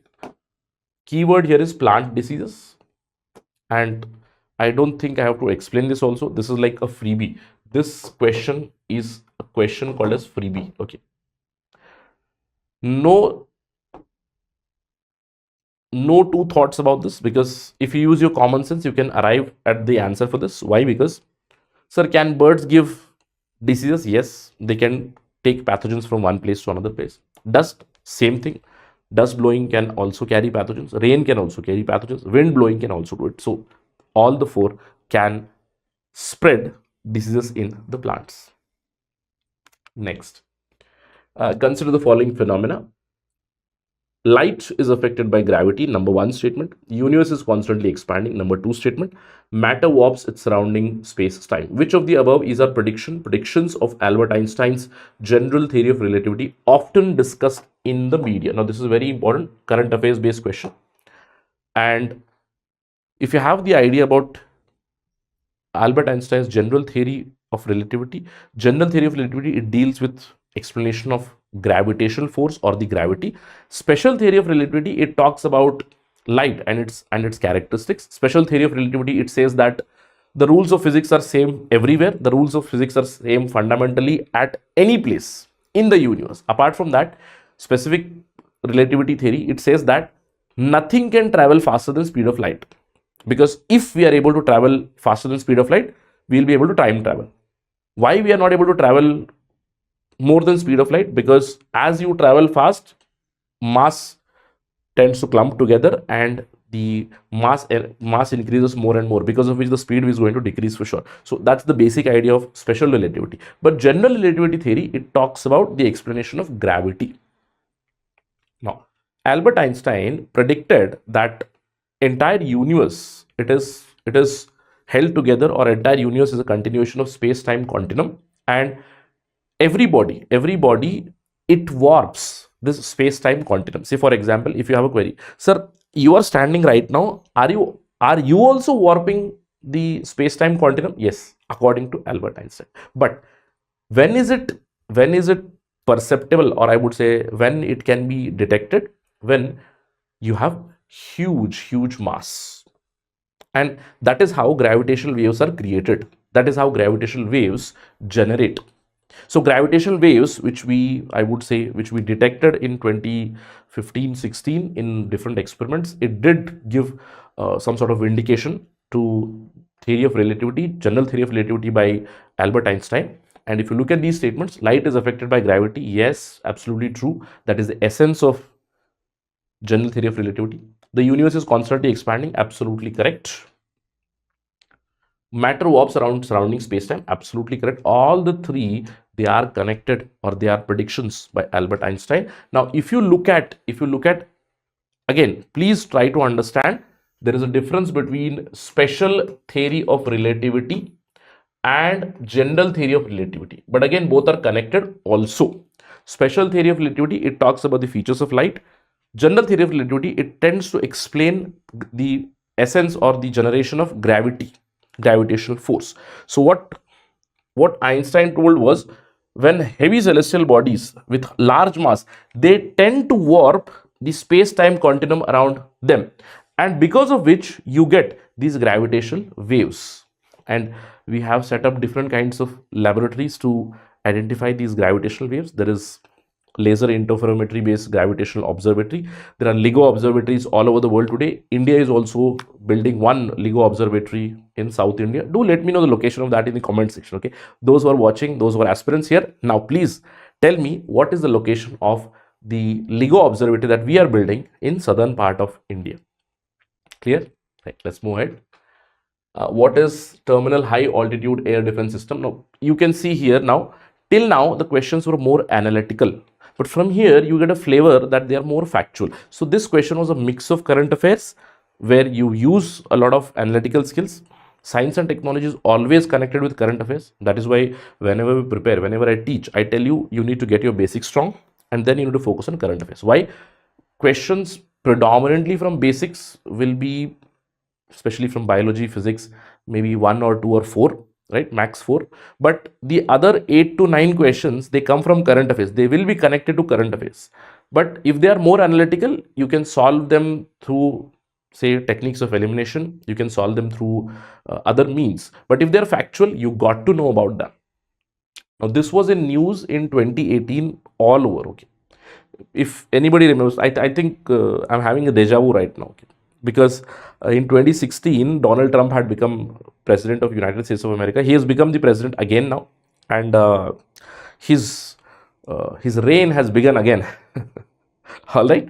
So at that time, in 2018, States of America was trying to pitch its THAAD, right? Its missile defense system. We had two options: one to go for THAAD and another one to go for S-400. And Donald Trump at that time in 2018, he had brought an act called CATSA, Countering American Adversaries Through Sanctions Act. And under that, it was said that whoever is going to deal with Russia, North Korea and Iran, sanctions would be imposed on them. despite the threat of those sanctions, we did not go for THAAD. We went for S-400. India ordered 5 S-400 from Russia. So this S-400 was also missile defense system. THAAD, Terminal High Altitude Air Defense System. In the name itself, there is an answer. Okay, an American anti-missile system. This is the basic idea. Clear? Okay. Now, as I told you, THAAD versus S-400 was very, very prominent in 2018, and a question from this domain did appear. A very easy question. If you have seen, there are many other missile defense systems. In fact, US, for its own use, THAAD is being sold, but US uses Patriot system for themselves. Russia uses S-500 for themselves, and there is another one, Iron Dome. Iron Dome is Israeli defense system, which is there in news many times. You must have heard about it. We also have our own defense system, but its capability in terms of detecting multiple targets and engaging multiple targets is a little lower. The range is also lower. S-400 has a range of 400 kilometers. India has its own Prithvi air defense system and advanced air defense system. Advanced air defense system is endo-atmospheric. Prithvi air defense system is exo-atmospheric. Prithvi air defense system uses Pradhuman missiles. Advanced air defense system uses Ashwin missiles. We have a protection of about 150 odd kilometers. That means we can intercept, we can detect a missile from thousands of kilometers. That is not an issue. We have swordfish radar with us, but the counter missile capability range is a little limited. Okay, get it? So THAAD, a very easy question. I would say this was also freebie. Okay, this was also freebie. A free kind of a question, very easy. All right. Next, another current affairs question where there is match the pairing kind of stuff. Bell 2 experiment, blockchain, CRISPR. I think we can solve this easily with elimination, because from now on, I want you to understand, from 2018, you are going to look at this particular term more and more in the examination itself, in the preliminary examination itself, not just preliminary, but even in mains, right? A couple of questions did come up here where we talk about genetic engineering, but CRISPR Cas9 protein, CRISPR, there have been multiple themes. First, in 2018, it appeared as an option. Okay, it appeared in an option. But in the next examination, you will see a direct question on these. So this is again a very typical thing about UPSC, where if something is revolutionary, if something is completely out of the box and it has huge applications, then they tend to repeat such questions again and again. So CRISPR-Cas9, you all know this is completely wrong. So this we can get it, and if this is wrong, I can get to the answer very, very easily. 2 only is the answer, straight away. It is asking correctly matched, so only one is correctly matched, that is blockchain. Now blockchain, digital cryptocurrency, yes. Bell 2 experiment, it is not artificial intelligence. In fact, CRISPR-Cas9 is connected to genetic engineering. Bell 2 experiment was connected to particle physics. Now at that time, Bell 2 experiment was a Japanese experiment, if I'm not wrong. Yes, a Japanese experiment connected to particle physics. This was a particle physics experiment which wanted to study properties of mesons and other particles to give us more clarity over the standard model of physics. Blockchain, you all know blockchain. It has been in vogue from 2013. Based on blockchain, there have been so many cryptocurrencies which have emerged now. You can talk about, say, you can talk about Bitcoin, Ethereum. Now these days, Doge is in news and Trump coin is in news. Suddenly, Trump coin has become, I think, number 2 now, because after Trump has become president, the meme coin Trump that has also risen exponentially. Okay, and CRISPR-Cas9. CRISPR stands for clustered regularly interspaced palindromic repeats. Cas9 is a protein. CRISPR-Cas9 is used as molecular scissor. It is used for genetic engineering. It is used for gene editing. Clear? Right, let's move ahead. A very lengthy question. When the alarm of your smartphone rings in the morning, you wake up and tap it to stop the alarm, which causes your geyser to be switched on automatically. The smart mirror in your bathroom shows the day's weather and also indicates the level of water in your tank. After you take some groceries from your refrigerator for making breakfast, it recognizes that some of the items are low in storage and it puts an order. Okay, it places an order for supply of fresh groceries. You step out of the house, lock the door, all the lights, fan, geyser, AC machine are automatically switched off. On your way, your car warns you about traffic congestion on one particular route and allows you to pass through another alternative route so that you do not miss your meeting. Now, this is a scenario which has been provided in the context of emerging communication technologies. Which of the following terms best applies to the above scenario? The answer is very easy for this, because this has been in news for many years now. I would say 3 to 4 years, 5 years now. From 2018, this has been in news. Whenever we talk about AI, we also talk about IoT. IoT is Internet of Things. Now, what is Internet of Things? Internet of Things has been invoked mainly because of the rise in internet speed. Today, we all live in an era of broadband internet. Because of broadband internet, because of rise in artificial intelligence, because of cloud computing, because of more storage capability and more processing capability, better sensor technology, better accessibility, digital life of people, we see or we talk about Internet of Things. Now, Internet of Things is basically where your devices are connected.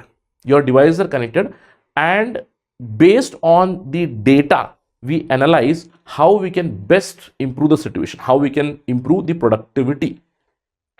That's Internet of Things. And Internet of Things is not just about this. Okay, many people think this is Internet of Things. This is just an example. No, this is just an example. This scenario, it does not, I would say, it does not cater to the complete definition or complete range of applications of Internet of Things. It simply talks about your smart home.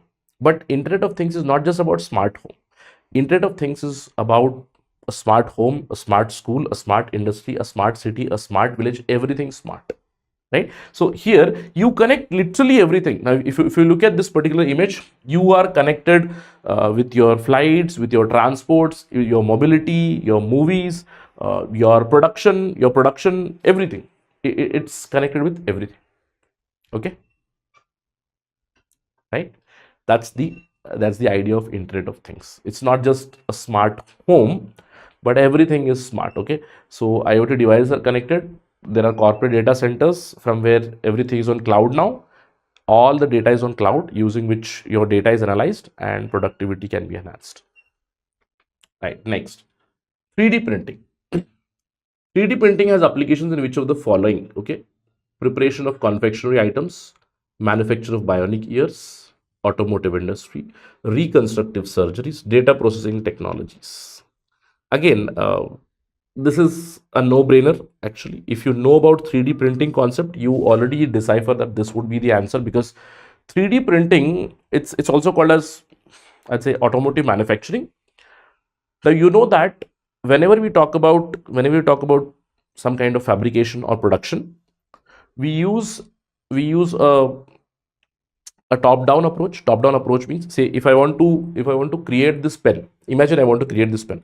So what do I do? First of all, I take a block of this material, and using some sort of cutters. So if you are using, say, metallic stuff, we use lathe machines. Now, using lathe machines, you turn this and you use a tapering function or tapering numerical control, and you give a taper to this particular pen, right? Now, this is a traditional way of making things. Now, in the traditional way of making things, what is happening is, I took a huge bar. I took this big bar of this material and I have reduced it to this much. But sir, what happened to the other material around this? It's waste, no? It's waste. Yes. That is where your 3D printing or automotive manufacturing comes. Now, 3D printing or automotive manufacturing, it's a bottom-up approach where I build this pen layer by layer. So imagine what I do is, everything is on computer. First of all, I make a CAD design of this pen, and I just input the material. Now, using that material, it is going to build layer by layer this particular pen. Sir, what will happen? There is no wastage of material. And this 3D bioprint or 3D bioprinting has become vogue these days. Although it is not bioprinting here, but 3D printing is something which has been in news, I would say, for few years now, because now NASA is planning to build or 3D print stations on moon. Not now, maybe a decade later. So 3D printing can build stuff layer by layer. It can build layer by layer. So anything can be considered. So that is 3D printing. 3D printing, first you take a model and then this particular printer will build it slowly and steadily. It will build one by one. So what will happen? Earlier there was a lot of waste, but now there is no waste. 3D printing, almost zero wastage using 3D printing. Okay, good. So next question. The identity platform Aadhaar provides open application programming interface. What does it imply? Now this makes sense, or this made sense in 2018 for sure, because Aadhaar was being used for so many things. Aadhaar used for banking, Aadhaar is used for your identification, Aadhaar is used for your biometric authentication, your iris scan, your fingerprints, everything was with Aadhaar. And Aadhaar has been linked now with almost everything. It has been linked, it has been even linked with your mobile numbers. So even Jio or Airtel or your Vodafone, those people are also authenticating and giving you a SIM card only if you authenticate using your Aadhaar stuff, right? How does it work? It works on something called as application programming interface. Now, if you know what is API, now the root word here is API. If you know API, this question is actually very easy. API, first statement, you have to find out correct statement. It can be integrated into any electronic device. Okay, first of all, people will think any. Okay, online authentication using iris is possible. Of course, iris scanning is possible. So here it can be integrated in any electronic device. Many people think, sir, any, is it possible? Technically yes, because if it's electronic device, what is API? API basically, see, API, it's a set of instructions that allows system to communicate each other. So what we do is, if somebody is the end user, say using browser, API is the middle interface or middle infrastructure. Aadhaar is that middle infrastructure, and we are connecting to server. So today I can simply sit at my home, I can open my account. Can you imagine? Was this possible before? So application programming interface, it can be used through any electronic device, and there is security, isn't it? Now earlier, if I wanted to open an account, that bank personnel would tell me, please give me 2 photo, 1 Aadhaar, 1 PAN card, 1 this, 1 that, even for your signature. Now you don't need anything, you can e-sign with Aadhaar. So a very logical question in the next subsequent sets would be e-sign, isn't it? So if you understand the if you understand the UPSC model, right? So there is scope of anticipation. In 2018, a question came on Aadhaar, and Aadhaar being used as API, it did logically move to something called as e-signing documents. As I told you, today I sit at my home, I open an account. No need to go anywhere. No need to provide any documents, because every document is online. Not even a signature. Do you know? There is something called as electronic signature by using Aadhaar authentication. Why? Because of the APIs. So both these statements are correct regarding Aadhaar and API. A little technical, but I would say relatively easy. All right. So another question, last question for 2018. This is purely fact. Purely fact. In fact, purely freebie as well. Purely freebie. Just from the name itself, you can decipher. WannaCry, Petya, and Eternal Blue. At that time in 2017, 2018, there was a stream of cyber attacks which were ransoms, and they have continued through 2020s, 21, 22, 23s also, where you have seen so many ransomware coming up, where your data has been hacked and your data has been locked and asking for ransom in Bitcoin or other cryptocurrencies. So WannaCry, Petya, Eternal Blue, many people think that they are cryptocurrencies. No, they are not exoplanets, they are not cryptocurrencies, they are cyber attacks. What kind of attack? Predominantly ransomware attacks. Many of them were ransomware. Okay, all right. So from your preparation point of view, any kind of new cyber attacks, they become important for you. Probably, say if you ask me, sir, in 2025, can we expect something? I'd say digital arrest would be something that has been in news, and I've been discussing about digital arrest a lot in the class as well, and I've been telling that there is no concept called digital arrest. Okay, so I want you people to have clarity that digital arrest concept is not there in IT Act or any of the acts which is connected with information technology. Okay, so it's a kind of a cyber scam which scamsters are using, and apparently the police have identified the kingpin in this digital arrest scam as well. So keep track of some of the new cyber attacks for sure. Okay, today's discussion is about 2019 prelims questions connected with science and technology. Let's begin without any delay. Question number 1. It is connected to remote sensing data, satellite images data. Question is, for the measurement estimation of which of the following are satellite images, remote sensing data used? You have to find out the information that remote sensing data can be used for what all applications. 3 statements are given and you have to select the code. A standard question. First, chlorophyll content in the vegetation of specific location. Number 2, greenhouse gas emission from rice paddies of a specific location. Land surface temperatures of a specific location. Now, if you have known, again, this is a question based on common sense. If you have known about satellite images or remote sensing data, you do understand that remote sensing satellites can carry different kinds of payloads, different kinds of measuring equipment. It may be some sort of an infrared camera or an ultraviolet imaging camera, or some sort of a spectrometer. It can measure different kinds of things, right? So by using remote sensing data and satellite images, can I know how much is the chlorophyll content of vegetation? Of course, because this is based on color, correct? The more the greenery, I can see wherever there is greenery, I can understand there is a forest and there is some chlorophyll content. Yes, number 1 should be there in the answer. So these two can be the answers. So we can eliminate the other two. Greenhouse gas emissions from rice paddies of a specific location. Remember, it is highlighting a specific location. Now, if I can do remote sensing of that particular place, then I can achieve that as well. So 2 has to be there. So this would be the option. You already arrive at the answer here. Third, land surface temperatures of a specific location. Of course, land surface temperatures can also be measured if we have if you have thermometric measurement equipment or some temperature measuring equipment along with the remote sensing satellite, along with remote sensing equipments, remote sensing data and satellite imagery, I can do all the 3 things. So the answer for this is 1, 2 and 3. Again, it's a very generic question where I don't think you need any sort of specific preparation. Along with your space-based preparation, different types of satellites, different types of orbits and their applications, you can easily cover these things. Or from your current affairs, whenever there is a new satellite which has been launched, read about it, go through it, what are the applications of it, and most of these things would be seen in their applications. Next question. It's a factual question from current affairs at that time. Recently, scientists observed the merger of giant hole black holes billions of light years away from the Earth. What is the significance of this observation? Now, you all know that for the first time, scientists identified something called as gravitational waves, which vindicated Albert Einstein's hypothesis of general relativity.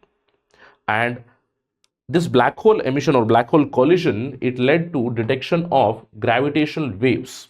So this was from current affairs. There was an experiment called LIGO, Light Interferometer Gravitational Waves Observation or Observatory. This eventually gave us evidences that gravitational waves are present, and from that time, I would say from 2016, this question was due, because in 2016 for the first time gravitational waves were found, and it was eventually asked in 2019 where black hole collision was confirmed. If you see gravitational waves discovered from colliding black holes, the LIGO experiment confirmed Albert Einstein's prediction of ripples of space-time. Now, Albert Einstein's general relativity theory, it speaks about, or it talks about, the concept of gravitational force or gravitational field. Einstein, in his theory of relativity, he highlights that huge masses, say for example, according to Einstein's theory of relativity, every mass, anything that has a mass, that can actually distort space-time continuum. But again, it is perceptible, or it is something which is detectable at a very magnified level. So celestial objects or celestial bodies, say for example two black holes, if they collide, they are going to warp the space-time continuum, and as and when they warp the space-time continuum, gravitational waves are produced, and these gravitational waves can be detected light years away as well. So there are different LIGO experiments which are going on where gravitational waves are being detected, and in India also we are having a kind of LIGO observatory So from that time, this has been in news. All right. So gravitational waves are nothing but ripples in the space-time continuum that carry gravitational energy into the space. What causes them? Some sort of massive cosmic object movement or massive cosmic object collision. Here, in this case, two black holes collided, because of which gravitational waves were detected for sure. Right. Okay. Let's move to the next question. Connected to biotechnology. With reference to recent developments in science, they have not mentioned biotechnology, but simply recent developments in science, which one of the following statements is not correct. So first thing that I'm going to highlight here is it is asking about not correct. That means I have to find out an option which is wrong, and that will be my answer. Okay. First statement, functional chromosomes can be created by joining segments of DNA taken from cells of different species. This is totally absurd. Okay, this statement itself is highly absurd. Most likely this is the answer, but let's move to the next option as well. Pieces of artificial DNA can be created in laboratories. Yes, we have done it. DNA templates, artificial DNA templates have been created. A piece of DNA taken out from an animal cell can be made to replicate outside a living cell in laboratory. Absolutely possible. It is quite possible. We have made this, say, bacterial plasmid is one of the example. Even if you take any animal cell, it can survive for a few days for sure. Cells taken out from plants and animals can be made to undergo cell division in petri dishes. This is nothing but cell culture or tissue culture, which is quite possible. So all these three are possible, but this is something which is a kind of a nonsense statement where it is telling that functional chromosomes can be created. How can you create a functional chromosome by joining DNA, that too taken from different cells from different species? That's completely absurd. Chromosomes cannot be created, something like this. So that is your answer as well, right? I think this was an easy question where you can very easily find out the wrong statement, because the statement was kind of absurd only. Next question. RNA interference. RNAi technology has gained popularity in last few years. Again, the key word here is last few years. If you have had read last few years current affairs in 2019, say in the last few years, 2016, 17, 18, RNAi technology was too much in news, and eventually I think very recently RNAi has, or the research on RNAi has received Nobel Prize as well. Scientists who were working on RNAi, they did receive Nobel Prizes. Okay, so RNAi technology can be used for what? There are four statements and there are combination of these given. First, it is used to develop gene silencing therapy.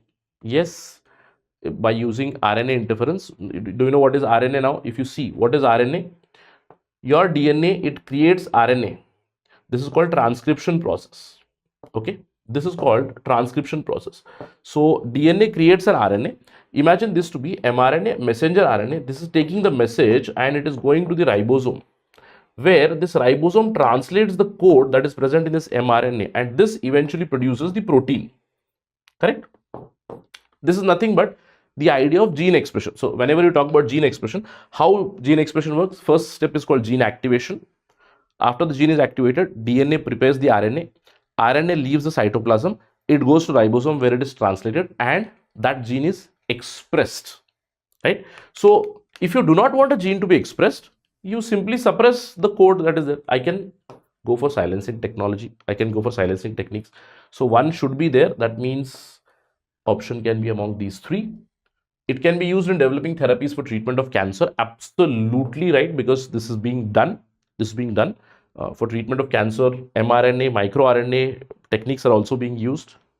Everything comes under the RNA interference technique itself. So 2 should also be there. That means this would be the option. I think you already end up with the answer, right? Pretty easy. It can be used to develop hormone replacement therapy. No, not really. It can be used to produce crop plants that are resistant to viral pathogens. Absolutely correct. So 1, 2 and 4 are correct, which is easy to understand here. Third one is wrong. And in fact, RNAi is a technology where you can silence a gene. Okay, and if you see that they eventually won Nobel Prize for RNA interference in 2006. Again, another RNAi, I wouldn't call RNAi per se, but a technique of RNAi called as microRNA technique. It has also been in news because of RNA interference. MicroRNA used interference to suppress a gene or to express a gene at a more higher rate or at a more higher level, that has received Nobel Prize 2024. All right. So RNAi technique is used extensively for many of the applications. This is in news. Okay, this is in vogue actually. The new technology is a type of gene silencing that turns off expression of a target gene.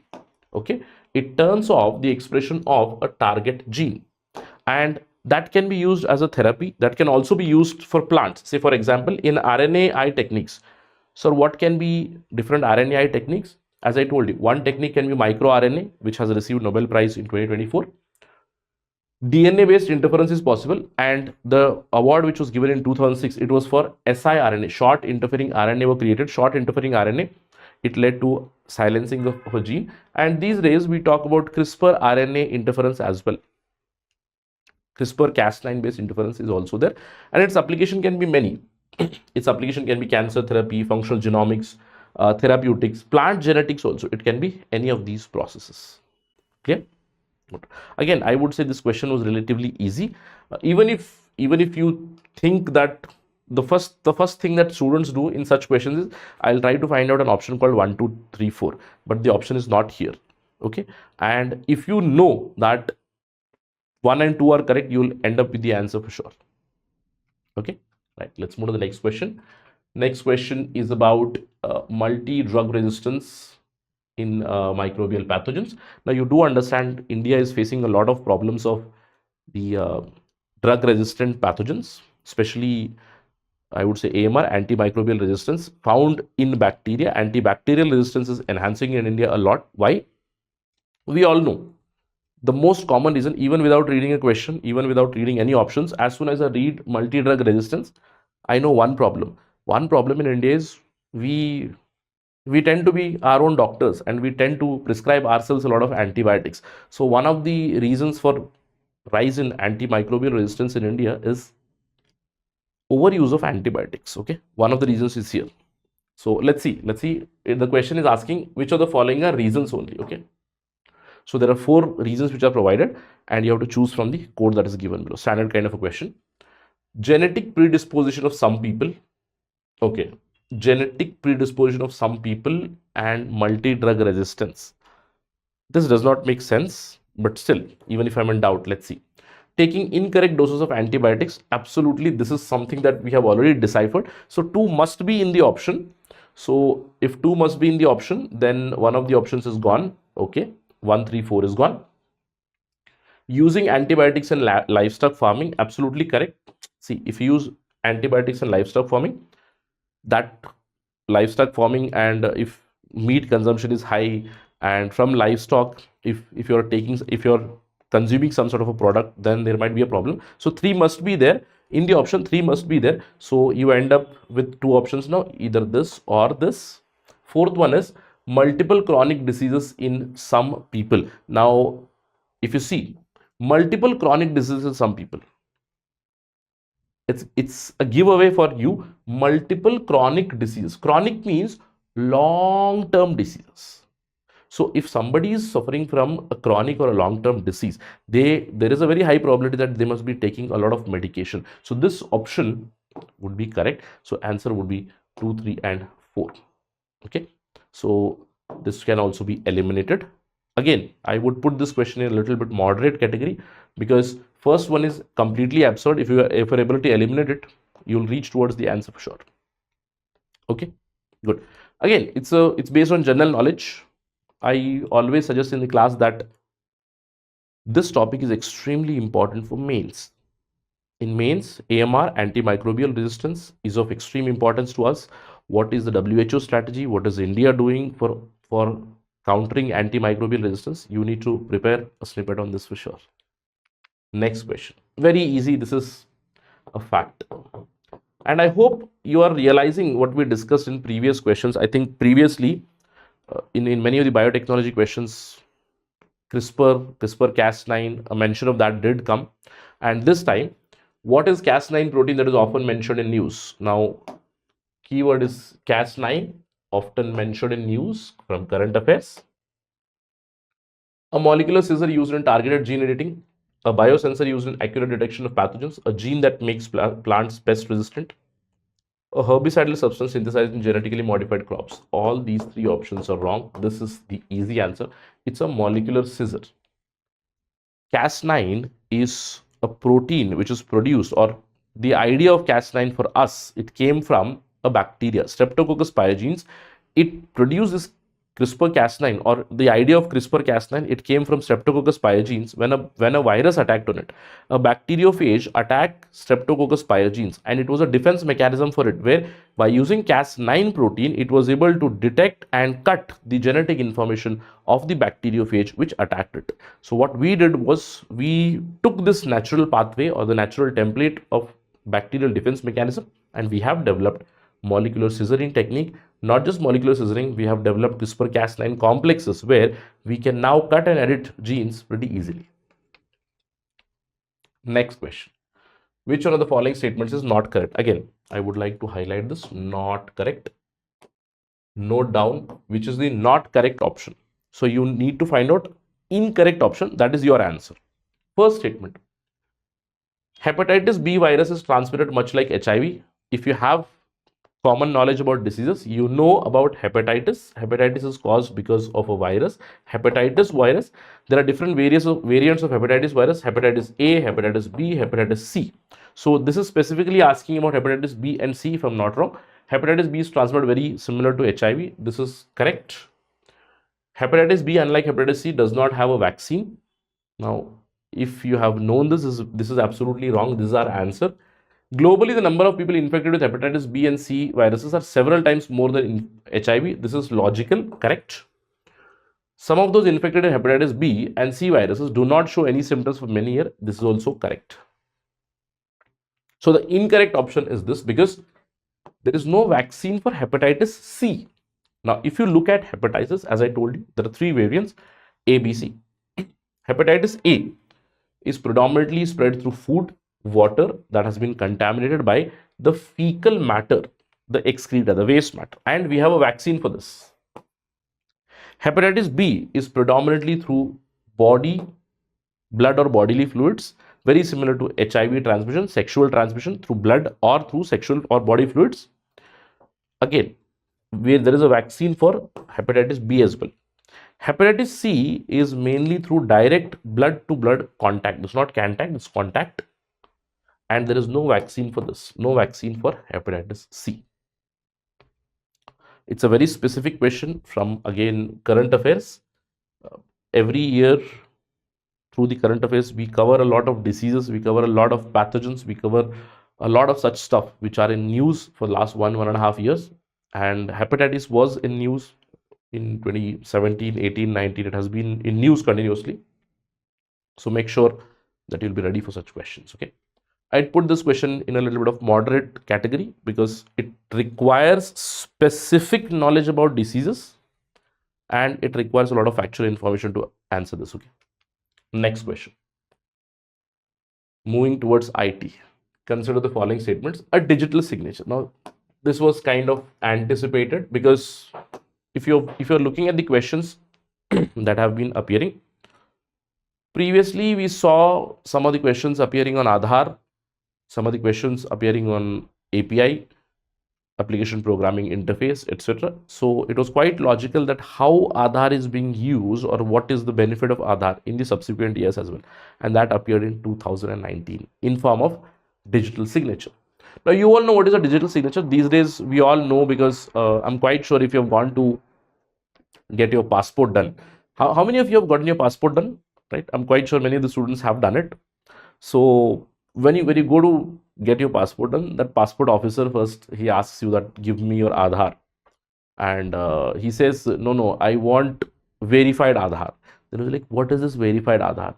So wherever you download from, Aadhaar should be verified from that particular server, and there would be a tick mark which comes on that Aadhaar. Have you experienced this? I have experienced this because I remember very well when I went to get my passport done.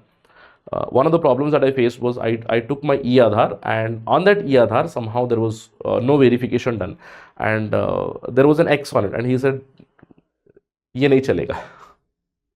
All right, so then there is nothing. What you have to do is, if you have a genuine software with yourself, just simply click on it and get the signature verified, or get that e-signature verified. It will automatically get verified if you have a genuine software. The timestamp will come on it. Okay, that is the basic idea. So this is a question which is, I would say, connected to everyday life, everyday awareness, general awareness. What is digital signature? 3 statements. You have to find out correct statement. An electronic record that identifies the certifying authority issuing it. Yes. Used to serve as a proof of identity of an individual to access information on server or internet. Okay. An electronic method of signing an electronic document and ensuring that original content is unchanged. So it can be used for all the 3, because as I told you, for Aadhaar, for passport, we have done this. So I would go here with 1, 2 and 3. Okay. And if you look at e-signature or digital signature, it's a, first of all, there would be an unsigned document, and there would be a digital sign which is put through the server, and it will come with time stamped. It also comes with a key. Now if you look at your own Aadhaar, here a question mark did come. For me also question mark did come, but as soon as you verified it, there will be a signature verified, and there will be name etc. of the authority etc. who had verified it. So this can be used as a proof. Certifying authority, its name will come. It can be used as proof of identity. It is a method of signing documents online. All right, an easy question, I would say, relatively. Next, in the concept of, or in the context of wearable technology, which of the following tasks is accomplished by wearable devices? Now, this was also a question which could have been anticipated, because at that time, I would say 2018, 19, slowly and steadily, so many wearable technologies were coming up because of AI, because of rise in Bluetooth technology, because of better Wi-Fi, because of better communication, because of near field communication, right? So people started, or companies started to give away different kinds of products where I don't have the smartwatch. Okay, a smartwatch is a classic example. Now, if you try to understand what does a smartwatch do, you'll get the answer for this very easily. Wearable technology can be used to do what? Location identification, of course, that will be connected to your phone or GPS using your Bluetooth, and you know the location. Sleep monitoring of a person, I have done this. This is actually counterproductive. I have seen this in my life, and it's my personal opinion, by the way. When I had that smartwatch, I used to assess the sleep cycle or sleep tracking. It is actually painful, right? Because the details that it gives, it tells me that I have had only 1 hour of deep sleep, and I was like, I am so tense that I have had only 1 hour of deep sleep. So I abandoned that. I started to avoid sleep tracking. But you can track your sleep also. Assisting hearing impaired person, yes, you can assist, because wearable technology can help wearing this also. It's not just about smartwatch, it's about different devices. Yes, 1, 2 and 3 is the answer for this. Good, easy. Next question. With reference to the communication technologies, what is our differences between LTE, long-term evolution, and VoLTE, that means voice over long-term evolution? Now, you know that we have moved from one generation 1 to second generation to 3G to 4G, and today we are in the era of 5G. Now, this question is connected to time period of transition from 3G to 4G. Right? If you observe that, from 2016, I can say, because at that time, Geo revolution did come up. Geo network came up with the 4G network itself. So we started to move from 3G, and in between there was one more generation, 3 to 3.5G also. So this question is connected to that. What is the difference between LTE and VoLTE? A very easy question, I'd say. LTE is commonly marketed as 3G. VoLTE is commonly marketed as advanced 3G. No, this is wrong actually. This is 4G straight away. VoLTE was 4G, right? So this statement would be wrong. So once the first statement is wrong, then this is also gone, this is also gone. Second, LTE is data only technology and VoLTE is voice only. This is completely absurd statement. So both of them are wrong. Okay, both the statements are wrong. So right now, I don't think this will be very relevant for you, because if a question has to be anticipated, I would rather anticipate a question where such questions come up in comparison with 5G and 6G, right? We are right now living in the era of 5G. Some countries are slowly and steadily moving towards 6G as well. Some of the examples of 6G implementation came up from Japan, US, some states in US, etc. So a question of 5G, 6G can be thought of. But again, just to give you some idea about 3G and 4G, LTE is 3G, VoLTE is VoLTE, voice LTE is 4G. Again, both of them, they provide voice as well as data. Again, remember, data communication system, both are data communication system. It can support voice also, it can support data also, and connection is generally slower. It gives faster connection. Now, video calls can be quite extensive. So using the network itself, we can give video calls. Say, for example, one of the features of VoLTE, was when that came, you can make a video call using network. Have you observed that? Because there is a calling button and there is a video calling button. Did you observe that? Even now, if you want, you can use internet, you can use WhatsApp call also, or you can call directly from the network also. 5G also enables that. So a very easy question regarding 3G and 4G. All right, let's move to the next question. In the context of technologies for entertainment, consider the following statements. It is about AR and VR. Now, a question connected to AR, VR. Now, you all know that what is AR and what is VR. AR is augmented reality, VR is virtual reality. Now, for virtual reality, you need your goggles, correct? For your augmented reality, it's called augmented reality. For augmented reality, you need, say, probably a camera. You need some sort of sensor technology, and augmented reality is always based on reality, the original stuff that you have, original world. Okay. So now looking at that, you have to find out correct statement. Augmented reality is simulated environment and is created and the physical world is completely shut out. This is wrong. You know why? Because this is basically definition of VR. This is not augmented reality. This is VR. Okay. So one should not be there. So this is gone and this is gone. So two of these statements or two of the options are gone already. In virtual reality, images generated from a computer are projected onto real life objects or surroundings. This is basically the definition of AR. In AR, images generated from computer are projected onto real life objects. This is augmentation of reality. Augmented reality is augmentation. So if you look at this, this is augmented reality where using cameras, using sensors, using computer images, I enhance my reality. Virtual reality is completely simulated, right? So this is also wrong. So 2 is also gone. You cannot eliminate anything.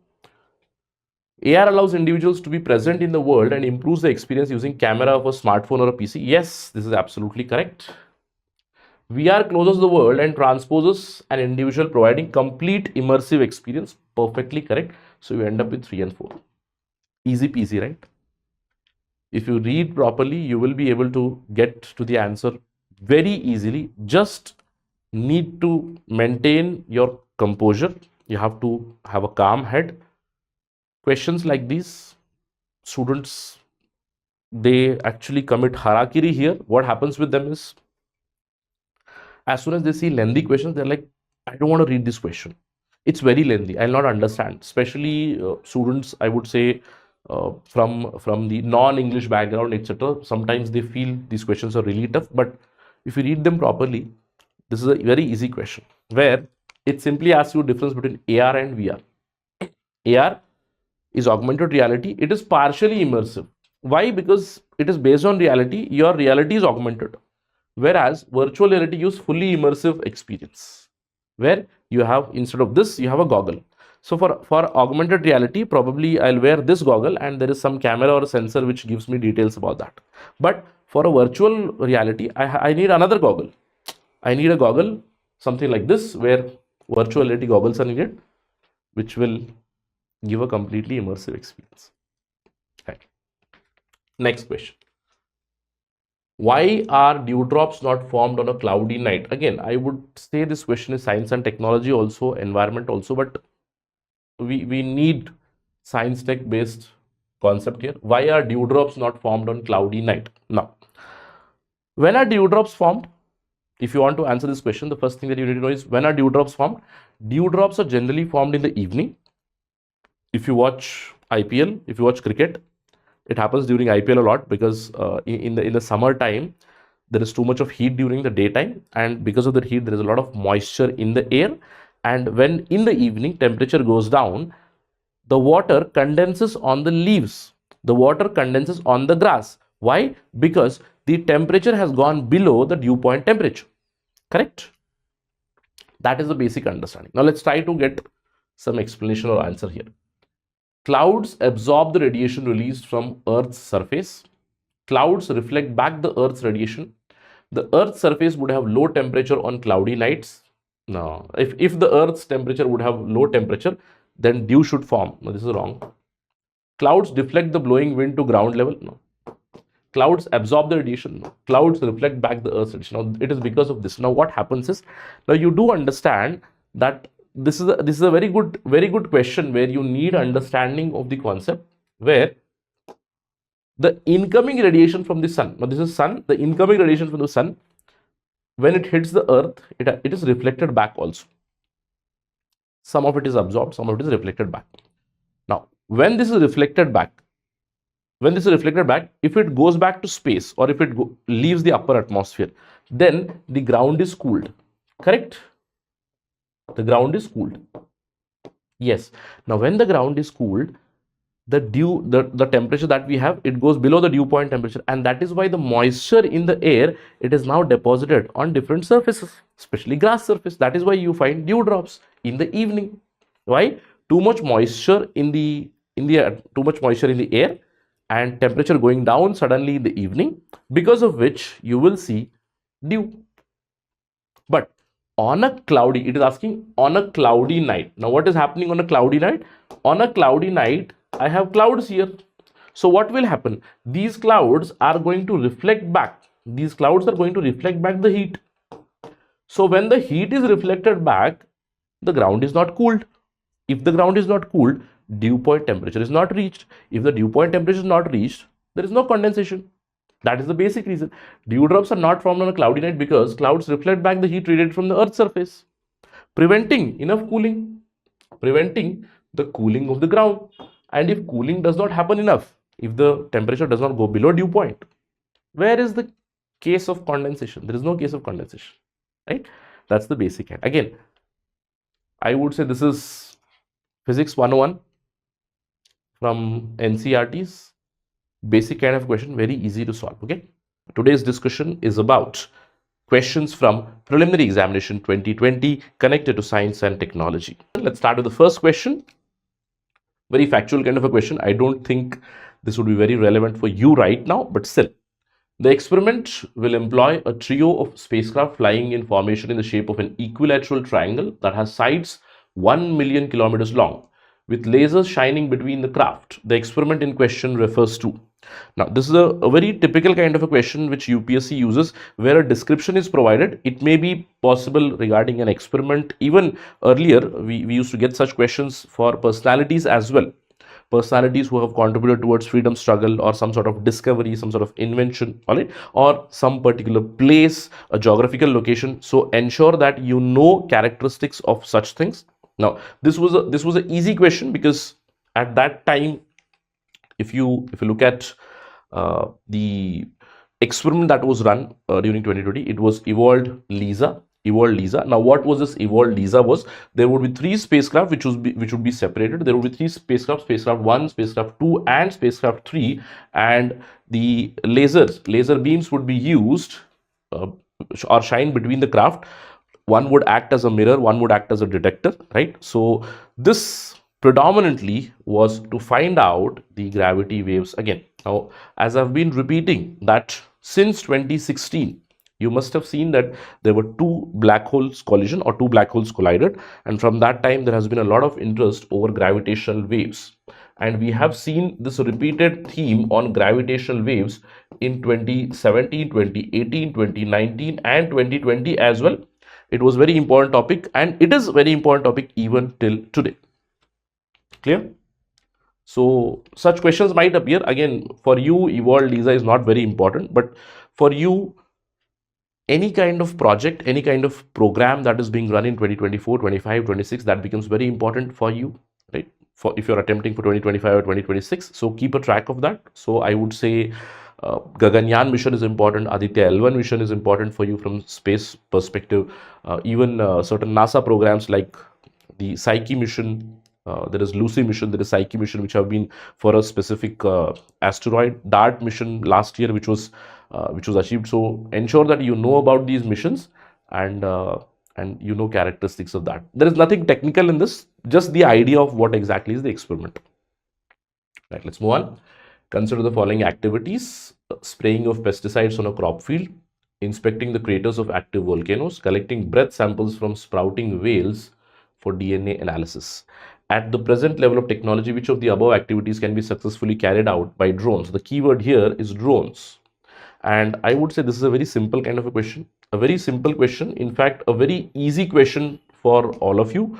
It's not a very complicated kind of a question. You all know drone technology has been continuously evolving, and small kind of drones with some kind of equipments can be used. You know, Kisan drones, which they can be used for spraying pesticide across the field. Inspecting craters of active volcanoes, of course, it can be done. Collecting breath samples. Now, this might be a little bit doubtful for many students. Collecting breath samples from sprouting whales for DNA analysis. Why can't we do this? We can do this absolutely. Now, if you look at a giant whale looks something like this, okay, and it will sprout that water, right? For during its breathing, it sprouts a lot of air and water almost a few meters above its own body. So a drone can be used for that analysis, right? So D 1, 2, 3 would be the answer for this. Pretty easy question.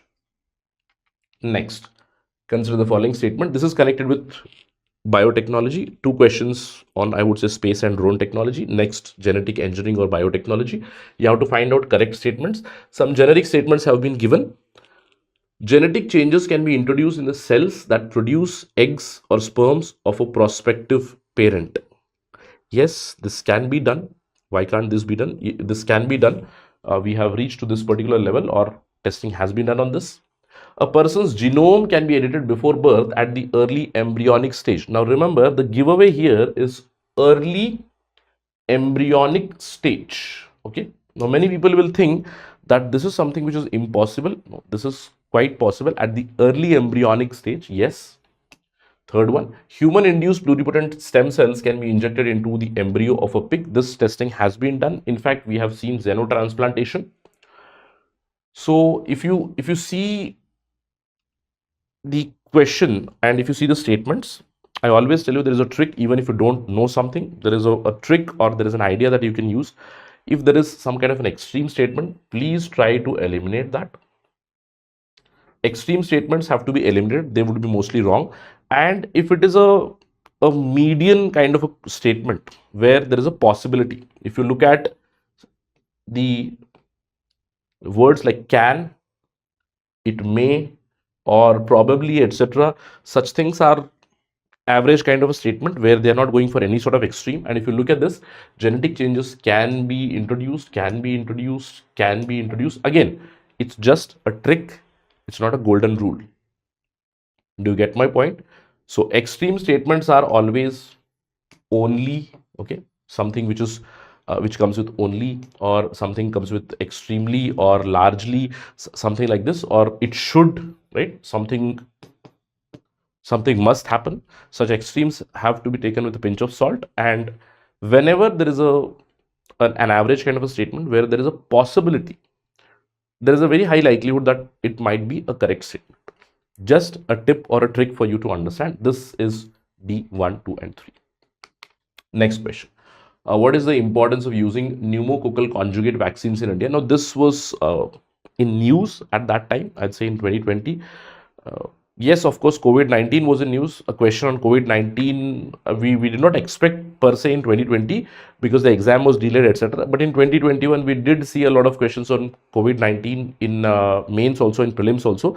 But in 2020 mains, we did come across a question on COVID-19. So we were expecting some sort of thing in 2020, but 2020 was a very, I would say, jittery year because at the beginning of the year, COVID-19 started, and the exam got delayed. You do understand that the exam was in the early stages or mid 2020, but it was delayed slowly and steadily. It went on till August, I think August or even October, right? So the exam got delayed. Question in prelims did not appear, but question in mains did appear on COVID-19. So you can expect some changes connected to COVID or some questions connected to COVID and certain changes from next year 2021-22 where options would be changed, right? But here pneumococcal conjugate vaccine, quite anticipated question because this PCV was in news at that time because a new kind of conjugate vaccine did come up. Now, before this conjugate vaccine, there was already a vaccine called as polysaccharide vaccine.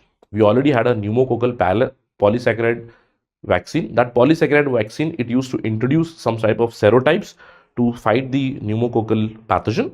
But conjugate vaccine, it's basically a subunit vaccine which helps to identify the bacteria which gives pneumonia. Now, whenever you see pneumococcal, you think that it is fighting only pneumonia, but if you read this particular question, you'll get a lot of knowledge.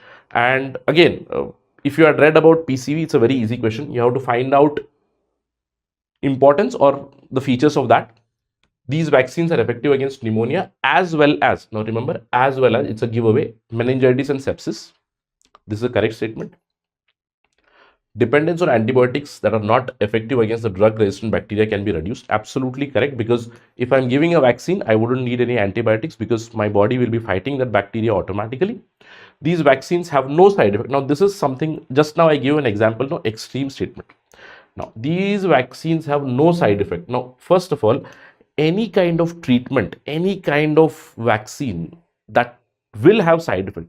Even Ayurvedic medicines can have some side effects. Some side effects, I'm telling you. Generally, people tell that Ayurvedic, homeopathic, they do not have any side effects, but there is a possibility. Allopathic have side effects for sure. You do understand. Be it a treatment, be it a vaccine, be it a tablet, be it a drug, whatever it is, it may lead to some side effects. So this can be eliminated automatically. Now, even if you do this, then option 3 would be gone. So these two would be gone clearly. And you will be left out with one only at 1 and 2, and both would be correct here. 1 and 2 would be correct because pneumococcal conjugate vaccine, there are different variants, PCV 13, 15, 20, 21, that can prevent pneumococcal diseases. Sir, what are pneumococcal diseases? These are bacterial diseases which give you pneumonia. Of course, they give you pneumonia, I understand.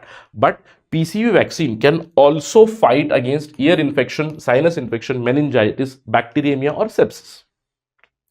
Conjugate vaccine, it links to a polysaccharide coating of a bacteria so that I identify that bacteria and I produce an antibody. Whereas the earlier polysaccharide pneumococcal vaccine, that was also available, which contained different serotypes, but it was not that effective. Now, the benefit of this is you'll get long-term protection. The benefit here is you are going to get long-term protection against pneumococcal pathogens. It's a immune response, so your body is fighting it. You don't need any drugs, you don't need any antibiotics, so you can reduce the antibiotic dependence as well. So an easy question. Third statement is kind of absurd, so you do understand that 1 and 2. The only question it comes up with some sort of doubt is that, sir, whether 1 is not right, but you end up with one statement for sure and 2 is also correct because you're using a vaccine to fight a bacteria. That means I don't need antibiotics. Good. Next question. Again, this is a very easy question. This is like a basic kind of a question. Basic question. It's like biology 101 where you talk about cell. This is what we begin with in our classes also. We talk about cell, prokaryotic cell, eukaryotic cell, plant cell, animal cell, the differences between the two, all these things. A basic question on that, I would say it does not even need any kind of explanation. You have to find out which of the following statements are correct statements. Regarding the difference between plant and animal cell. Plant cells have cellulose cell wall while animal cells do not have. Now, it's a very interesting thing. It is talking about cell walls. Plant cells have cellulose cell walls. Yes. Animal cells do not have. Correct. Both these things are correct. This is also correct. This is also correct. Okay. So, statement 1 must be there. So, this option would be gone. Statement 1 should be there in the answer. Second one, plant cells do not have a plasma membrane unlike animal cells which do. This is completely absurd. Why? Because both plant cell as well as animal cells, they have plasma membrane or cell membrane. So number 2 should be gone. So number 2 is gone. This is gone. So this option is gone. Number 2 is gone. This option is gone. You already end up with the answer. Number 3, mature plant cells have one large vacuole. Absolutely. They have one large vacuole which occupies many times about 75% of the cell area. Whereas animal cells have small vacuoles. They have smaller vacuoles. There can be multiple smaller vacuoles in animal cells. 1 and 3 is correct here. Very easy question. I think this is a question which not many people will commit a mistake, but for this you need to know your fundamentals. As I told you, it's a basic biology 101 question. You need to know this. Good. Next, in the context of recent advances, now this is something which is connected to current affairs. That is why we tell current affairs is very, very important in any examination. Till now you must have seen that current affairs is imperative. You have to prepare them. Many people ask a question, sir, how long? That means if you talk about current affairs, do I have to prepare current affairs of last 5 years? No. You need to prepare current affairs approximately of 1.5 years. Say if you're attempting examination in May, preliminary examination in May of the 1 year, say May 2025, then you would be needing January 24 to December 24 and January 25 to April 25. Approximately 1.5 years worth of current affairs is more than enough for you. So this was from recent times. A new treatment methodology had been developed in UK.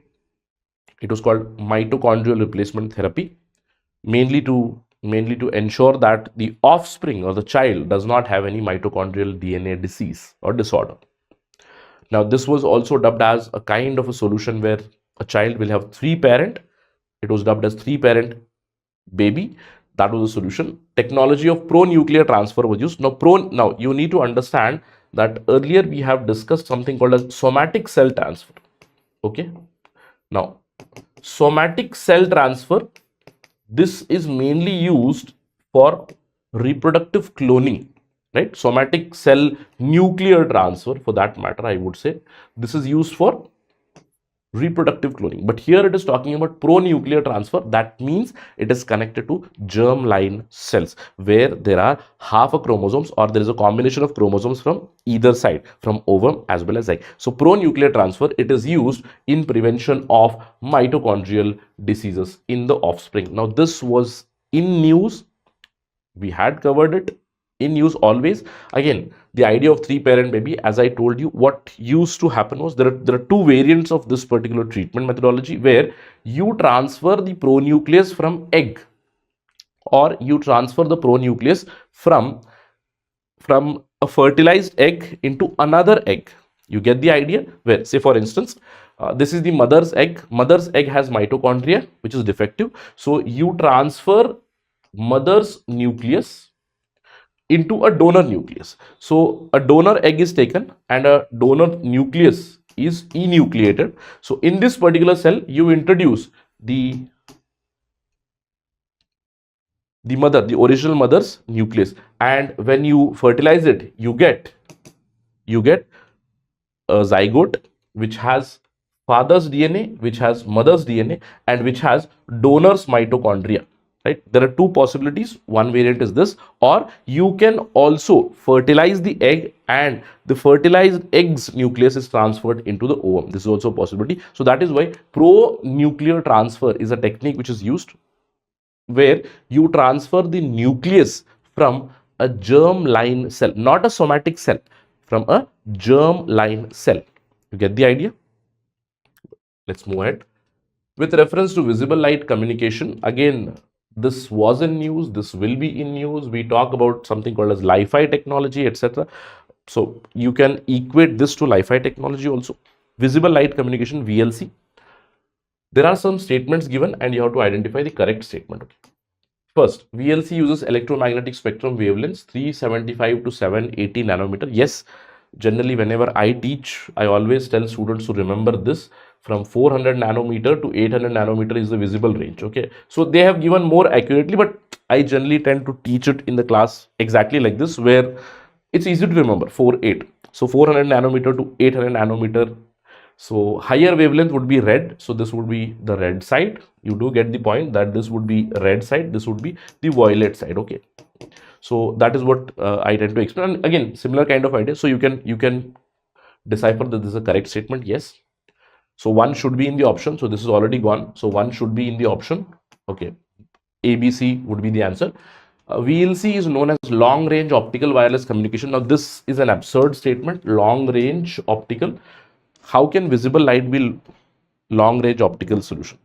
Why? If I want a long range communication, then I would rather go for radio based communication. Why would I go for visible? So this would be an absurd statement. Number 2 would be wrong. So I would say, if you see, number 2 is wrong. Eliminate number 2. So this is gone. So this is also gone, and this is also gone. So this is eliminated, this is eliminated. So you end up with the answer 134. VLC can transmit large amount of data faster than Bluetooth. Absolutely right. VLC has no electromagnetic interference. Now again, I would say, from my own analysis, the better option would be 1 and 3 only, but since there is no option here, I would consider 4 also as right, because the best option would be this. But if you ask me, sir, will this statement be absolutely correct? I would say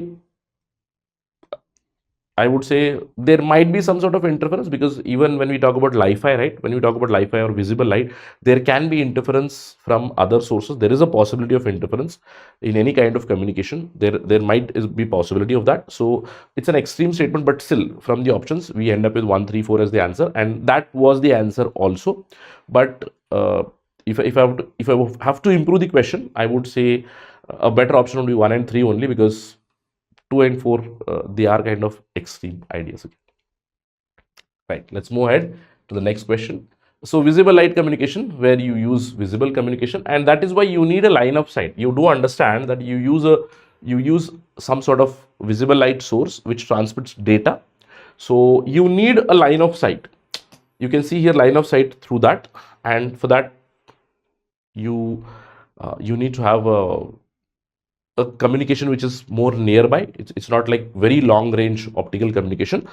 In fact, if you ask me a query that, sir, has long range optical communication been used by using, say, lasers, etc.? Yes, using lasers, we can go for some amount of long range communication, which NASA is testing right now. After many years of testing, after many years of, I would say, projects and different missions, NASA finally has started with one of the asteroid missions.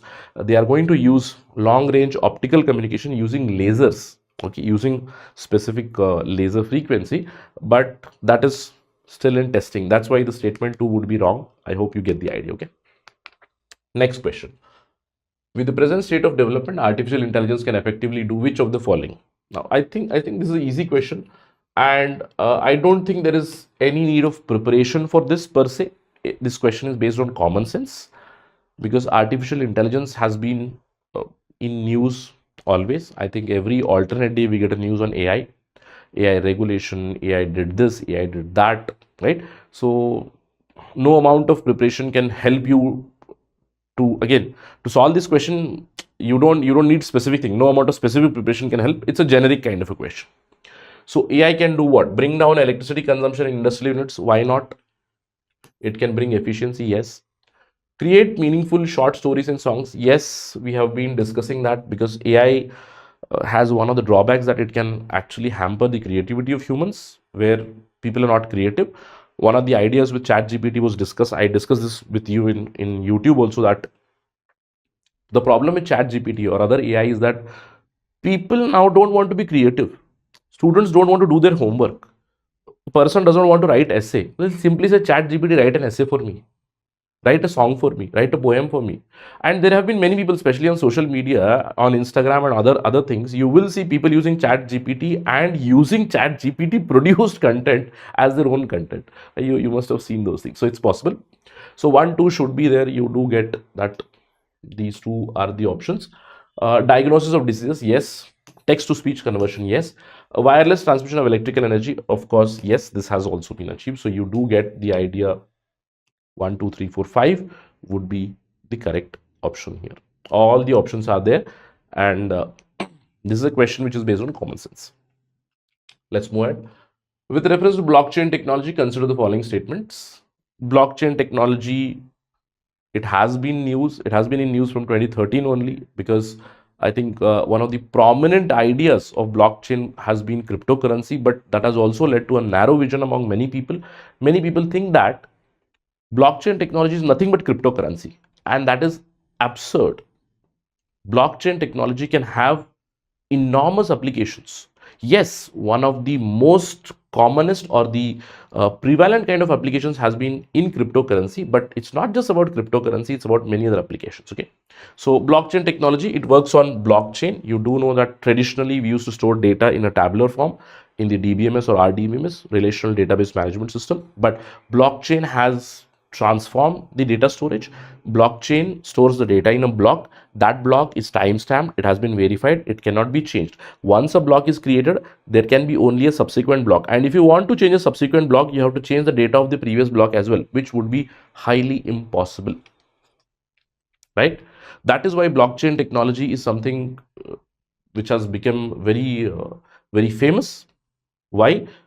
It is first of all decentralized because the data is with everybody. Earlier I used to store the data at one particular place in a tabular form, but now in terms of the blockchain idea, every node has the blockchain data and everybody can verify it. Whoever is a node, they can verify the data. So it's verified, it's timestamps, it's immutable, and it is completely decentralized. So the control is with people. So you basically eliminate the intermediaries. So who are the intermediaries? Everybody is an intermediary now. That means every node is a kind of an intermediary. So all the nodes have responsibility of validating that particular transaction. That's the basic idea. Let's try to solve correct statements regarding blockchain. First, it's a public ledger that everyone can inspect, but which no one single person can control. Absolutely correct. So one has to be there. So this is gone. So these three are the options, among which one is the answer. The structure and the design of blockchain is such that all the data in it are about cryptocurrency only. It's totally absurd. This is an extreme statement. Okay, I told you 90% of the times extreme statements are wrong. Again, I have not generalized that every time it is wrong. 90% of the times. Okay, so only, it's not just about cryptocurrency. So 2 is a wrong statement. Eliminate 2 here. Now this is gone already, this is also gone.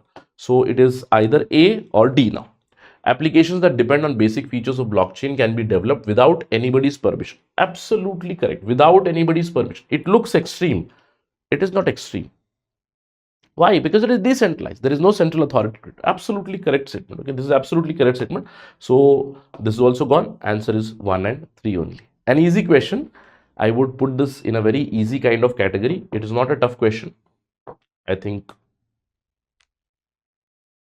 we can solve it easily, right? Next question. With reference to carbon nanotubes, consider the following statements. Okay. They can be used as carriers of drugs and antigens in human body. Yes, you do understand carbon nanotubes. Now, carbon nanotubes are an allotropic form of carbon. You know, carbon is a very versatile kind of element. Carbon is found in different allotropic forms. Diamond is carbon, graphite is carbon, carbon is carbon. And you also have carbon in different forms like graphene. You have carbon in form of fullerene. You have carbon in form of carbon nanotubes also. Carbon nanotubes have been extensively tested or researched as a carrier of drugs. So as a drug carrier, yes, one has to be there. I'm quite sure about that. So I can eliminate this option because I need one in the answer. Okay. They can be made into artificial blood capillaries for an injured part of human body. Yes, injured part of human body. Yes, it is quite possible. So 2 has to be also in the option. So this will be gone. Okay. They can be used in biochemical sensors. Yes, carbon nanotubes are biodegradable. This is kind of understandable. No, 4 has to be there. So answer is D, because they are biodegradable. They're made up of carbon. If they're made up of carbon, they will be biodegradable. No, it's common sense. There is no need to think about that. And carbon nanotubes have been used extensively or researched extensively in cosmetics, to develop fungicides, for immunoassays, for vaccines, for gene therapy, for drug delivery, for drug transport, for cancer therapy as well, for tissue regeneration. There are a lot of biomedical applications which are being used or which are being developed using carbon nanotubes. Not just the biomedical applications, but carbon nanotubes are also being extensively tested in electronics and electrical applications. See, for example, in terms of electrical storage capacity, in photovoltaics, in capacitor technology, in many areas carbon nanotubes are being tested. Not just carbon nanotubes, there is another concept called as carbon nanowires. These are carbon nanotubes with very high aspect ratio. Carbon nanowires are also being tested extensively, which are a kind of novel material whose applications can be immense. So again, you must have seen a repeated theme in the last 5 to 6 years that we have discussed till now, the idea of nanotechnology. And that is why I tell, whenever you prepare for science and technology, prepare on the basis of themes. These are like free questions, literally questions on biotechnology, questions on nanotechnology. They are more and more connected with recent developments, with current affairs. So focus on current affairs, focus on nanotech, biotech, space tech, very important. You will be able to catch many of these questions. All right, so these were the questions which were asked in 2020 preliminary examination, and I hope that you have been observing the trend as well. As I told you, in 2015 and 2016 there was too much focus on current affairs. Now also there is focus on current affairs, but now you don't get factual kind of questions directly. There would be a couple of questions, I would say 2, 3, 4 questions which may be based on fact, but they're more analytical. Say for example, this carbon nanotube, multiple statements. You get blockchain, multiple statements. You get artificial intelligence, multiple statements. So they are not like what is this or what is this fact.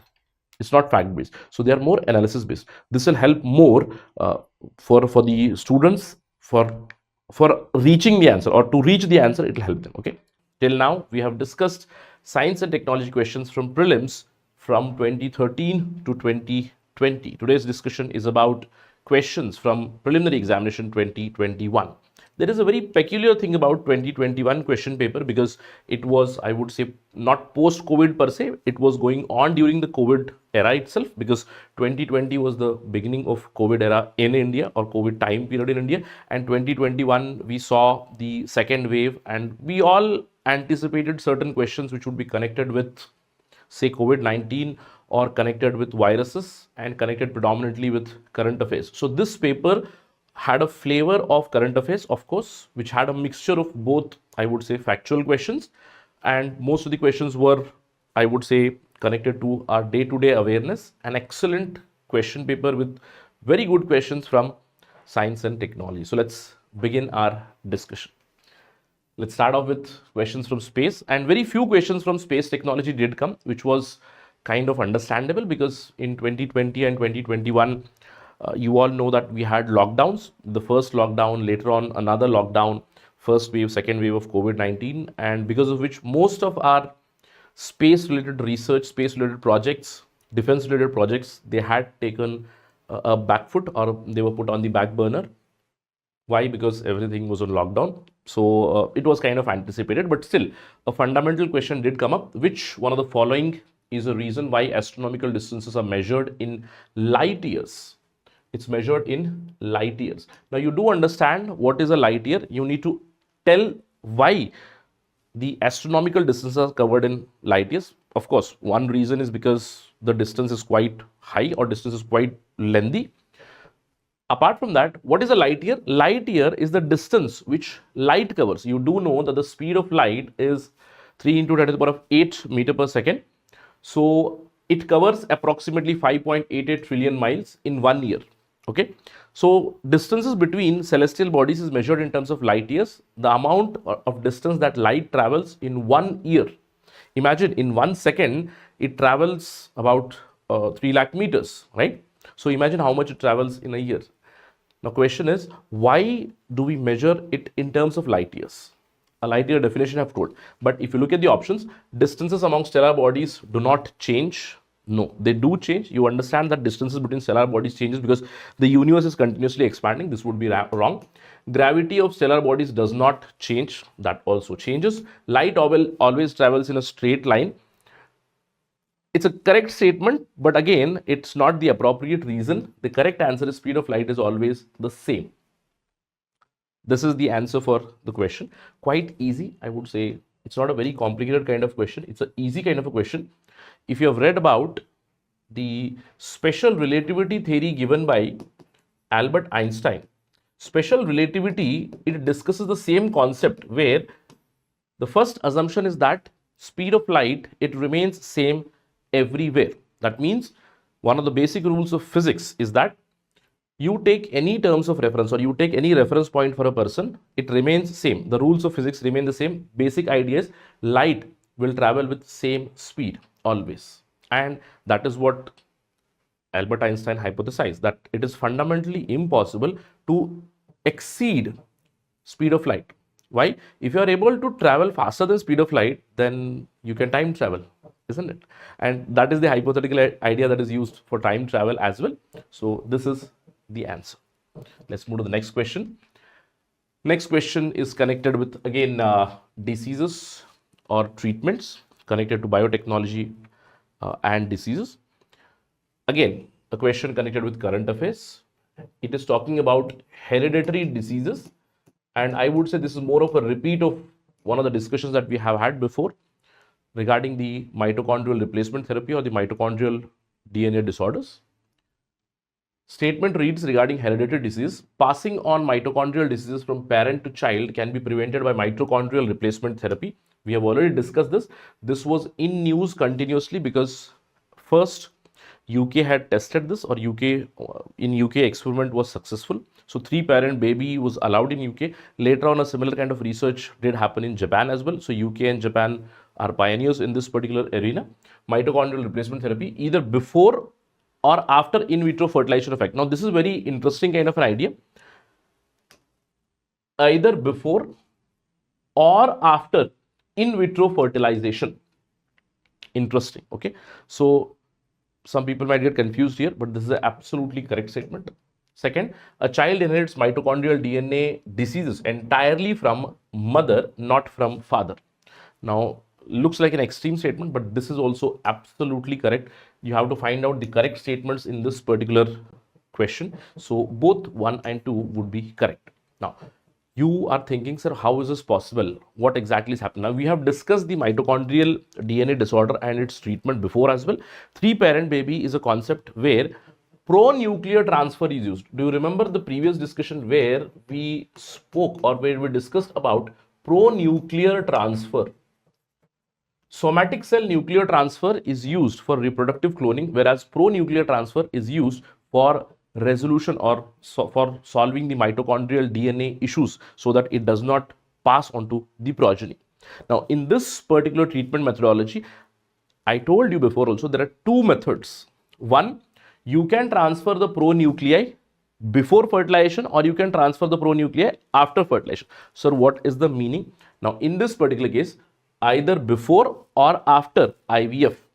See, there is a mother and there is a father. Now, this mother, her egg has faulty mitochondria.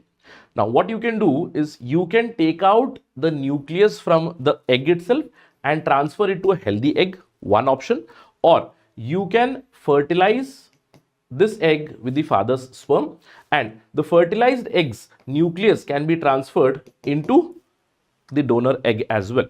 Both are the solutions. Both methodologies can be used. That is what has been asked in the question. In the mitochondrial replacement therapy, we go for pro-nuclear transfer, where we can transfer the nucleus directly from the ovum, the egg of the mother, where there is faulty mitochondrial gene. So we take out only the nucleus and put it in the healthy egg, one option, or we can fertilize and the fertilized egg's nucleus is taken and then transferred into the ovum. That is also an option. Apart from that, why, sir, mitochondrial DNA disease is inherited only from the mother side? It is, first of all, you need to understand it is always inherited from the mother side. Mitochondrial DNA, it comes from single lineage. So if I am going to give a statement, whoever is watching the video, all of us, I have mitochondrial DNA only from my mother's side. You have mitochondrial DNA only from your mother's side. You do not get mitochondrial DNA from your father's side. Do you know why? Because this is the scenario where you know that whenever the egg is to be fertilized, this is the egg.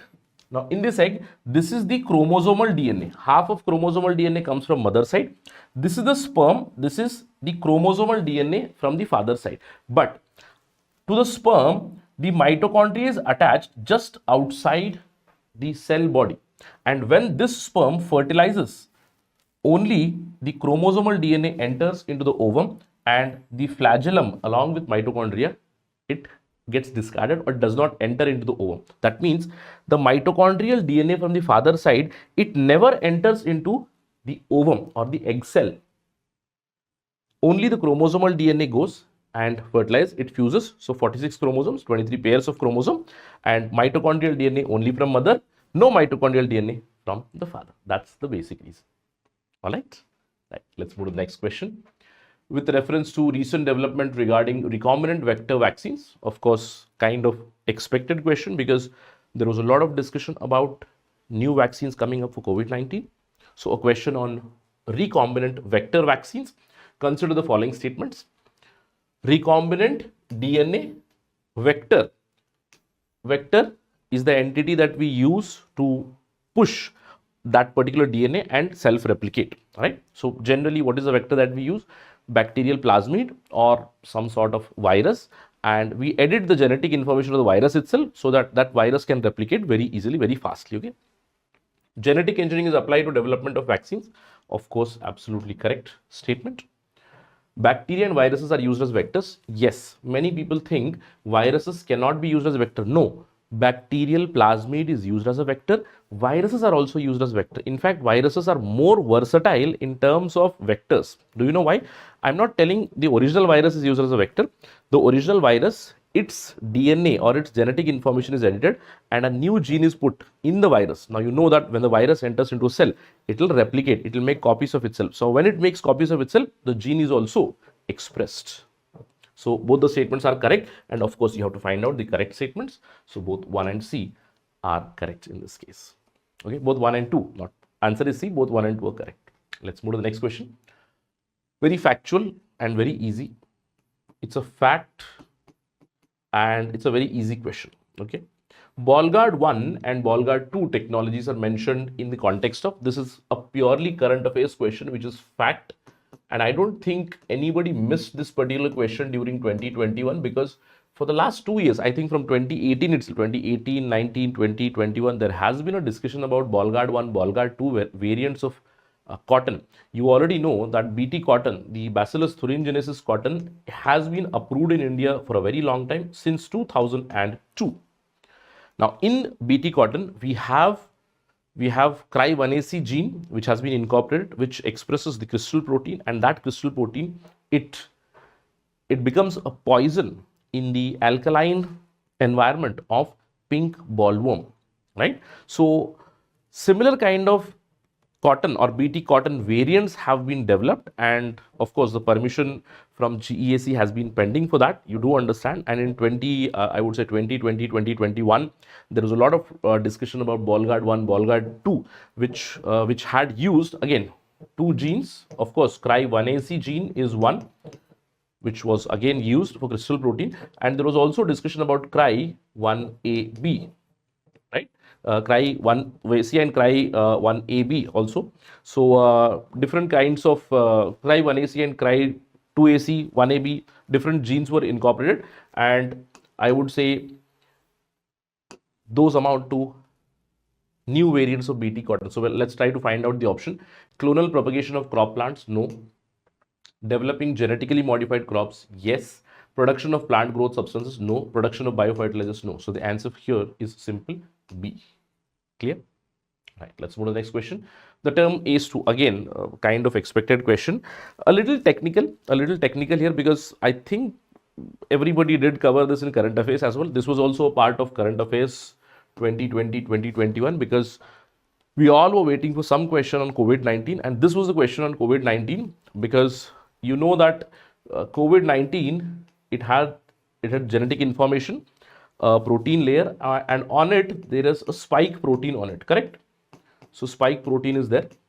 So this spike protein, how does it enter human cell? Now that was up for research, and eventually the researchers found out that it was because of ACE2 receptor. Now what will happen? This spike protein will attach to the ACE2 receptor of human cell, and it will enter into human body. That was the basic idea. So ACE2 is talked about in context of genes introduced in genetically modified crops. The option is wrong here. Satellite navigation, completely absurd option. Radio collars for wildlife tracking, Not true. Spread of viral diseases. As I told you, ACE2 receptor. It's very important receptor.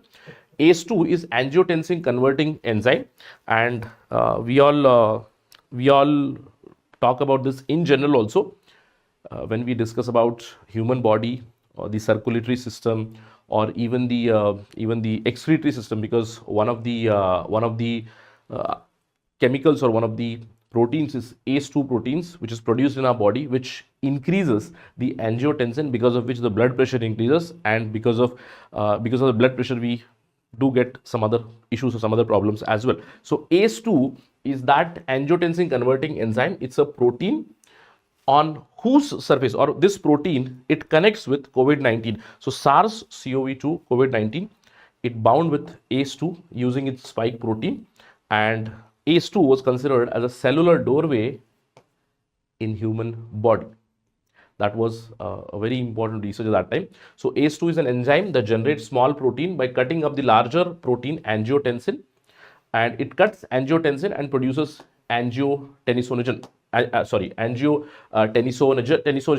and its main function would be to increase the blood pressure, right? When you increase the blood pressure, so as I told you, the kidney function also has a bearing on the release or production of ACE2, because if more and more amount of waste is to be removed, more blood pressure, more blood moves through kidney, and the waste material can be removed. That's one of the examples. Okay, we have discussed this in our in general discussion on excretory system, where we covered about angiotensin. So protein angiotenisogen is actually converted into angiotensin, which increases the blood pressure. Next, again, kind of expected question. Consider the following statements about adenoviruses and retroviruses. So 2021 was expected to be a year where we would be expecting more and more questions about viruses because of COVID-19, and UPSC did not disappoint here. A question on adenoviruses and retroviruses. What is the difference between them? Adenoviruses have single-stranded DNA genomes, whereas retroviruses have double-stranded DNA genomes. Common cold is sometimes caused by adenoviruses, whereas AIDS is caused by retrovirus. Now you do understand AIDS, even if you do not know, common cold adenoviruses is a very common one, because COVID-19 is also a kind of a symmetrical virus with spike protein that leads to common respiratory disorder, right? So statement 2 is absolutely correct, but statement 1 would be I would say a wrong statement, because if you look at adenoviruses are DNA viruses, whereas retroviruses are RNA viruses. And if you look at the statement, adenoviruses have single-stranded DNA, so single-stranded DNA, whereas retroviruses have double-stranded DNA, which is absolutely wrong. Retroviruses have RNA, so this particular statement would be wrong. And if you look at the differences between them, adenoviruses, they contain a double-stranded DNA genome, whereas this retrovirus contains a single-stranded RNA genome, and that is why its information is very less. The genome of retroviruses, it contains very less information, so it can mutate very quickly, right? So this genome has more data, right? So so a little technical question. I would put this particular question in moderate category, because it was a little confusing, mainly when you talk about the first statement. It sounds very right, but you need to have some technical information about it. Statement 2 can be easily gauged or easily assessed, because even if you have not heard of, say, retroviruses, you do understand for AIDS there is a therapy or a treatment which is given as ART, antiretroviral therapy. ART is the treatment methodology for HIV/AIDS, and you do know that a person who gets HIV/AIDS, they are able to live their life almost normally. Yes, they will have HIV and they will be transmitting, or they are transmitters, they are carriers, but the immune system can be strengthened by using ART, and they can live very easily for 60-70 years age, right? So you have seen ART is even provided by the government if India at subsidized cost or almost free of cost. So this was easier. Statement 1 is wrong, statement 2 is correct. So you have to find out the correct option. So correct option would be 2 only. Clear? Right. Let's move to the next question. Which of the following have species that can establish symbiotic relationship with other organism? It's cnidarians, right? One is cnidarians, fungi, protozoa. Again, many students, they were kind of flustered looking at this particular question in 2021. I remember one of the queries from a student in 2021, after 2021 prelims, and he was asking me, sir, what is this cnidarians? Now, for that, you need to understand different classes of organisms. Again, it's a kind of technical question considering this particular term, but you all know about fungi, protozoa very easily, and fungi and protozoa, they form symbiotic relationship. Fungi forms a symbiotic relationship. There is no doubt about this, right? There is no doubt about this fungi having a symbiotic relationship. I can give many examples. I can give example of, say, lichens. I can give examples of mycorrhizal roots. Protozoa also forms symbiotic relationship with many other organisms. Some protozoa have a very good symbiotic relationship with even bovine animals, right? So some microorganisms, they help bovine animals. So 2 and 3 must be there. So you can end up with 2 options, either this or this, okay? Everything boils down to 1. But even cnidarians, you do know that there is a kind of a symbiotic relationship between coral polyp and zooxanthellae. Zooxanthellae is an algae, and cnidarian, that's the coral polyp. You can think of it, but all the 3 would be right. Say 1, 2, and 3. But I would again put this question into moderate category. Symbiosis, you do understand. In environment, we have discussed about the interactions between different organisms. Symbiosis or mutualism, amensalism, commensalism, parasitism, competition, right? Different kinds of interactions are there.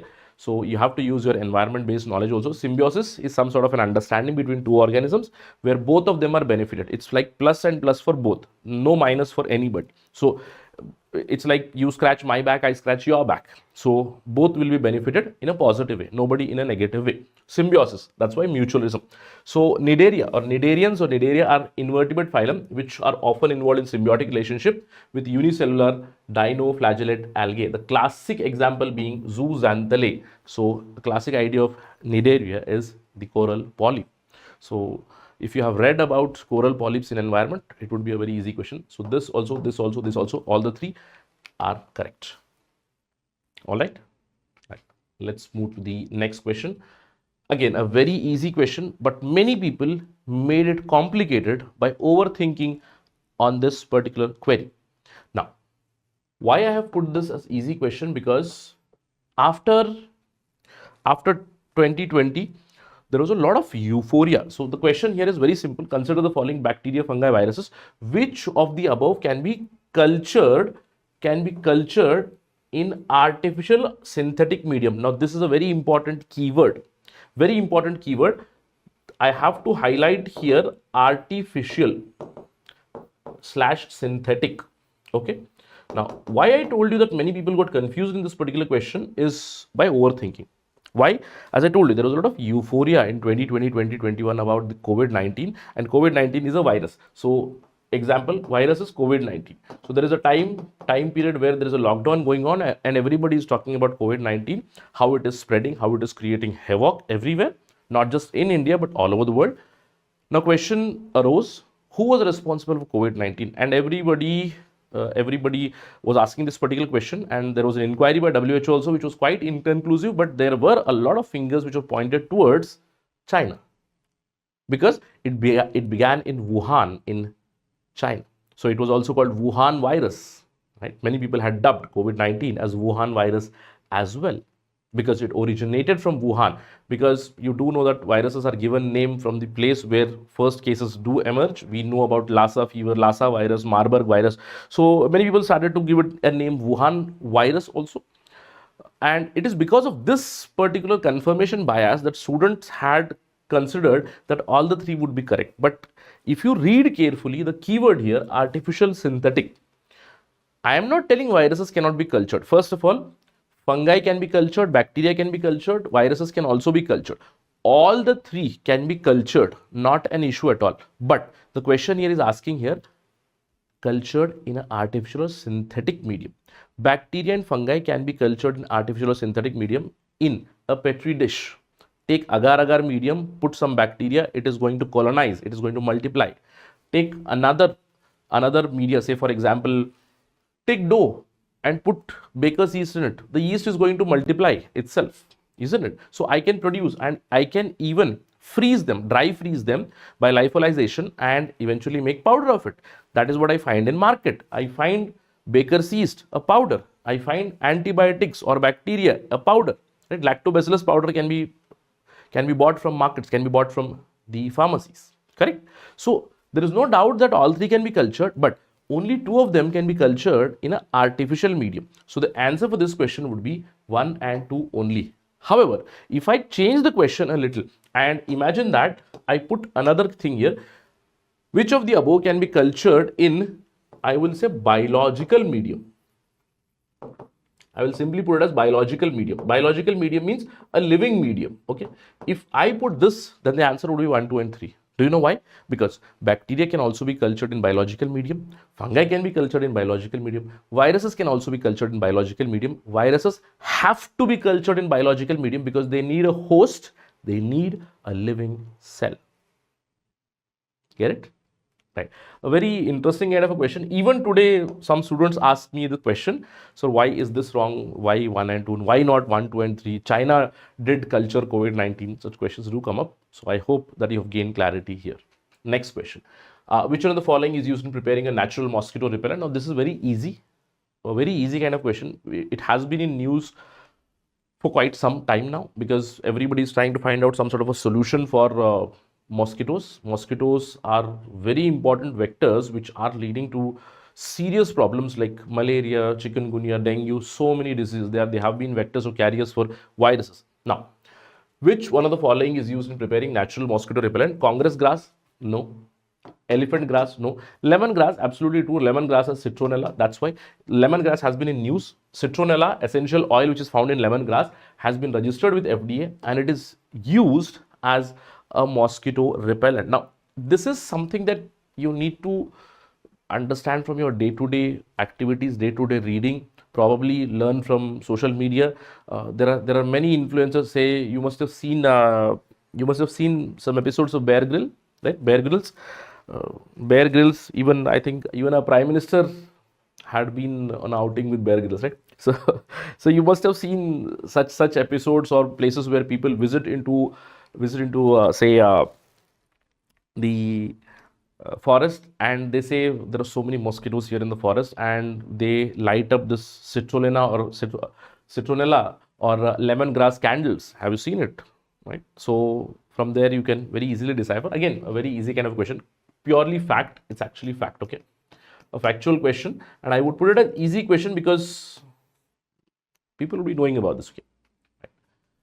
Next question, a technical question. In a pressure cooker, remember the keyword here is temperature. Okay, it's not telling about the pressure, but it's talking about temperature. In a pressure cooker, the temperature at which the food is cooked depends mainly on which of the following: area of hole in the lid. Now you do understand when you see a pressure cooker, there is a vessel like this, and on this vessel you have a kind of a pack, and on this you have your lid, and that lid is closed by a proper weight. We call it, colloquially we call it CT in Hindi. Have you seen on a cooker? We always say there is a CT, right? Because the cooker makes a whistling sound. Why does it make a whistling sound? Because there is a small opening here, and on that opening I put a weight. Now remember, just to put it into perspective, by using some sort of English language, I'm explaining you, we don't put a CT of one cooker on another cooker because it's not possible, because every cooker is designed for a particular weight, and that weight is very important. So first, area of hole in the lid, of course, yes. Second, weight of the lid, that is also yes. And the third one is temperature of the flame. Absolutely true. Temperature of the flame, you keep it on high flame, the food is cooked at higher temperature. You keep it on low flame, the food is cooked at low temperature. And it is always better if you cook food at lower temperature on low flame. Even on a pressure cooker, Put it on low flame, do not put it on high flame. That's what every good cook tells you, isn't it? So all the three are correct. So this also, this also, and this also, the answer would be 1, 2, and 3.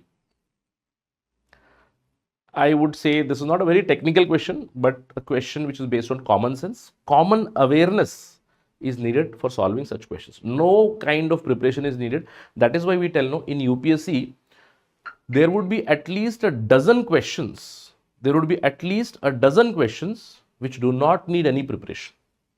They are based on common sense. They are based on common awareness. They are based on general awareness, general knowledge. Next question. Water can dissolve more substances than any other liquid. Again, a common sense based question. It is dipolar in nature. It is good conductor of heat. It has high value of specific heat. It is an oxide of hydrogen. Again, it is dipolar in nature. This is chemistry 101, right? If you have read basic chemistry in your school, colleges, you know in Chem 101, you read that water is a polar solvent. Now, since it is a polar solvent, we also call it as a universal solvent. Why? Because it can dissolve maximum number of solutes in it. Why? Because of its polar nature. What is the meaning of polar nature? It basically transforms into H plus and oxygen ions, and you do understand that the water molecule itself is connected through a hydrogen bond. Now, what happens? It is because of this nature, it is able to attract both negative and positive entities, and that is why it can dissolve many liquids into itself, and it can also dissolve many solutes in it. Classic example, NaCl, Na plus Cl minus, H plus O2 minus, right? That means this positive ion will attract the negative ion, this negative will attract the positive ion. So that's why you'll understand that hydrogen with a positive charge and oxygen with a negative charge, they are able to attract the molecules very easily, and that is why we call it a universal solvent. Good, right? Let's move to the next question. Again, connected to current affairs. I wouldn't say not a direct question connected to current affairs, a very beautiful kind of a question, which is not just testing your current affairs, but it is also testing your common knowledge about things around you. Now, you must have observed during 2020 or 2019-20, there were so many sodium vapor lamps around us. In fact, I remember there was one sodium vapor lamp right across the street from my home, which has been replaced by LED. Do you know why? Because during this particular time in 2020-2021, Prime Minister Modi had batted, the government of India had batted for this scheme called as Ujala, right? Again, you do understand that there were a lot of acronyms at that time. Even today, there are a lot of acronyms. Ujala had an acronym where LED lamps were being promoted. So at the urban areas also, rural areas also. So all the street lights, which were sodium vapor lamp, they were being transformed into the LED lamps. So question comparing both did come. Good question. Sodium lamps produce light in 360 degrees, not so in LED. As street lights, sodium lamps have longer lifespan than LED.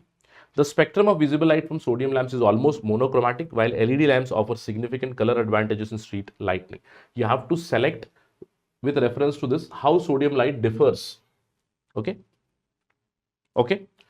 Statement: sodium lamps produce light in 360 degree, LEDs do not. Yes, this is absolutely correct. You do understand that sodium vapor lamp, it gives light in 360 degrees, whereas LEDs are focused at one particular place. That is why LED have 180 degree angle. That means LED light, you will see if there is a LED light, there is always a shadow behind it, whereas for a sodium vapor lamp, you will see around 360 degree light.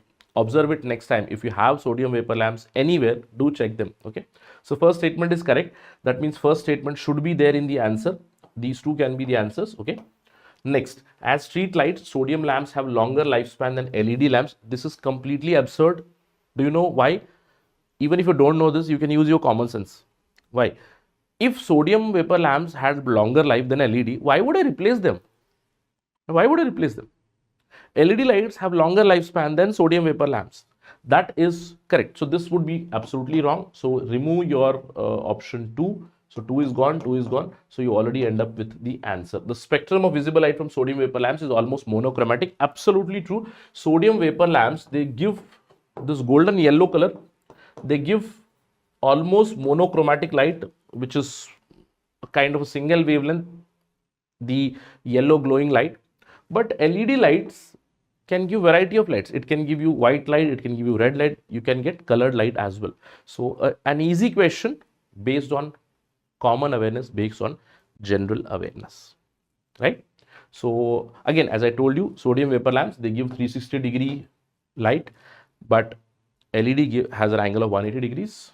LEDs have much higher life, almost going up to 2 lakh hours, whereas sodium vapor lamp had a life of approximately 24,000 hours, averaging 24,000 hours. Sodium lamps, they give yellow light, warm yellow light, but LEDs can offer you much more. LED can give you different kinds of lights. Yes. Let's move to the next question.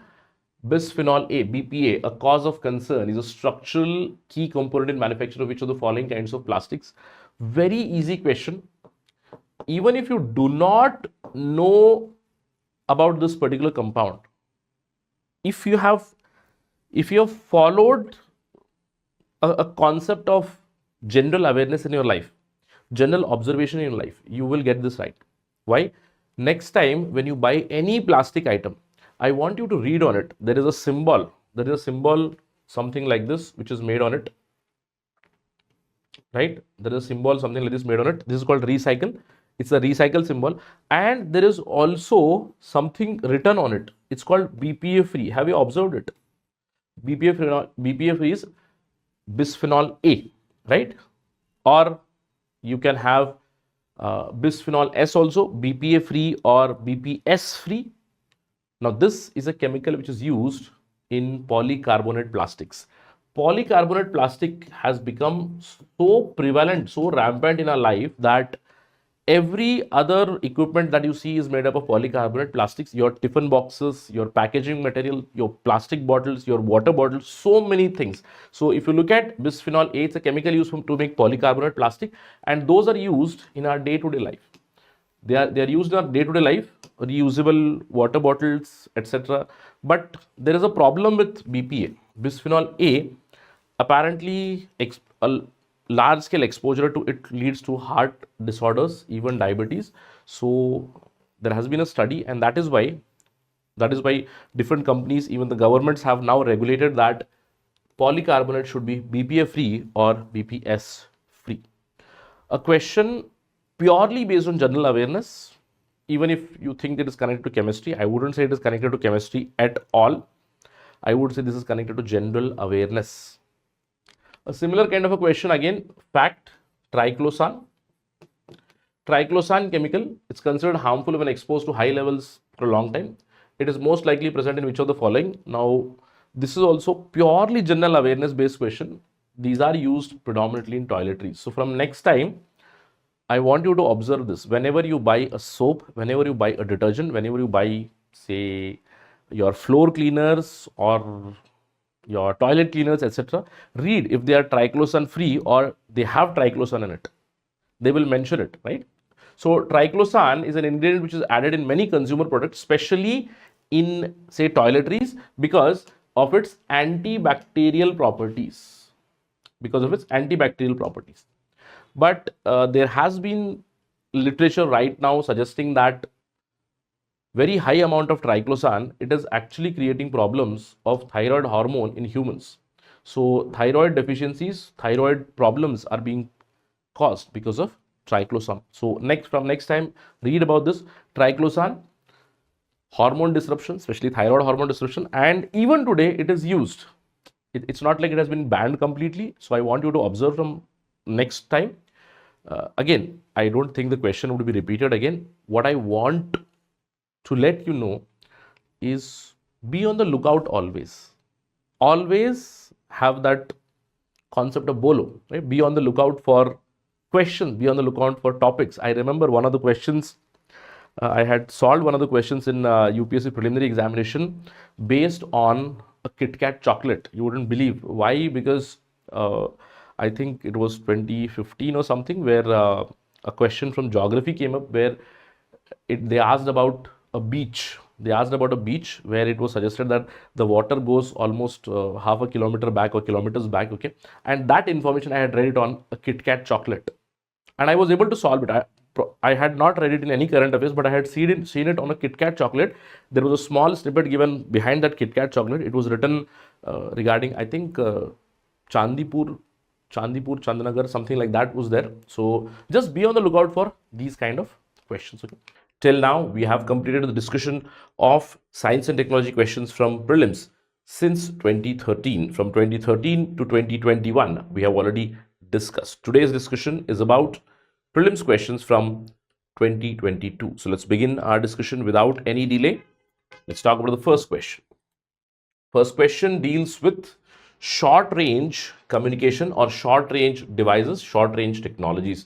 Now, as soon as we talk about short range communication technology, three things they hit our mind. One is called as Bluetooth. In fact, four things I would say: Bluetooth and Wi-Fi.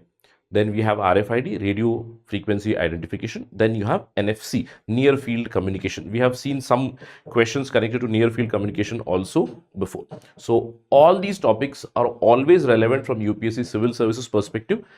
The far communication or far range communication and near radio communication, both of them are important for us. So let's look at the statements. There are three technologies or three devices that have been mentioned, and you have to find out which of the above are considered short range devices. Okay.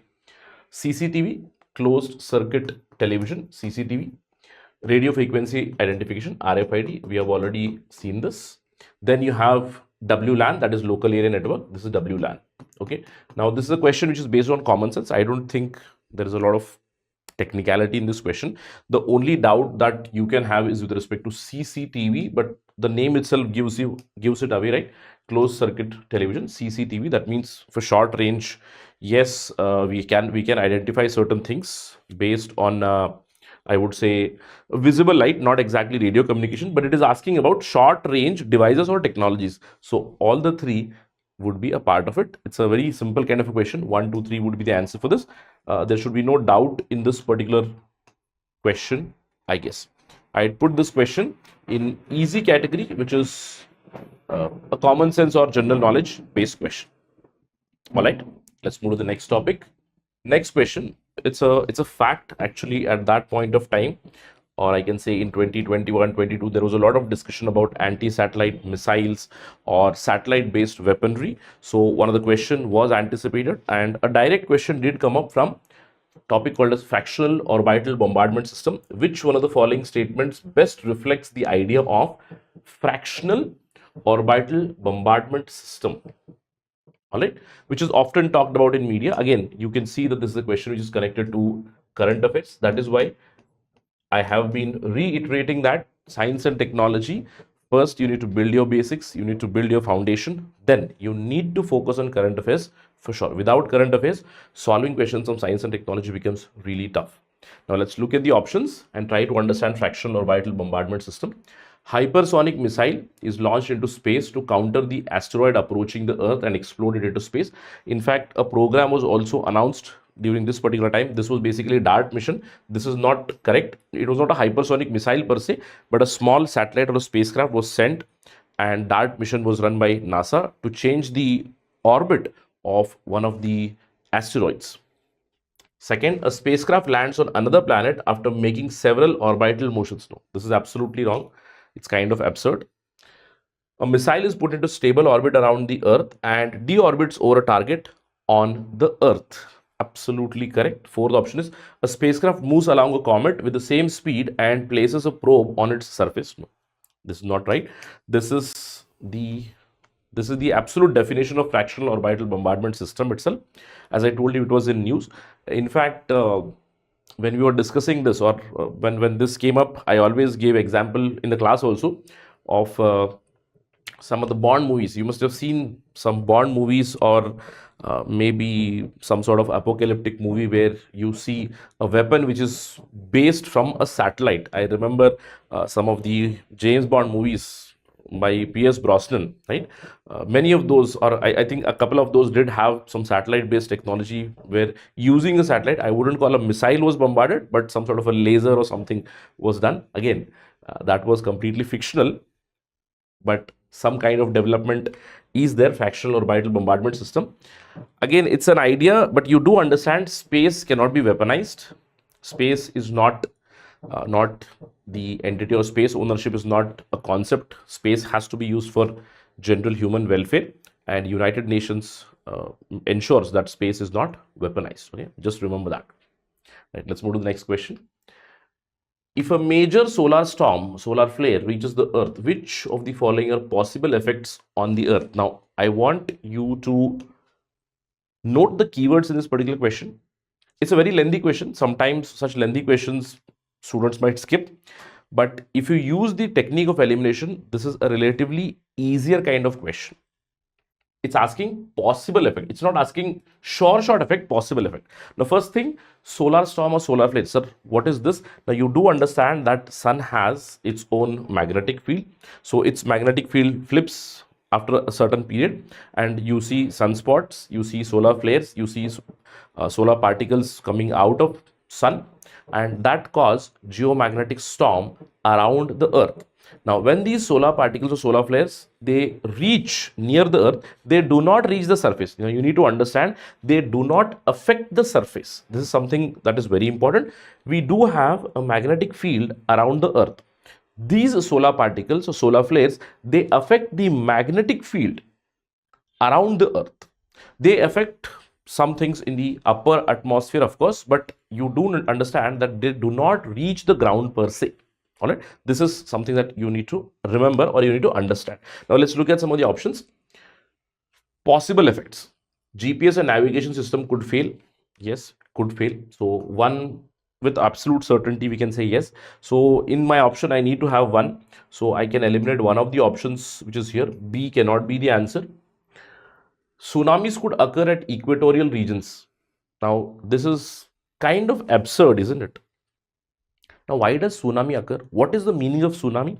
Tsunami is something which is a phenomena connected to internal Earth. That means the Earth's core or asthenosphere, wherever you see the plate boundary interactions, you will see some earthquake. Whenever earthquake happens, then you see a water wave or a huge water wave also coming up. That is your tsunami, right? So, tsunami being caused because of a solar storm, because of a geomagnetic storm. This is absurd. And in the equatorial region, sometimes we might get confused. Maybe it is possible in the equatorial region, etc. Nothing like that, because there are no studies, there is no proof, there is no interconnection between solar flares and the tsunamis that occur on Earth. So 2 should not be in my option. So I have to eliminate. This is gone. This is gone. I already end up with the answer. You get it, no? I have already ended up with the answer just by 2 statements. That is why it is a very easy kind of a question. The third statement, power grids could be damaged. Now here, you might think 3 could be wrong, but sometimes, yes, power grid could be damaged, especially in the higher latitude regions, it's possible. Intense auroras could occur. This is absolutely true. This is also true. This is also true. Forest fires could take place over much of the planet. Now, this is totally absurd. How can solar flare cause something on the surface? I told you, there is one particular thing, power grid. Sir, where, again, not on whole of the Earth, but in some areas, it is a possibility, especially at higher latitudes. Orbits of satellites could be disturbed. Yes. Short wave communication of aircraft flying over polar regions could be disrupted. Yes, good. Okay, so you will end up with the answer very easily. C is the answer. Again, questions like these, they might be a little confusing, and many times students, what they think is, I have to read too much, so let me just skip it. Do not skip it. Read and try to eliminate. Wherever you find higher number of statements, I would say such question is generally very easy. Even if you find a couple of right statements, a couple of wrong statements, you will end up with the answer for sure. All right, let's move to the next question. Next question, biofilm. It's connected with biofilms. Okay. Now, biofilm, this is connected with biology or biotechnology. Biofilm, consider the following statements regarding this idea of biofilm. Now, to answer this question, first of all, you need to know the meaning of biofilm. It is a question connected to current affairs, right? And biofilms was in news. In fact, it will be in news always, because we are looking at some sort of antimicrobial resistance, and there is a lot of research going on AMR, where bacteria, especially bacteria, they are becoming resistant to antibiotics. And for the last few decades, we have not been able to develop any new antibiotic, barring, I think, last year in 2024, we did come up with nephromycin. But before that, for decades, we have not created any new antibiotic. And we do not want the bacteria to become resistant. Now, biofilm has been in news mainly because of this concept, where bacteria or a bacterial film, it becomes antibiotic resistant. And there is a lot of literature available on this. The most common kind of literature that you can find connected to human body is especially with respect to tonsillitis. I have read a lot on that because I myself suffer from problems of tonsillitis a little bit, right? Every time in the cold season I have this trouble. You must have seen that for the past couple of months my voice has been a little heavy, right? So there is a lot of literature on this. There is a lot of literature connected with, say, accidents, connected with implants, connected with your orthopedic implements or orthopedic insertions that you put in your body. Say whenever a bone is broken, so we tend to use titanium or some sort of steel connection for it, for healing the bones or for joining the bones. So what happens is, many a times on those things, bacterial films develop, and such bacterial films, they develop antimicrobial or antibacterial, antibiotic resistance, I would say, that creates a lot of problems. Okay, so biofilms, even if you had not read about that current affairs, I would say from the term itself, it is quite understandable. Again, I would put this particular question in a moderate category, because if a student has read about this, if a student has knowledge about this, then it's very easy to answer. Or else, by name itself, you have to gauge or you have to assess what is that. So let's read the options. You have to find out the correct statements. Biofilms can form on medical implants within human tissues. Yes, you do understand that medical implants that you use, it can be, say, it can be, as I told you, it can be some sort of orthopedic implant. Wherever the bone is broken, you put plates, you put screws, etc., right? You put a lot of medical implants in dentures or your dental set also. So it's quite possible. Yes, biofilms can form on food and food processing surface, of course, because it's a bacterial film. Biofilms can exhibit antibiotic resistance, as I told you. Yes, this is also in news. So a current affairs based question. A biofilm, it develops over a period of time. You need to understand, a biofilm does not develop suddenly. There is a bacteria which comes up, and slowly and steadily a bacterial layer develops, and then you will see an establishment of that biofilm, and this film grows.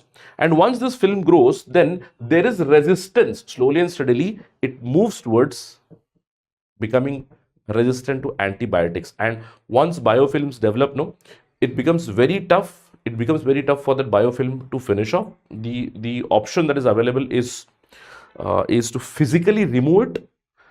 For example, as I gave example with tonsils, or I gave example with your dental implants, etc., especially with the wisdom tooth, what happens is there is a connection between wisdom tooth implant and tonsillitis also, because many times the biofilm or the bacterial film develops and it also impacts the tonsils. A biofilm is basically like a spider's web. Okay, so just to put it into perspective, a biofilm is like a bacterial spider web or bacterial web. Just like spider makes a web, no, very similar to that, the bacteria will make a web and it becomes antibiotic resistant. Okay, right. So a moderate question, I would put it in moderate to tough category only. Okay, next question. Probiotics. This is a very easy question. Consider the following statements with respect to probiotics. Now, we all know probiotics. You must know about the concept of probiotics, prebiotics, synbiotics. It has been in news. It has become some sort of a culture where people are talking about gut health. I'm quite sure you must have seen many advertisements, many people promoting such products. One of the prime example is Yakult. Shilpa Shetty is the ambassador for that. You must have seen, she says, consume Yakult and you can maintain your gut health. So probiotics are nothing but good bacteria or good microorganisms that my body needs. It may be a bacteria, it may be a yeast also, or it may be fungi also. It's not a virus, but it's always a bacteria, majority bacteria, or sometimes fungi also, which is needed for my body, which is needed for my gut. right? You know, in our digestive system, especially in small intestine and in the large intestine, we have so many microorganisms, predominantly bacteria, which help in digestion. Bacteria break down the food and that is absorbed by our intestines. So that's why they say, you need to have probiotic food. If you talk to any nutritionist, they will tell you that try to ensure that you drink milk in the night. Why do they tell drink milk in the night? Because always you ask a nutrition or you ask a health expert, they'll tell you do not consume milk early in the morning, consume milk in the night. Why? Because by morning it will act as a probiotic for you, right? Curd is a probiotic, right? So it will give you good bacteria in your stomach. So probiotic, let's talk about some of the statements given regarding that, and you have to find out the correct statement. Probiotics are made up of both bacteria and yeast. It's not and, it's and yeast. Yes, it's true. So one should be there in the option. So this and this can be the answer. The organisms in probiotics are found in foods we ingest, but they do not naturally occur in our gut. Now, this is completely absurd. They do occur naturally in our gut as well. They do occur naturally in our gut. Third, probiotics help in digestion of milk sugar. Yes, probiotics help in digestion of milk sugar. Absolutely correct. So the answer for this is 1 and 3. A very easy kind of a question. Now, just to give you some more information connected to this, see, there are probiotics and prebiotics. Now, when you talk about probiotics, remember, probiotics, this is direct microorganism. Okay. Probiotics are direct microorganisms that you take. Prebiotics is food for those microorganisms. Just remember this particular trick, food for microorganisms. Okay. So probiotic is those good microorganisms that you consume, and prebiotics is food for those microorganisms. Many times what happens is microorganisms are able to break down cellulose, break down fibers, cellulosic fibers. So what happens is we give a combination of both. We take microorganisms. So how do we take microorganisms? You do understand that bacteria and fungi can be cultured, and they can be sold, or they can be produced in form of powder. As I told you that they can be cultured in artificial medium, then they are freeze dried and they are sent into dormancy. So as soon as favorable conditions come up, they can thrive and they can multiply. So we get the powder of bacterial powder, we get yeast powder, or baker's yeast is found. That is it. And the prebiotic is food for those. So we consume them together. Now, when you mix both of these, it's called synbiotics. Okay, remember this also. When you mix probiotics and prebiotics, they're called synbiotics.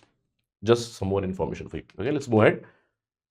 In context of vaccine manufacture to prevent COVID-19 pandemic, consider the following statements. And this was kind of anticipated because you do know that 2020, 21, 22, I would say these were the years of COVID-19, and we all expected a couple of questions connected with COVID-19, especially in 2021. But I think in 2022, by the time we saw the vaccines, a question connected to vaccines did appear. An easy question. I don't think this has a lot of importance today, but from this question, what you need to understand is if there are any vaccines that are in news, in current affairs, you need to focus on them. For instance, in the last few years, we have developed or we have seen some of the vaccines for malaria as well. Mosquirix has come for malaria. Cervavac has come for cervical cancer. There is a lot of work which is going on in developing Zika virus vaccine, in developing Cassandra forest disease vaccine. Different vaccines are in development. So as and when the news comes, please make a note of those. Let's try to solve this. Correct statements have to be found out. The Serum Institute of India produced COVID-19 vaccine named Covishield using mRNA platform. They produced Covishield, but it was not mRNA platform. This is completely wrong, totally absurd. So if you see one is wrong, then you just remove your one and you end up with the answer. By that time, mRNA vaccine was not there. I mean, in India, there was no mRNA vaccine. You know that. Sputnik V, this is Russian vaccine, right? Russian vaccine which was developed using a vector-based platform. Yes, what was the vector-based platform? The Russians used a virus itself. Russians used another adenovirus as a vector, and that adenovirus was edited so that it does not give respiratory problem, and a gene was added. The COVID-19 gene was added to another adenovirus so that it produces the spike protein. My body identifies it and finishes off COVID-19 also. Sputnik V is correct. Covaxin is an inactivated pathogen-based vaccine. Absolutely, Bharat Biotech produced Covaxin. So this was a inactivated pathogen-based vaccine. So we end up very easily with the answer 2 and 3. Not a very tough question, very easy question. Next question. Again, I would say this is a freebie, okay? This is a freebie. Any student who has prepared for science and technology for UPSC civil service examination, this is a freebie question. Which one of the following statements best describes the role of B cells and T cells in human body? Now we all know B lymphocytes and T lymphocytes are a part of my immune system. So we need to find out an option which tells that my immune system fights against certain pathogens. Okay, let's see the option. They protect the body from environmental allergens. No, remember, B cell, B lymphocyte and T lymphocyte, they do not do this. They are responsible for adaptive immune response. B cells produces antibodies. T cells, it helps B cell in producing antibodies. T cell is mainly responsible for your cell-mediated immune response, whereas B cells are responsible for humoral immune response. So first one is wrong. Against environmental allergens, other WBCs do work. Other leukocytes do work. They alleviate body's pain and inflammation. No, they don't do this. They act as immunosuppressant. This is completely absurd. How can they act as immunosuppressants? They protect the body from diseases caused by pathogens. This is the best option. This is the most apt option. Okay. They protect from pathogens. Now, some students, they come up with a weird kind of logic by finding out certain exceptions. Okay. They say, I had a discussion with one of the students who said, sir, 3 is the answer. I was like, how 3 is the answer? So he was like, no, sir, there are Treg cells. There are special kind of T cells called as Treg cells, which actually regulate the immune response and they suppress the immune response. I was like, yes, true. But it is asking question for B cell and T cell together. So if you want to find out, a logic to justify your wrong answer, please do not do it. Go with a generic approach. D is a good answer here. As I told you, B cells and T cells. What does B cell do? B cell produces antibodies. They attack the invaders from outside. They kill the pathogens from outside. T cells, they finish off the cells which the pathogens have taken control over, especially cancerous cells or other infectious cells. They finish. B cells are produced in bone marrow. T cells are produced in thymus. As I told you, T cells are responsible for cell-mediated response, whereas B cells are responsible for humoral response in our immune system. All right. Let's move to the next question. Consider the following statement about DNA barcoding. Another easy question. DNA barcoding can be a tool to assess what? Now, DNA barcoding, many people think DNA barcoding is something new. We have already studied something called as DNA fingerprinting. There is not a lot of difference between DNA fingerprinting and DNA barcoding. Why? Because, see, what do we do in DNA fingerprinting or DNA profiling? We take the DNA sample, we extract the DNA, we locate or we try to identify the micro and the mini satellites which are specific to that particular individual or that particular species, and then we create a DNA fingerprint. When you turn the DNA fingerprint into barcode, that's called DNA barcoding. Now, generally, DNA barcoding is done not for human profiling, but for species profiling in general. So let's try to find out certain. As I explained to you, this is the basic procedure. Okay, you extract the DNA, you take out the barcode fragment, and you make a DNA barcode. Okay, so you make a DNA barcode and you try to identify species using that. Okay, so a very similar kind of process. Assess the age of plant or animal. This is totally absurd. This is done by carbon dating. Okay, this is a process which is carried out by carbon dating. So DNA barcoding cannot tell you the age. So one is eliminated very easily. Once you eliminate one, your two options are gone. So option A is gone, option C is gone. So you'll be ending up with B or D.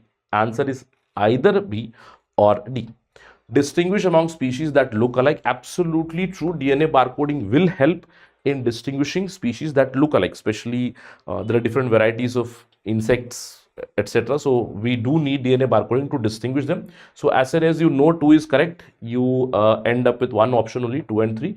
So 3 is also gone. So identify desirable animal or plant materials in processed foods. Of course, yes. So 2 and 3 is the appropriate answer, and you end up with D.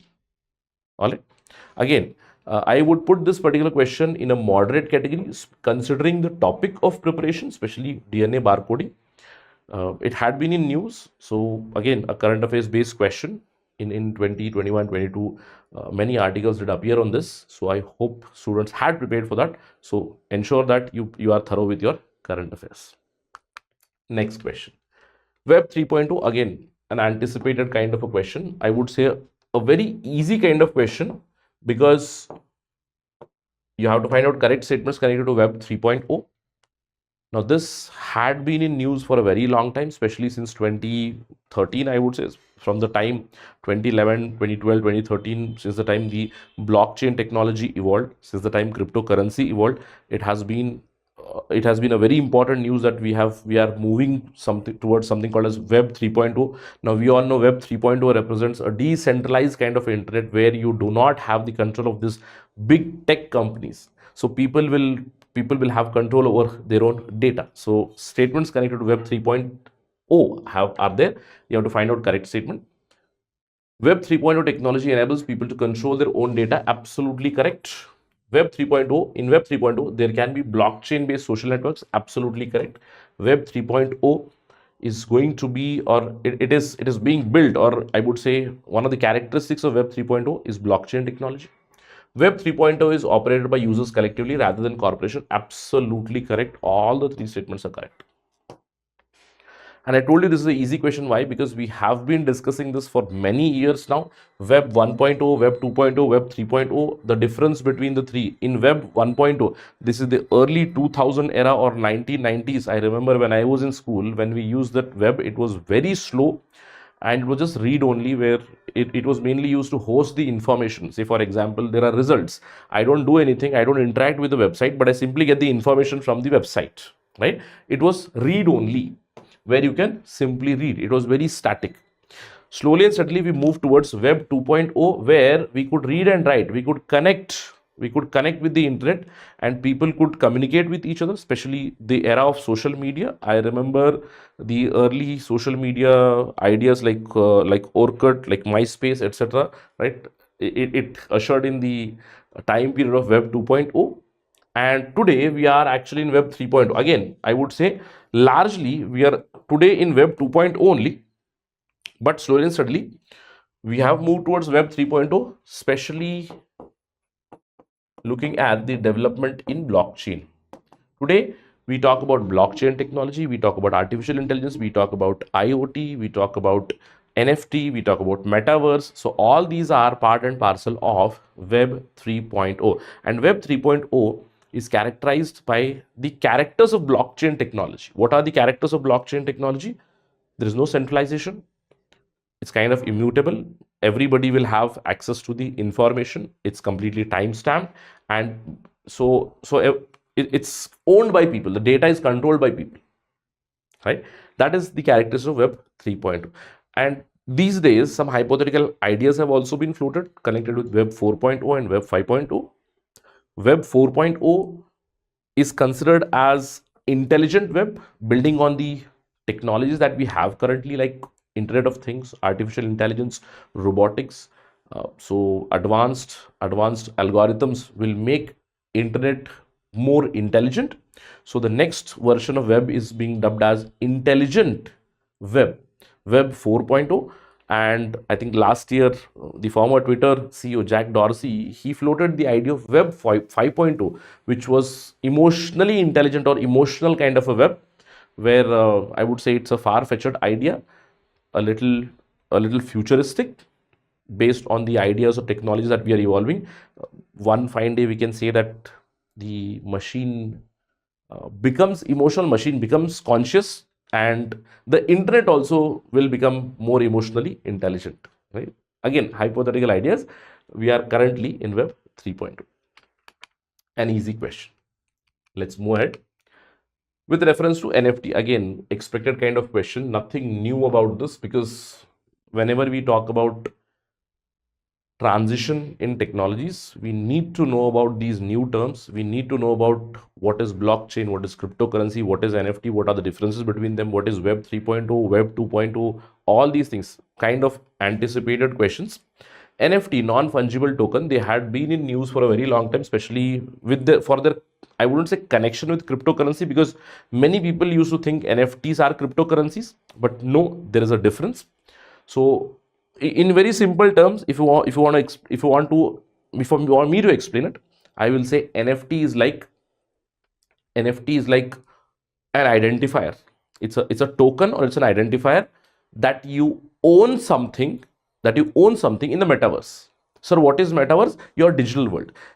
It's like, see, for example, uh, if I own a piece of land, what will I have? I'll have that land record, no?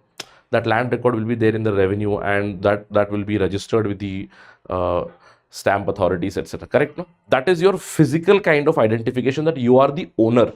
Or say you have a mobile. You own a mobile because you have paid for it, and you have the bill for it, you have the invoice for it. Correct? Right. So imagine a similar kind of a thing in your digital world. Right. So NFT is basically used as a proof of ownership, or proof of proof that a person has those rights, or a person has that particular digital asset. It can be anything. It can be say currency, it can be an art, it can be music, it can be picture, it can be a poem, it can be a song, it can be anything in the metaverse. That's the basic idea. Let's try to find out the correct answer. You have to find out the correct statements here. They enable the digital representation of physical asset. Yes, as I told you, digital representation of a physical asset. They are unique cryptographic tokens that exist on blockchain. Absolutely correct. They can be traded or exchanged at equivalency. Remember, they can be traded and exchanged at equivalency, and therefore can be used as medium of commercial transaction. No. See, as I told you, NFTs, they are not connected with the concept of equivalency. It's like an asset that you own, and an asset may rise in value or may depreciate in value also. Correct. So a digital asset is something which is, again, in the digital world, a lot of volatility runs, right? So if you own a digital asset, the price of the digital asset might increase or it might decrease also. So statement 3 would be wrong. So I would say the answer for this would be 1 and 2 only. 1 and 2 only. Again, I would put this question in moderate category. Despite preparing the topic, there is a little bit of complexity in the statements that has been provided, but overall, a kind of manageable question. It's not like a googly or a very tough question. Okay. Right. Let's move to the next question. As I told you, what is NFT? Many people think NFT is like cryptocurrency. No. NFT is not cryptocurrency. Imagine NFT is like an identifier. Now, this example gives you a very good thing. NFTs are like plane tickets. NFT is like imagine it is a plane ticket. So I have a seat. Say I am 5F. Somebody is 5A. So I also have a ticket. They also have a ticket, but on their ticket there is 5A. I have 5F. So that's my seat. It's like your identifier. Okay. It may be for anything. As I told you, it may be for anything. It is generally used for, say, collectibles. It is generally used for digital assets. It can be any kind of digital asset. It can be digital art, digital song, digital picture, even for that matter, your wallet, your currency also, not an issue. Clear? Right. Let's move to the next question. SaaS. Okay. Software as a service. And if you see that in 2022, if you observe the question paper, you will again find a trend or a flavor. And what is that flavor, especially in terms of science and technology? Now, we all saw what happened during 2020, 2021. It was COVID-19. So you understand that because of COVID-19, there was a lockdown, and we were anticipating some questions connected to COVID-19, vaccines, viruses. They did appear, yes. But another consequence of COVID-19 was people moving towards the digital world. One of the prime example is our own StudyIQ, right? So you know that in the digital world, there was a lot of expansion. So questions connected to digital technologies were anticipated, and we saw that flavor in 2022 for sure. So SaaS, software as a service, it's an idea which has been developing, which has been evolving because of cloud computing, because of big data and the cloud computing services which are available to all of us now. There are certain statements given regarding SaaS. Even if you have not studied it, it's a relatively easy question to decipher and understand. SaaS buyers, software as a service buyers, can customize the user interface and can change data fields. That is what is the idea. That is what is the essence. That, see, what is software as a service? Now you do understand that, okay, imagine this is me. Imagine this is Rahul sir. This is Rahul sir's laptop. Okay. Now this is something which is disconnected, where whatever software is there on my computer, I use it. So this is like an isolated system. But imagine the same person, the same idea, and this connected to your cloud. So it's possible that my system may not have the requisite RAM, the requisite I would say storage space. So what do? I work on cloud. So software as a service, it emerged because of these cloud services. And when you use a cloud-based software, or when you use a cloud-based application, it is up to you because it's user friendly. This is logical, right? One should be there, so this would be gone because we need one in the answer. 2, SaaS users can access the data through mobile devices. Of course, this is the classic idea. So you need 2 also in the answer. So this and this. So you can eliminate here. Outlook, Hotmail, and Yahoo Mail forms of SaaS are forms of SaaS. Now it is here that many people, I think, they got it wrong, but you can understand that it's nothing but a software as a service, isn't it? Outlook, Hotmail, Yahoo Mail, any kind of mail that you use, it is a software that they're providing and you are using it on the go, isn't it? Sir, how can that be a SaaS? They are giving you an application. One, you can access through your website, but there is also an app. You can use the app, and in the app, don't you think you can select your own data fields, you can change the user interface, you can change the theme, etc. You can create your own folders. Yes, that is also correct. So all the 3 are correct statements. A very easy kind of a question. Clear? So SaaS, and these days when we talk about software as a service, there are so many different variants which are developing. It may be software or even infrastructure as a service, or even desktop as a service, where, as I told you, if my computer does not have capability of video editing, I can use a software which is available on cloud. Say for example, Canva. I use the Canva software to develop my video. That's nothing but software as a service. So software as a service, it is a cloud-based service where an application is accessed via internet. And of course, SaaS users, they do pay. So is it available for free? Some might be free, some might be chargeable. Right? All right. Let's go to the next question. A very interesting question. Arogya Setu, Covent, DigiLocker, Diksha, which of the above are built on open source digital platform? Now, this open source platform or open source software, they have been in news for a very long time now, especially I would say a decade now, because there is always a debate between sharing the technology and protecting the technology, where people file for patents, people file for their own proprietorship, that they don't want to share with anybody. Say for example, there is Apple.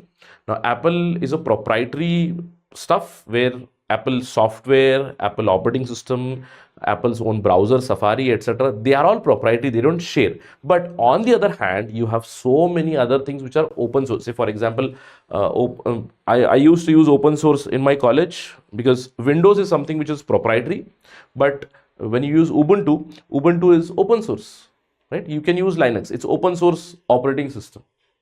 So we have seen that in the last decade or so, people are moving more and more towards open source. What is the classic idea of open source? That is there everywhere. Android.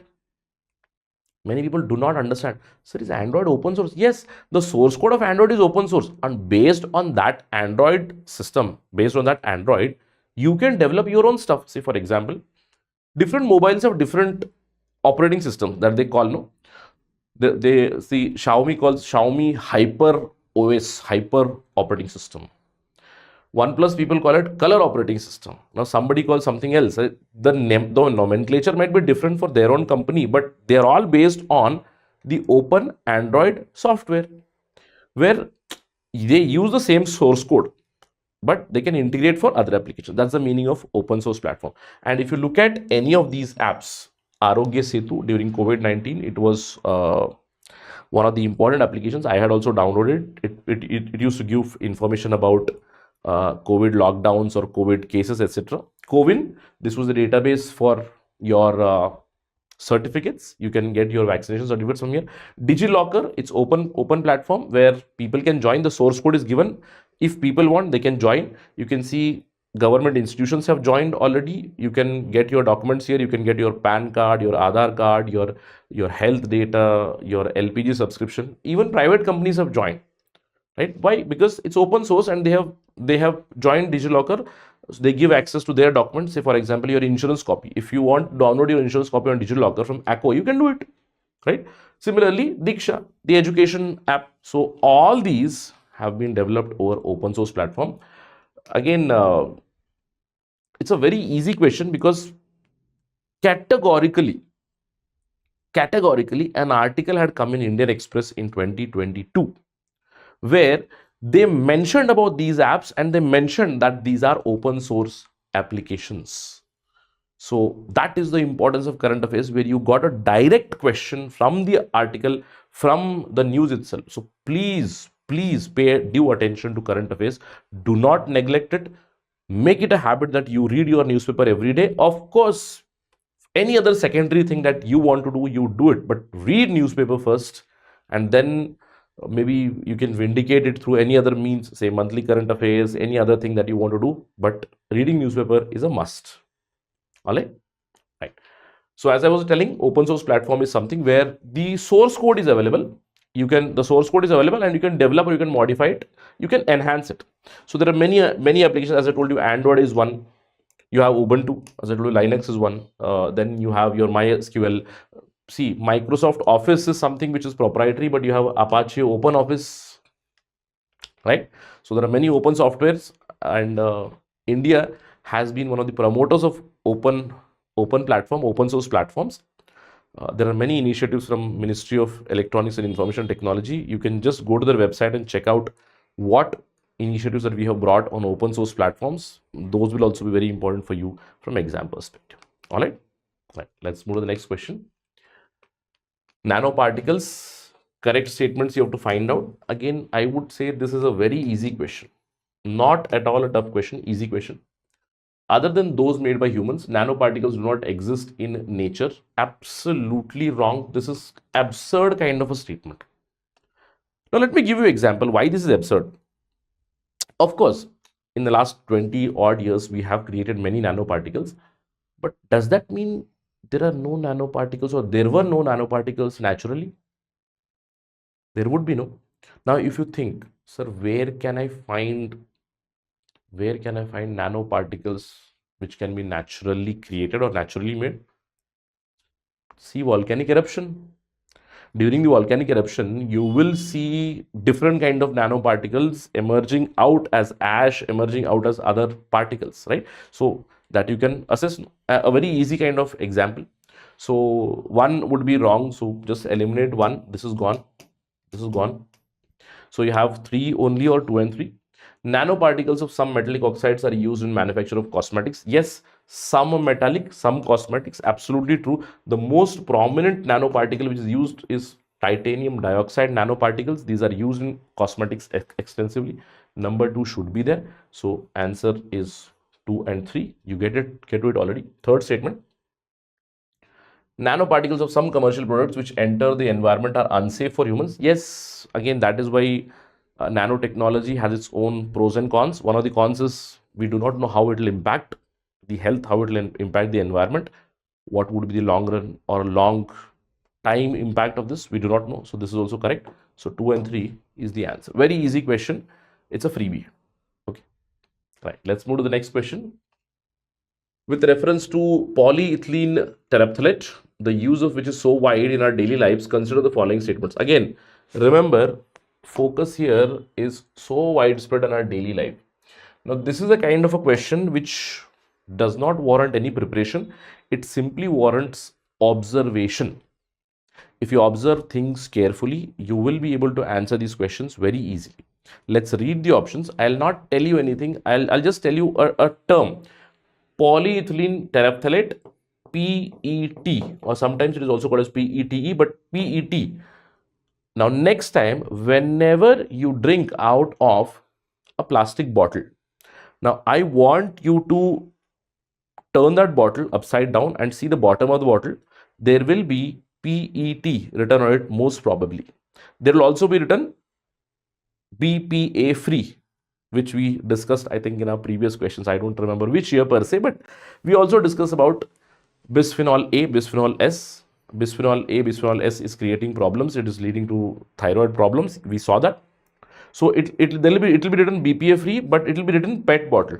PET bottles, they have become so rampant. In fact, let me just see if I have a water bottle here. Is it a PET bottle? I don't think it's a PET bottle. It's just a normal Bisleri bottle. I have never observed that, but I have observed it on many of the other bottles. I couldn't find it here. But whatever water bottles that you drink, no, in general, say, what bottles do you get? Those nice plastic bottles that you get, no, right? Something aqua, something else. So just see, there will be PET written on it. So if you look at that, its fibers can be blended with wool and cotton to reinforce their properties. Yes, PET can be used as fibers, especially to produce wrinkle-free clothes, right? You have your wrinkle-free cloth, it will have PET fibers so that wrinkles will not come. So one is correct. Even if you do not know one, let's wait then. Containers made of it can be used to store any alcohol. Now remember, any alcoholic beverage. Now this is absolutely wrong. Actually, if it was used to store any alcoholic beverage, say for example, have you ever seen a beer bottle which is plastic? Is there any beer bottle which is plastic? Now you must have seen some whiskey bottles that might be in plastic, but those are also banned now. Have you observed it? I think in your, say, few years back, there would be very prominent plastic bottles, the PET bottles, and alcohol could be stored in it. But again, it is stored at very low temperature. Generally, alcohol is not given in PET bottles because it can lead to problems. So any alcoholic beverage, absolutely wrong. It's based on common sense. That is why you see beer being stored where? Beer is stored where? Beer is stored in, say, a bottle, a glass bottle, or it's also present in an aluminum can, not in a PET bottle. So 2 is absolutely wrong. So once you remove this 2, in fact, it has been banned in many states. Once you remove 2, you remove 2 options. So 1, 3 or 1, 4. So everything boils down to third and fourth statement. Bottles made of it can be recycled into other products. Absolutely correct, because it's PET, it can be recycled.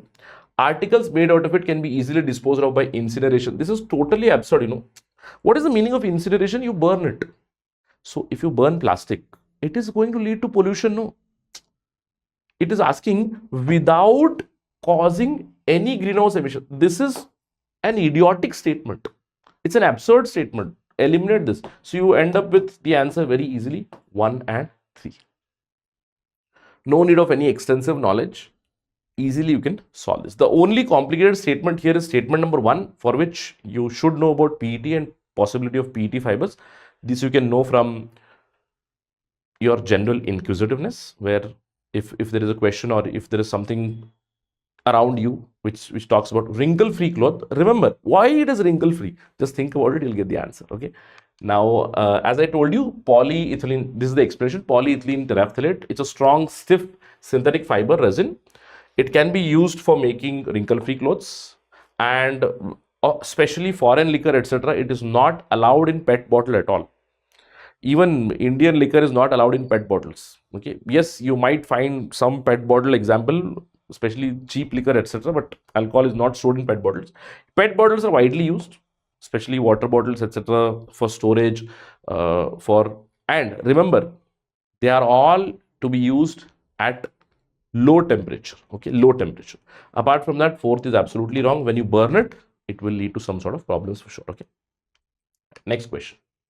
Again, a very easy question.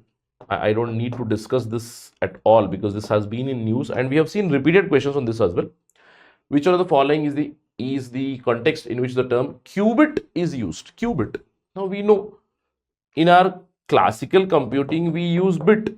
Bit is 0 or 1, whereas a qubit is a quantum bit. A quantum bit, it can be anything. It can be 0, 1 at the same time. So this is very easy.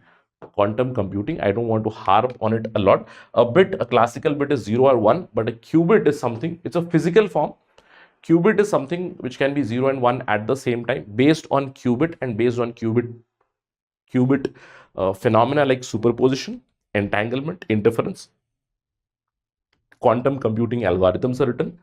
Based on those algorithms, quantum processors are built or quantum logic gates are built, and quantum computing processors, it is said that they can be much faster than your classical computers. This has been in news for a very long time. All right. Right. So that was the last question for 2022. Again, as I told you, the flavor of 2022 can be seen from the time period or can be seen from the year. As I told you, 2020, 2021 and 2022. Now, if you look at these 3 years, you will be focusing a lot on COVID-19, and because of COVID-19, you will see a lot of focus on digital. Everybody was talking about digital education, shifting to online classes, etc., etc. So such things were expected, and they did come as well. A very excellent paper, 2022. But going forward, 2023 and 24, they come up with different set of surprises, which we'll deal in our next lecture.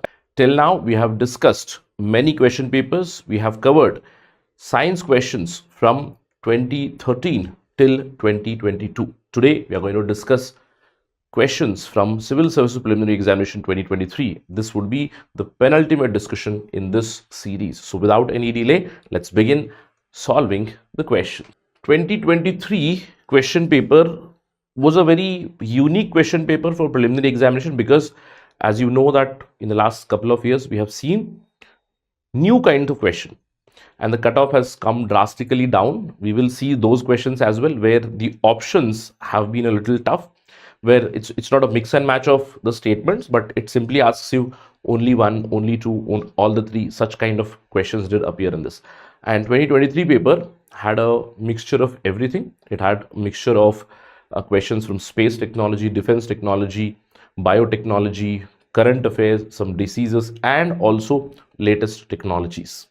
So it was a very balanced kind of question paper, especially from science and technology perspective. Let's see the first question. Which one of the following countries has its own satellite navigation system? This is a very, very easy question. And in fact, this is a fact. Okay, it's a fact, straightforward. It's a factual question.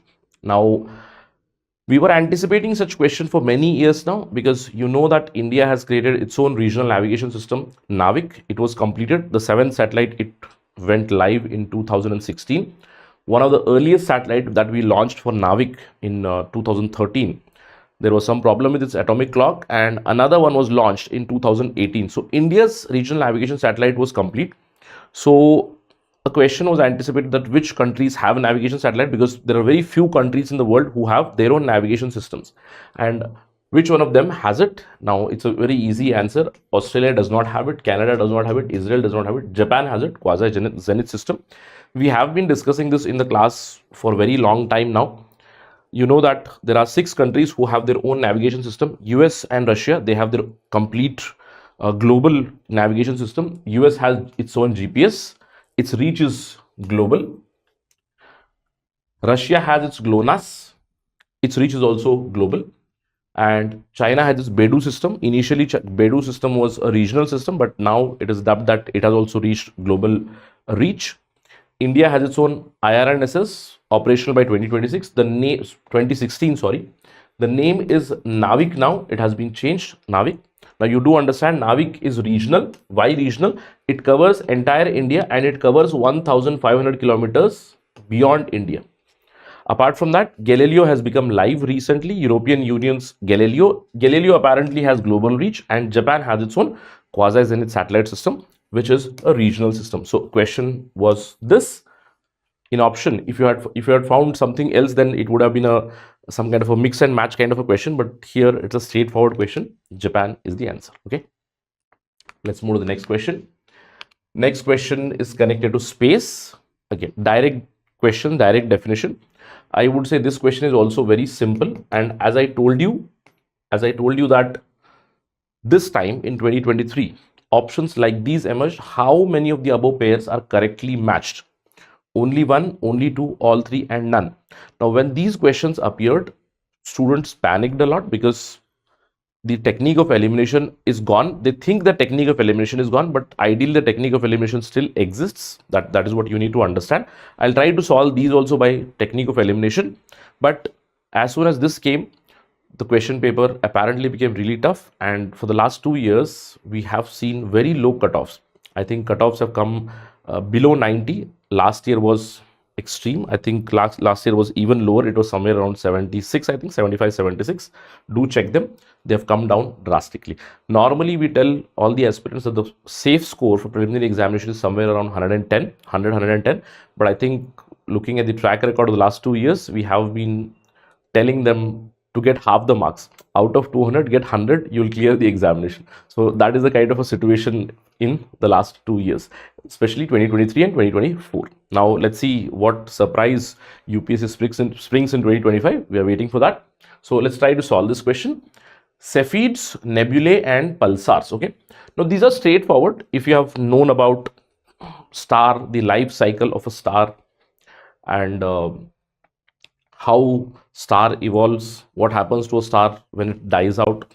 See, if it is a giant star, when it dies out, there is a supernova explosion. After the supernova explosion, either it is going to become a black hole, turn into a black hole. It is going to collapse on its own so heavily that it sucks everything in and it becomes a black hole, or it can turn into a neutron star. Whereas if it is a lighter star, and then you will see it turning into a dwarf. Okay, if it is a lighter star, then it will turn into a white dwarf. So you see cepheids, nebulae, pulsars generally connected with giant stars and the end of giant stars life. Okay, so cepheids, nebulae, pulsars. Cepheids, giant clouds of dust and gas in space. Now you know the definition has been interchanged. Nebulae is this.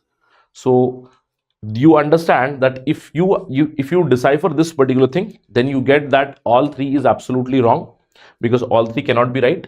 So cepheids, the definition of cepheids is this: stars which brighten and dim periodically. Cepheids are those stars which have a period of brightening and darkening, bright and dark at regular cycles. So two of them have been interchanged. So you know that it cannot be only two because two have been interchanged. The answer should be either only one or none.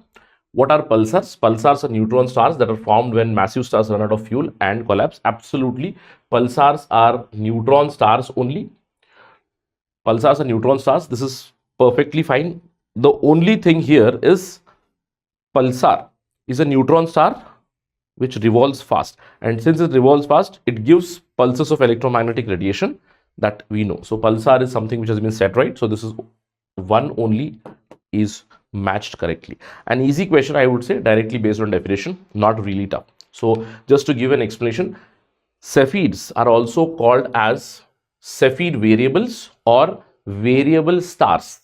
Why? Because they brighten and darken regularly with time, and it helps scientists to study the life cycle of a star. Cepheids are very special variable stars because their period is regular. Period of brightening and period of darkening is very regular. Now, if we study this continuously, we understand the life cycle of a star and we'll understand more about stars. Apart from that, nebula. Now, nebula is something which is very easy. We have been preparing for this in science and technology also, and predominantly geography also. Your geography starts with these concepts. Nebula is a giant cloud of gas and dust. So gas, predominantly hydrogen, and when the thermonuclear fusion reaction starts, it becomes a star, right? So nebula is just beginning of the star. You do understand that The stellar nebula, it leads to formation of a star once the nuclear fusion reaction begins there. Apart from that, pulsars are neutron stars which are crushed core of a massive star that ran out of hydrogen, that ran out of fuel, and it collapsed on itself when the supernova explosion took place. Now, pulsars are rotating neutron stars. It's a speciality about pulsars. Remember that there are two different terms, pulsars and quasars. Do not get confused about that. Quasars are different, pulsars are different. Pulsars are rotating neutron stars which give pulses of radiation at a very regular interval, and we have identified some regular electromagnetic radiation from distant stars. NASA has a lot of information about that. We talk about fast radio bursts, we talk about gamma radiation bursts, etc. So such things have been connected to pulsars through research. So an easy question connected to space, definition based. All right, let's move to the next query. Next question is another easy one because the options, you can see they are easy, and you have to first find out the correct statement. They are fundamentally the definitions of ballistic missile and your cruise missiles. Ballistic missiles are jet propelled at subsonic speed. Remember, core words are jet propelled. Let me just turn it to red here. Jet propelled and subsonic speed. Now, as soon as you connect this with ballistic, don't you think it is an absurd statement? It's totally wrong. While the cruise missiles are rocket powered. Now, this has been interchanged. Now, you do understand that this would be correct and this would be correct. So, this statement is absolutely wrong. It's an illogical statement. So, one is gone. So, if one is gone, the answer cannot be this also. The answer cannot be this also. Two options are eliminated. Agni 5 is a medium range supersonic cruise missile. Now, this is completely absurd. Agni and BrahMos. BrahMos is a cruise missile. Agni is a ballistic missile. Again, it's a, I would say, intercontinental ballistic missile. So, this is also wrong. So, now we end up with only one option, that is neither one nor two. Easy question, not a very tough question. Clear? Now, you know that ballistic missiles have a trajectory, a parabolic trajectory, where there is a phase of ascent. It has rocket type propulsion. It has a phase of ascent. It reaches to the peak. Then it has a phase of descent. Now, during the descent, it deploys the warhead. Whereas a cruise missile, it does not enter exo-atmosphere. It reaches to certain height. They are generally, I would say, terrain huggers. They do not travel very high into the atmosphere. Then they can be guided and they can hit the target very precisely. So, cruise missiles can be more of tactical missiles, or I can say cruise missiles can be used as tactical missiles, whereas the ballistic missiles, especially the long range ballistic missiles like intercontinental ballistic missiles like Agni 5, they can be used as strategic missiles. Apart from that, Agni 5 has an operational range of about 5,500 to 8,000 kilometers. It's a ballistic missile where there is rocket type propulsion with 3 solid motors. Its total weight is about 50,000 kg, 50 ton is its weight. Whereas BrahMos is a short range. Now, BrahMos range, the maximum range of BrahMos is somewhere around 350, 400 plus it is given, but I would say 350 kilometers is the range of BrahMos missile. But BrahMos has a speciality. BrahMos can be fired from land, can be fired from air, can be fired from sea also. So, BrahMos is actually triad capable, right? And BrahMos has been tested with Sukhoi 30 since 2017. It has been tested with Sukhoi 30, and we are also exporting BrahMos. BrahMos is a cruise missile. Remember, it is the world's fastest supersonic missile. Its speed is somewhere around Mach 2.8. It's supersonic. Now, there is one more cruise missile with India, which is called Nirbhay. That Nirbhay is subsonic. Okay, just remember these pointers. So, an easy question, I'd say, overall, not a very tough question. You can manage this question very easily. Next question, Wolbachia method. Now, this is a fact. In fact, research had been going on Wolbachia method for quite some time now, especially in many African countries. Wolbachia method is being tested to reduce the incidences of mosquito-borne diseases. So, Wolbachia method is sometimes talked about, seen in news with reference to which one of the following: controlling the viral diseases spread by mosquitoes, converting crop residues into packing material, producing biodegradable plastics, producing biochar from thermochemical conversion. No, the answer is A here, controlling viral diseases. Remember, it is not eliminating, it is controlling. Clear? Controlling viral diseases spread by mosquito. Now, sir, what is this Wolbachia method and where you have seen it? Wolbachia method. Wolbachia is actually the name of a bacteria. See, remember, Wolbachia is the name of a bacteria. So, a bacteria is used to reduce the load of viruses, especially Aedes aegypti. Now, you know Aedes aegypti mosquito, it spreads a lot of diseases. It spreads, it carries that flavivirus, it carries dengue, chikungunya, right? Other viral diseases as well. So scientists have introduced Wolbachia. Wolbachia is a bacteria, and this Wolbachia was introduced in the Aedes aegypti mosquito eggs. So when male Aedes aegypti mosquitoes with Wolbachia, they mate with wild female mosquitoes that do not have Wolbachia, the eggs will not hatch. So when the eggs do not hatch, mosquito number goes down. If the mosquito number goes down, the virus number also goes down. All right. And just a very important pointer for you is only female mosquitoes bite. They need blood meal to produce egg. Male mosquitoes do not bite. They feed on nectar from flower. This is an important information for you. A simple MCQ can be created with two statements, statement 1, statement 2, 1 only, 2 only, both 1 and 2, neither 1 nor 2. Such question can be created. Apart from that, effectiveness of Wolbachia has been seen, especially in Puerto Rico, right? In some LAC countries, Latin American and Caribbean countries, and African countries, successfully Wolbachia method has been used to reduce the viral load, to reduce the number of mosquitoes as well. All right. An easy question. Apart from that, next, aerial metagenomics. Again, it's a fact-based question. It's a fact-based question. This was connected to current affairs.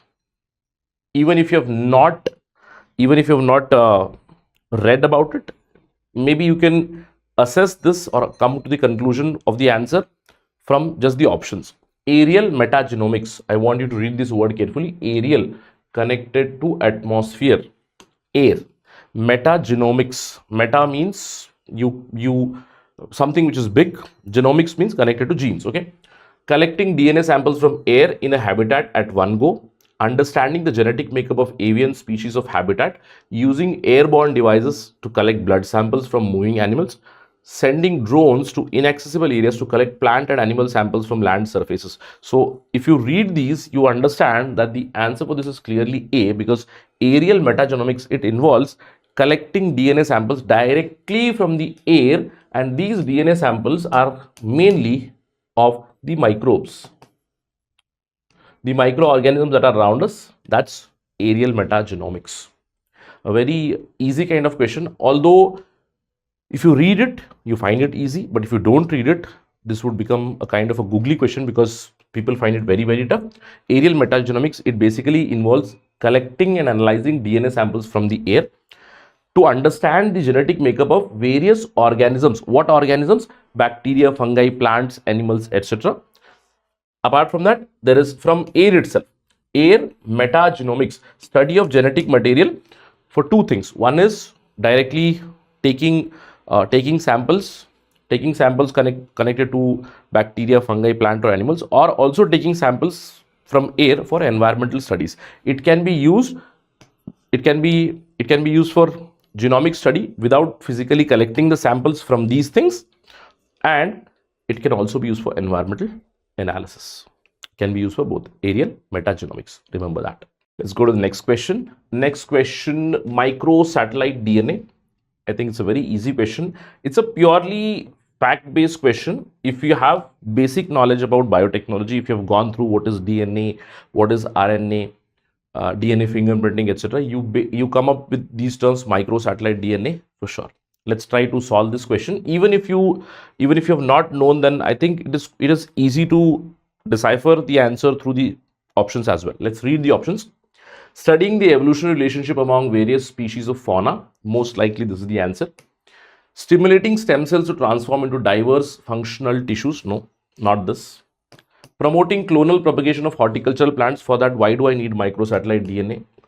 Assessing the efficacy of drugs by conducting series of drug trials in population. How microsatellite DNA will help in this? So easy kind of an answer. Studying the evolutionary relationship among various species of fauna. Again, some people might get confused that, sir, why is it just given as fauna? It's very fine, not an issue. It can be done for both, but For animals, it's done. Why I'm talking about microsatellite DNA? See, we all tell, no, in DNA fingerprinting, in DNA fingerprinting, DNA profiling, what we talk about is for Homo sapiens, for humans, for us. All of us have same DNA. All of us have same characteristics: one nose, two eyes, right? Five fingers, right? Five toes, etc. So 99.99% of human DNA is exactly same. The variation among people is only 0.01 percentage, and that can be found out from something called as the variable tandem repeats in every individual, which are nothing but this microsatellite DNA sequences which repeat in an individual again and again. So we try to find out these microsatellite DNA sequences which are unique to every individual, which are unique to every fauna. Get it? That's the answer. So when you talk about DNA, where does our DNA come from? It comes from chromosomes. From chromosome, we get the DNA. Now, for any one species, say for example, for an animal species, I'm talking about humans. For Homo sapiens, you can talk about any animal as well. For Homo sapiens, the sequence is same. 99.99% is DNA is same for everybody, but 0.01 is different. Now that difference can be found out from these microsatellites. Microsatellites are small variable repeating sequence of nitrogen bases, like 1 to 9 base pairs. They repeat, keep on repeating. It can be microsatellite or it can be mini satellite. Mini satellite, it goes from 10 to 100 base pairs. So these are called variable tandem repeats which keep on repeating themselves in our genetic code. Now using that code, we try to find uniqueness. Every individual, it's like fingerprint. So every individual will have a unique microsatellite and mini satellite repeats in them.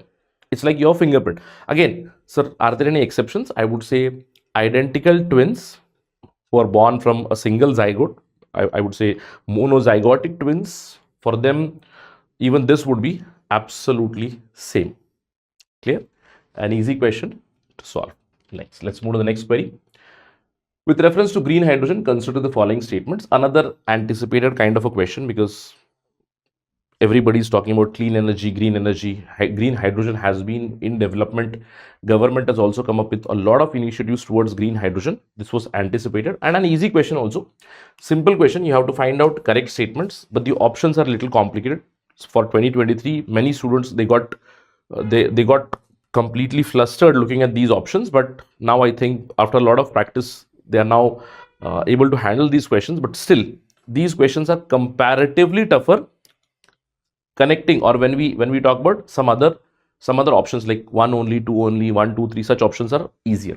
Okay, to eliminate, their elimination technique is more effective. Let's read the statements here. It can be used directly as a fuel for internal combustion. Again, it can be directly used. Now you must be thinking directly, sir, are there any directly fueled hydrogen fueled engines? Yes, we can do it. It can be in future. Yes, if we perfect it, it's possible. Okay, so if this is a correct statement, then this would be wrong.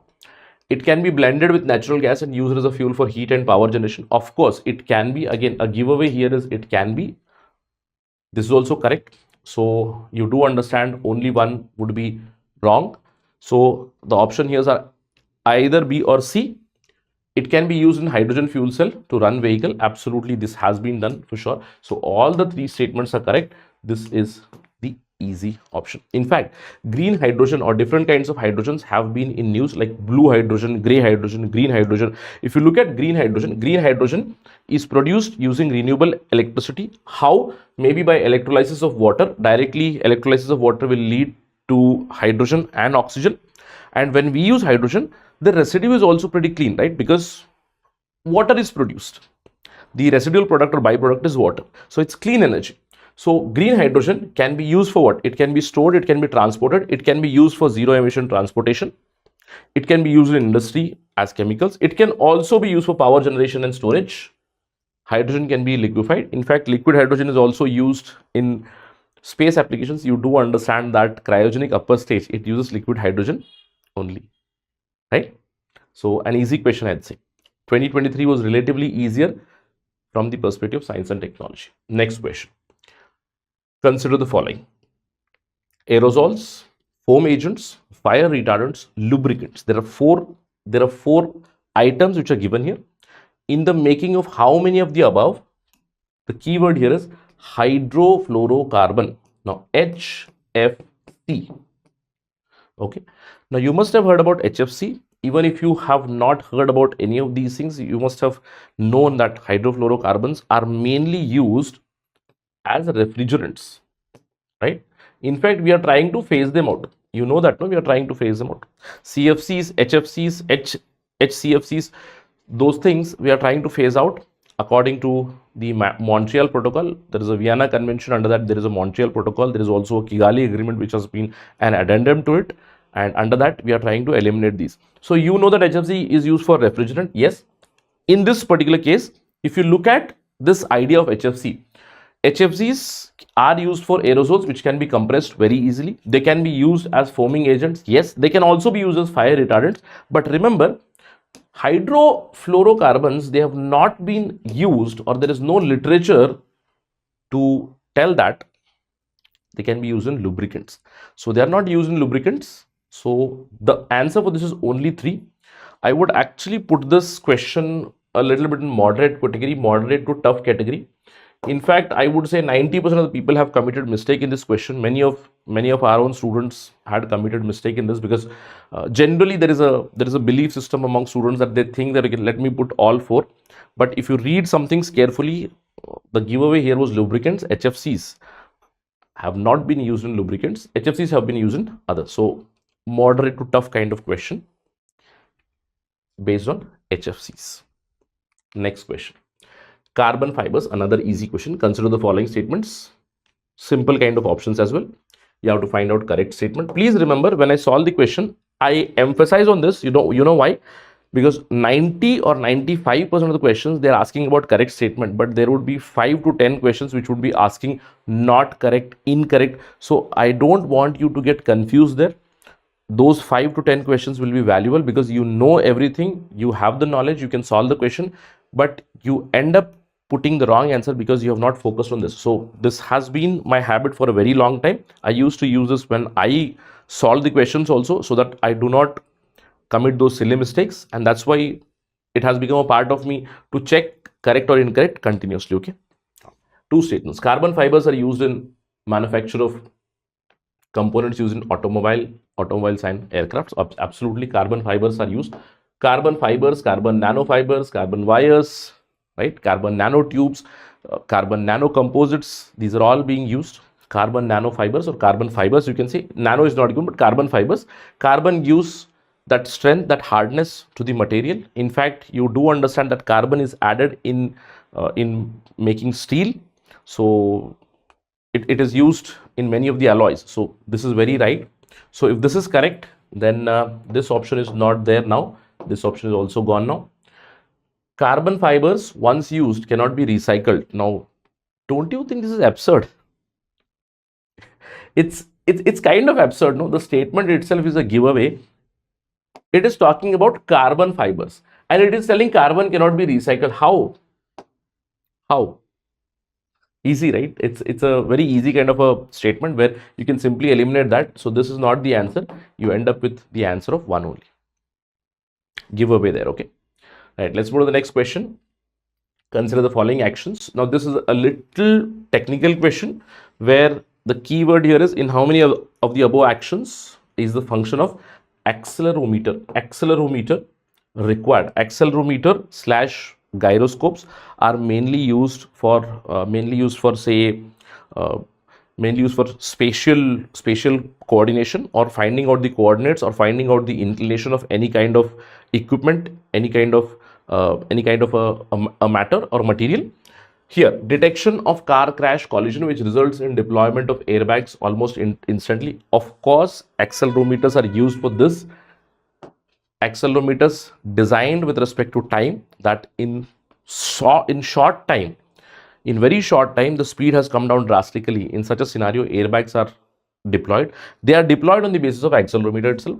So 1 is there. So this option cannot be the right answer.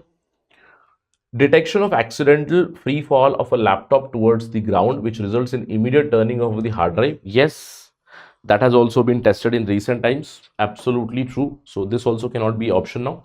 It is either B or C. Detection of tilt of smartphone, which results in rotation of display between portrait and landscape mode. Absolutely correct. Absolutely correct. So this is all three. All three are correct.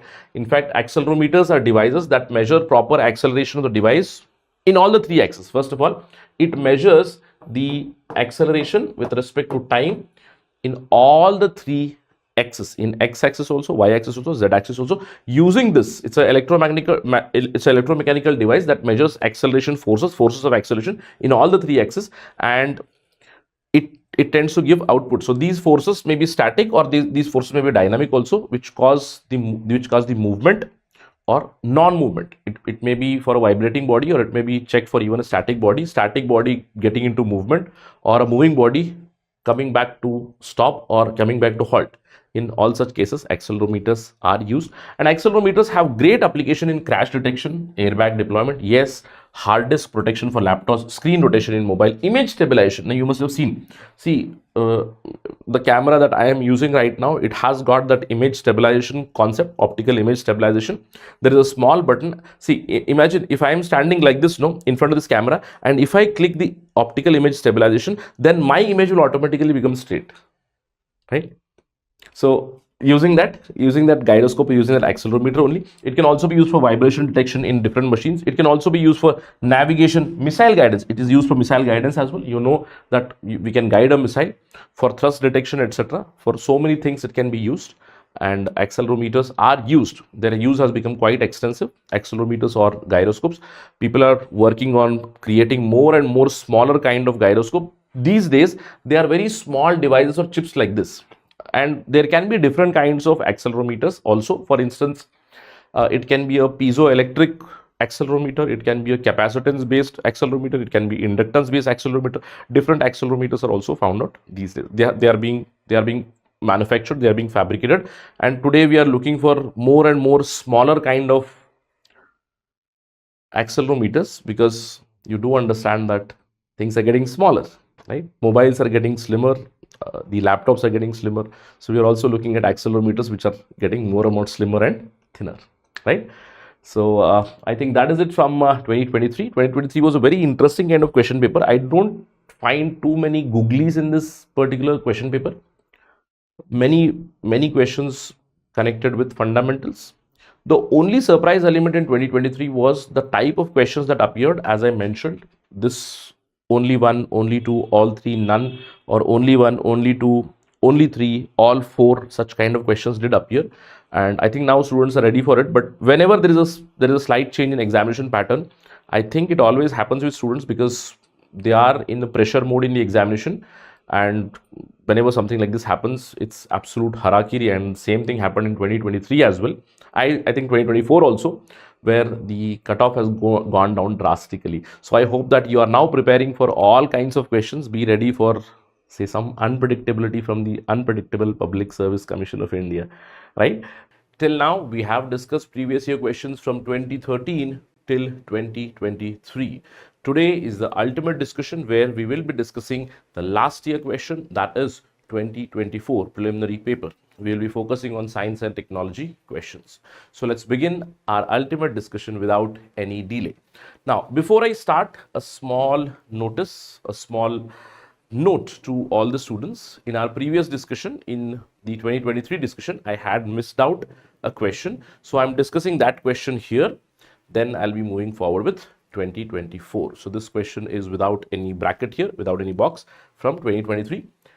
Consider the following statements. Some microorganisms can grow in environments with temperatures above boiling point of water. The keyword here is above boiling point of water. Second statement, some microorganisms can grow in environments with temperatures below freezing point, that is 0 degrees Celsius also. And some microorganisms can grow in highly acidic environment as well. Now, you have to find out which of the above statements is correct. This is, again, I'm repeating from Civil Services Preliminary Exam 2023, which I had missed out in the previous video lecture. Okay. Now, even if you do not have any idea about this particular question, you will be able to solve this by using, I would say, method of elimination, or using common sense, using general awareness. Now, we all know that microorganisms, when we discuss in our class, we talk about bacteria, we talk about fungi, we talk about their favorable condition. We always say that bacteria needs nutrients, bacteria needs water, bacteria needs proper pH and proper temperature. So a bacteria can thrive very nicely in a temperature from 25 degree to 40 degrees Celsius. It needs slightly basic, I would say neutral to slightly basic kind of environment. The classic example of bacterial growth can be understood from milk, right? Similarly, for a fungi, it likes to have acidic environment. But when you talk about bacteria, there are some bacteria, whatever I told you just now in the last 2 minutes, it's a generalized discussion. Generalized means the common bacteria that we find, they thrive in a decent temperature, 25 to 40 degrees Celsius. But when you talk about some microorganisms, they can actually survive at 0 degrees Celsius also, and they can also survive at a very high temperature of almost 105 degree Celsius as well. And a giveaway in this particular question is your some microorganisms, some microorganisms, some microorganisms. And please try to understand, it is not just talking about bacteria, it is talking about microorganisms. I hope you get the point here. It is not talking only about bacteria, it is talking about bacteria or fungi or any sort of protozoa, right? Any other microorganisms. So even if you do not have an example of a microorganism which can survive at this particular temperature, I think you can very easily assume that yes, maybe there might be one or two variants or some species of microorganisms which might survive at high temperature, yes, which might survive at very low temperature, yes, and which might survive in a very acidic environment as well. So the answer for this is all the three, which is kind of explanatory. Again, there are examples. The explanation for this is kind of easy. There are microorganisms, especially bacteria, which love temperature. They are called thermophiles. Now, thermophiles can survive even up to 122 or 113 degrees Celsius. One of the examples of such thermophile is the Pyrolobus fumari. Pyrolobus fumari is predominantly found near volcanoes. And you know the temperature near volcanoes is extremely high. Similarly, there are psychrophiles. Psychrophiles, they love low temperature. So we can find out some microorganisms which can survive at very low temperatures, even 0 degrees Celsius, even around 0 degrees Celsius. Some of the examples of that are Arthrobacter, Psychrobacter, etc. And there are some bacteria or some microorganisms which are acidophiles. They love acidic environment. They like the acidic environment. The classic example is a bacillus bacteria, that is Acidithiobacillus, that is Acidithiobacillus is one of the bacteria which loves acidic environment. It can survive at an extreme pH of even less than 3. Around 3 to 5 it can survive very easily. It can survive even at highly acidic pH as well. So an easy question from 2023. I think this is kind of solvable. Okay. Now let's move to 2024 discussion. Now this is question from Civil Services Prelims 2024. So as usual, we discuss space related data, we discuss defense related data, then we move towards biotechnology and diseases. That is what we are following now also. A question connected to space. I would say this is a question which is connected to geography also. It's like a combination question from science and technology and geography, because in the initial geography part, we discuss about the universe, we discuss about the life cycle of a star. All these things are discussed in geography also and science and technology also. So there are two statements given. This is an assertion and reasoning kind of a question. Statement 1, giant stars live much longer than dwarf stars. Statement 2, compared to dwarf stars, giant stars have a greater rate of nuclear reactions. Which or one of the following is correct in respect of the above statements?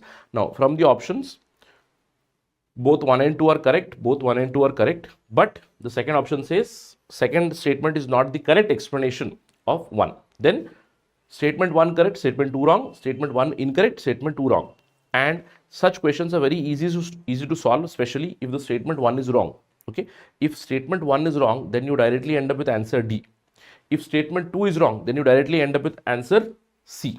But if both are correct, you need to understand the explanation. So let's try to solve this question. Giant stars live much longer than dwarf stars. Imagine that you do not know the answer for this.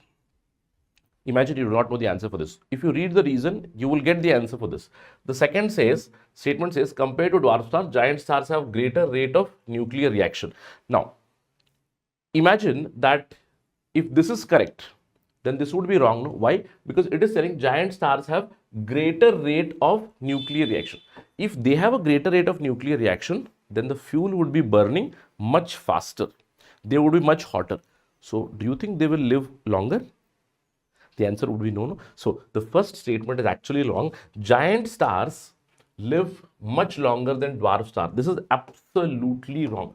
The name dwarf star itself it suggests that it can live for a very long time because the rate of nuclear reactions in a dwarf star are comparatively lower, and that is why their life is much longer.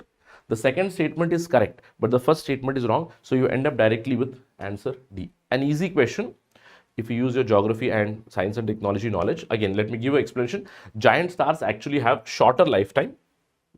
They have shorter lifetimes compared to dwarf star. Why?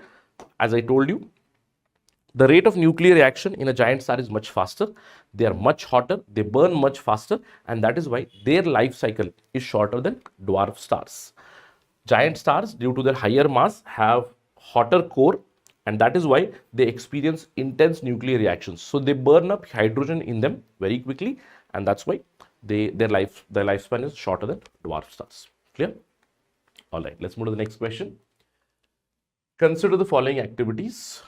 There are three statements given. In how many of the above statements, and you do understand that how many, these options have become kind of a common option kind of subjects, common option kind of questions that we find in our preliminary examination, right? Because 2023 also, 2024 also, such options have been appearing again and again, and we have seen because of that the questions have become tougher and the cutoff has come down. So in how many of the above statement radar can be used? Now, first thing that you need to understand is what is radar. Radar stands for radio detection and ranging.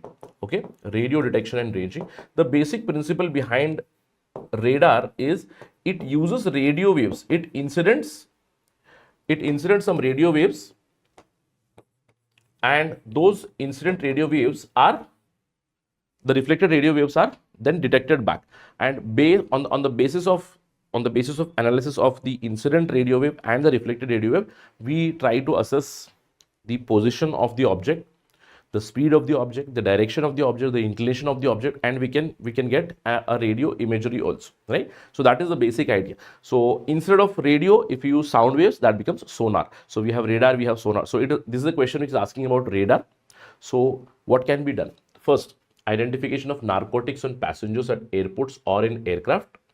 Why can't we do it? Absolutely, we can do it. Using radar technology, we can understand by using radio waves incident on a particular equipment and looking at the reflected radiation and detection of that, we can identify this also. We can monitor the precipitation. In fact, this is done. In fact, Doppler radars are used for precipitation measurement, precipitation monitoring, yes.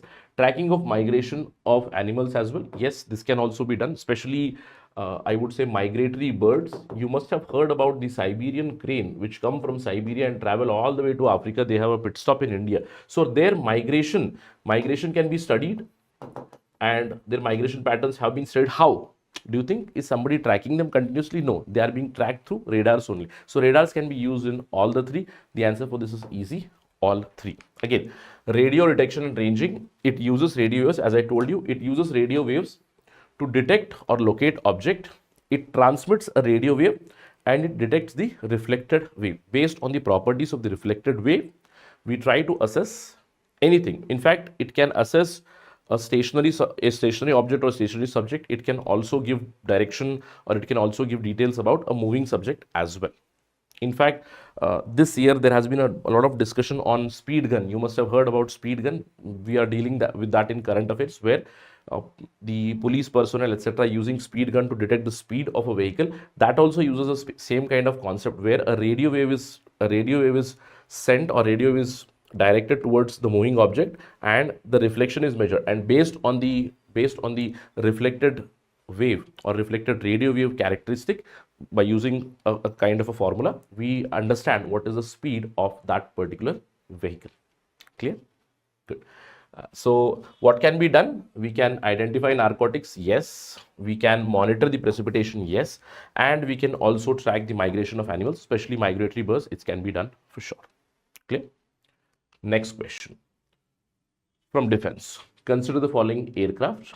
Rafale, you know that we have ordered Rafale from France, MiG-29 and Tejas Mark 1. Tejas is something which has been developed by the Hindustan Aeronauticals Limited. How many of the above are considered fifth generation fighter aircraft? This is a very easy question actually. This is a relatively easy question because we all know that none of these are actually fifth generation. We know that fifth generation aircrafts are available only with few countries. For instance, United States of America, Russia, China, they have fifth generation aircraft. India is trying to build Tejas, the advanced version, which is going to be fifth generation. Rafale is also not fifth generation. So none of these are actually fifth generation. This is a very easy question, a giveaway question, not very tough. If you know about the different generations of aircraft, the first question that comes in students' mind is, sir, what is the generation of aircraft? We discussed this in class, in defense classes, where I tell you about the meaning of generation is the characteristic of the aircraft. How fast it is traveling, what kind of technology does it have stealth technology, what is the speed that it achieves, etc. On the basis of that, generation of aircrafts have been defined, and till now, fifth generation aircrafts are in development. In fact, recently a news did come that some countries have developed or working towards sixth generation aircrafts as well. So if you look at the generation, the first generation aircrafts, they were predominantly found in 1940s, 50s, involved in dogfights, MiG-15 from Russia. Second generation aircraft from 1950s to 1960s, where MiG and Sukhoi came up and USS Starfighter came up. The third generation aircrafts in 1960s and 70s. We have many third generation aircrafts. We have Mirage, we have MiG-25s, MiG-29s. MiG-29 is fourth generation actually. MiG-29 is fourth generation. Fourth generation aircrafts from 1970s. We have many fourth generation aircrafts in our Air Force service. We have Mirage 2000, which we have brought it from France. We have MiG-29. We have not Sukhoi 27, we have Sukhoi 30. Actually, Sukhoi 30 is 4.5 generation. So the maximum or the best kind of aircraft that India has is 4.5 generation. Rafale is 4.5 generation. Tejas is 4.5 generation. Your Sukhoi 30 is 4.5 generation. Fifth generation aircrafts are yet to come into India. Fifth generation aircrafts, apparently it is said that the F-22 Raptor, the F-35 Lightning of United States of America, they are considered as fifth generation aircraft. China has built fifth generation aircraft. Russia has fifth generation aircrafts in their development, or they have developed it. Sukhoi 50, they say Sukhoi 50. So we currently do not have it. We are Tejas, next generation, that would be fifth generation, is under development. So an easy question. It is purely fact based. Okay, it's purely fact based, and I think people manage it pretty well. Okay, although some students, when they came up after the preliminary examination, they had selected Rafale and they thought that Rafale is fifth generation. No, Rafale is also not fifth generation. Clear? Okay. Next, which one of the following is synthesized in human body that dilates blood vessels and increase blood flow? This is a very easy question. This is a very simple question. Very simple question. Okay. Basic idea. Even if you don't know, try to find out the gases which can impact human body. Okay, now you do understand nitrous oxide, laughing gas. No. Nitrous oxide can be eliminated very easily. Nitrogen dioxide, this is a pollutant for sure. This can be eliminated absolutely. Nitrogen pentoxide. Now, nitrogen pentoxide is not produced. It is asking, it is synthesized in human body. Okay. This is a giveaway for the question. How can nitrogen pentoxide be produced? Nitrogen pentoxide is used predominantly as an oxidizer, right? The classic idea here is NO, that is nitric oxide, NO. Now, this is produced, we all know that. One of the important precursors for this production is a protein called arginine. You must have heard about arginine in the Colgate ads, right? You must have heard about arginine in the Colgate toothpaste ads, etc. So, arginine is one of the precursors. Supplements of arginine can help in production of nitric oxide. So, nitric oxide is synthesized in our body and it regulates the blood flow. It regulates the blood flow. Okay, so nitric oxide NO here controls the blood pressure by regulating vascular tone. It dilates the arteries and it contracts the arteries. Low level of nitric oxide in our body, it leads to hypertension. It leads to hypertension, high blood pressure. In fact, it is also said that nitric oxide, it activates many enzymes.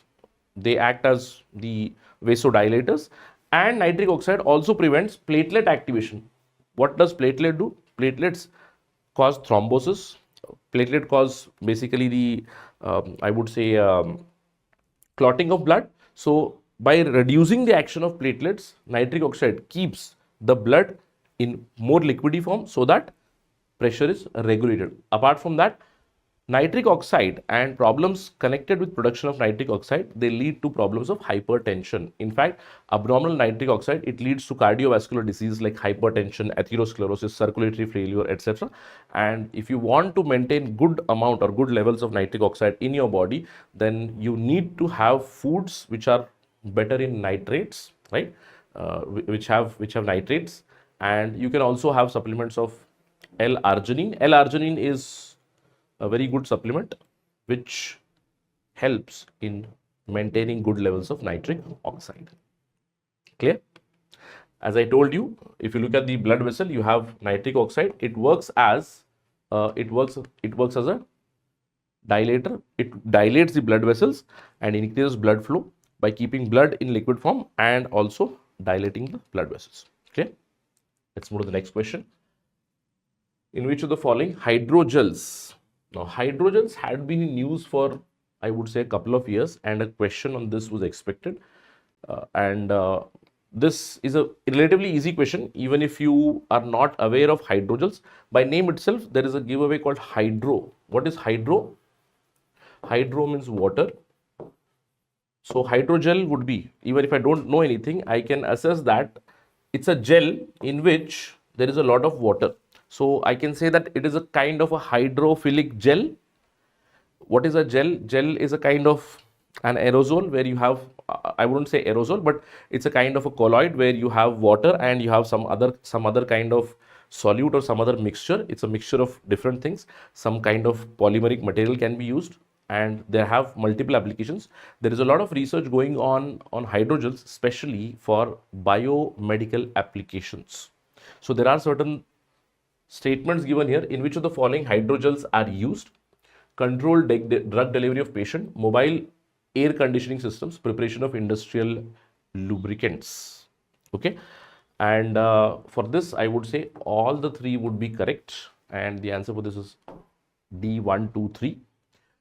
Hydrogels are polymeric materials, as I told you, consisting of sparse network of polymer chain in an aqueous medium. So you have a polymeric base in an aqueous medium, and of course it cannot be hydrophobic, it will be hydrophilic. So they will show strong hydrophilicity with the polymeric chain. That means they have formed a very important or a strong chain with that particular polymer which is there in the hydrogel. So hydrogels have been extensively used in biomedicine, agriculture, food processing, food industry, lubrication. In so many industries it is being used. So if you look at hydrogels, they can be used in drug delivery system, they can be used as lubricants, they can be used in tissue engineering, they can be used for wound dressing. In fact, one of the best ideas of hydrogels is contact lenses. The contact lenses that you have, they are made up of hydrogels. One of the prime use of hydrogels has been this, which affects our common life. Many people use lenses. They seldom know that lenses are made up of hydrogels. Okay, so this is a very good idea. In fact, if this was also in the statement, that would have been much better. It would have been a giveaway, but all the three are right here. Clear? So next time if you see a lens anywhere, right, what do you call it, the contact lenses that you wear, next time whenever you see that, remember it's a hydrogel. Okay, from that you can remember hydrogel and its applications. Okay, good. Next question. Which one of the following is exhaust pipe emission from fuel cell electric vehicle powered by hydrogen? Now this is one of the easiest kind of a question. You must have seen, if you have attended my classes, I always tell in our English classes, I always tell that there are some questions called as freebie questions. Freebie means Freebie means such questions that anyone can solve. You don't need any preparation for that. It is that kind of a question. You don't need anything. Now, what it is asking is, what is the exhaust or from the emission pipe of a fuel cell electric vehicle powered by hydrogen? What would be the exhaust? It is using hydrogen as a fuel. So hydrogen is oxidized. What will be formed? The exhaust will be water vapor. It is simply H2O. As simple as that. There is no need of confusion. Hydronium, hydrogen peroxide, oxygen, all these are absolutely wrong. They're absurd. The basic answer is water vapor. Why? Because we all know about hydrogen based fuel cells. In hydrogen based fuel cells, we use hydrogen as input, and from the exhaust we get water, that is vapor, right? So hydrogen is an input, oxygen is an input. Hydrogen and oxygen will lead to electron flow. You will get your charges, etc., right? From that the vehicle will run, electric vehicle or whatever application is run, and the exhaust is your water vapor. As simple as that. Nothing complicated in this. Clear? An easy question. Let's move to the next question. Membrane bioreactors are often discussed in the context of, this is again a very easy question. In fact, it's a fact. It is a fact, and this has been in news, I would say, for a few years now. Membrane bioreactors, especially because membrane bioreactors are being used in many municipal facilities, etc. And if you look at water treatment chapter in your NCERT, I don't find a mention of membrane bioreactor, but there is an idea which leads to that, because you know that when you read the wastewater treatment or the wastewater story chapter from NCERT, you know that wastewater is collected at one particular place. The waste is allowed to settle, the sludge is then separated, and the wastewater is then moved to the next compartment, where you have some sort of a setup where there are aerobic and anaerobic bacteria in it, and it is aerated. It is continuously aerated. Now, because of the aerobic and anaerobic bacteria there, it decomposes whatever is the waste material in the water, and that is allowed to settle, and that is also removed, and then the water is then subjected to the next filtration setup. So a membrane bioreactor would be like that particular concept where there is a biological unit or a biological entity. It's a bioreactor. That means I am going to use a biological resource as a membrane so that water can be purified. So membrane bioreactors are used in wastewater treatment technologies. It's easy question. There is no need to get confused. Assisted reproductive technologies, no. Drug delivery technologies, no. Vaccine production technology, no. Membrane bioreactor is used in wastewater treatment. A membrane bioreactor is a wastewater treatment system that uses membranes. Again, those membranes are activated using biological resources, and they have biomass and metabolites. They have the membranes, they separate the biomass and metabolites. Membrane bioreactors are commonly used in municipal and industrial wastewater treatment. They combine biological wastewater treatment along with the microfiltration or ultrafiltration. If you see here, this is the membrane bioreactor where there is a aeration bioreactor, and once there is aeration bioreactor, then you have another membrane filtration. As I told you, this is a place where you have a bioreactor, you have biological resources, they break down things. Once they break down things, they are pushed through filtration, microfiltration or ultrafiltration membranes, and this biological mass is now separated out. Okay, so these membranes are directly submerged in the biological reactor itself, in the bioreactor, where it may be your bacteria, it may be some sort of enzymes, it may be some sort of cells. They activate it and they will separate out the biomass, which can be filtered out from the water. All right.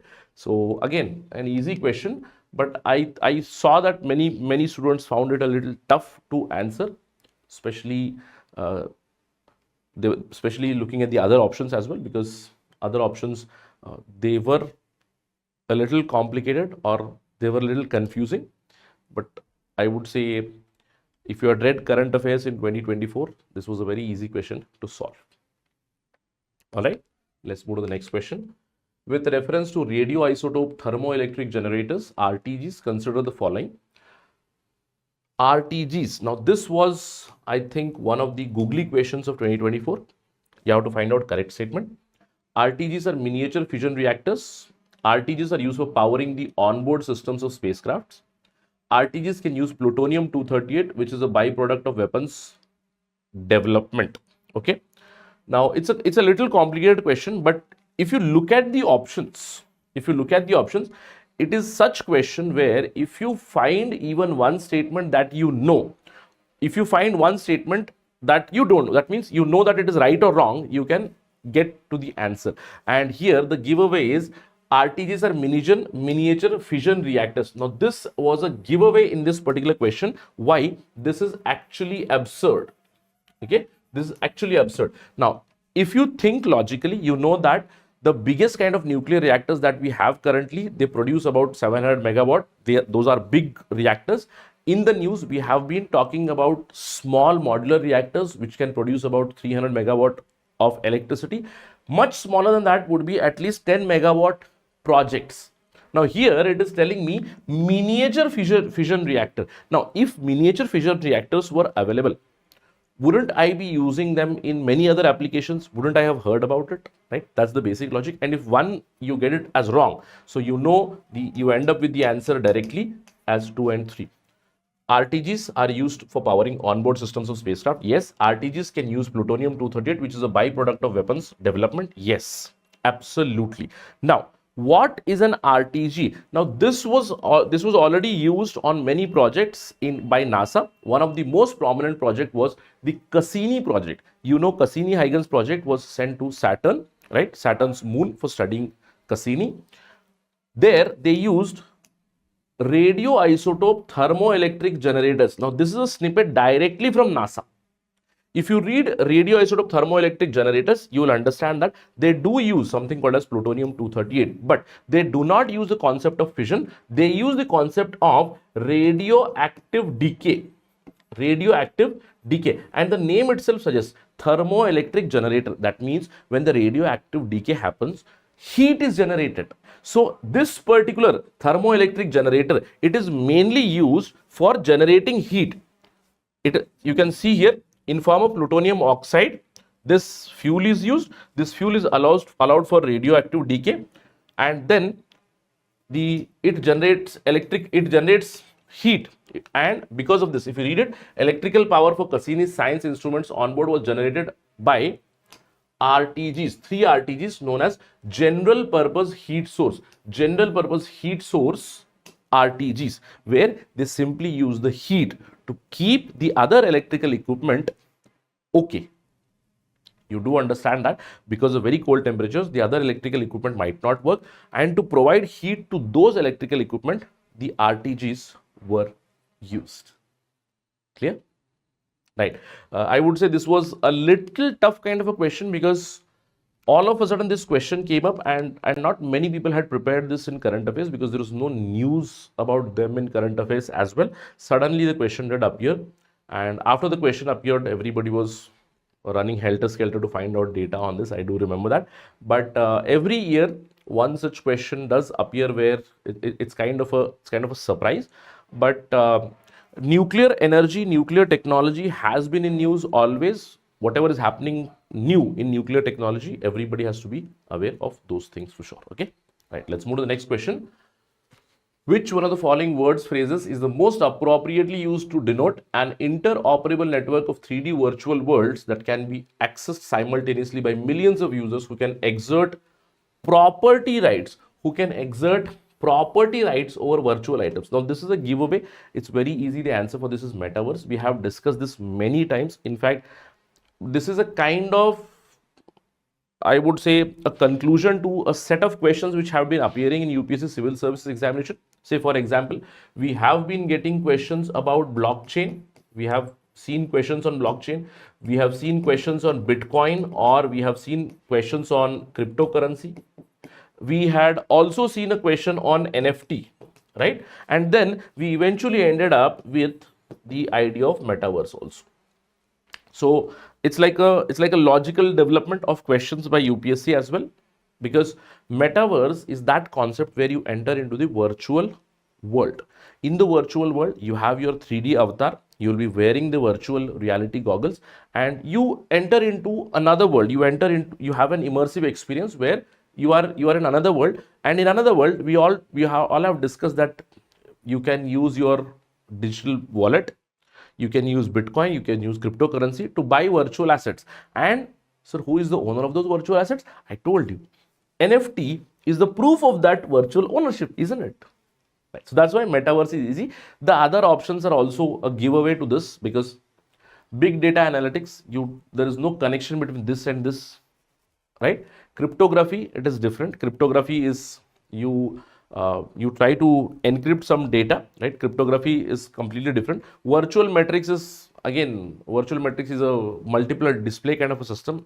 It does not have anything to do with people, millions of users going there and enjoying property rights over virtual items. No, this is clearly metaverse. Now, metaverse, it is a virtual world. It is a virtual world where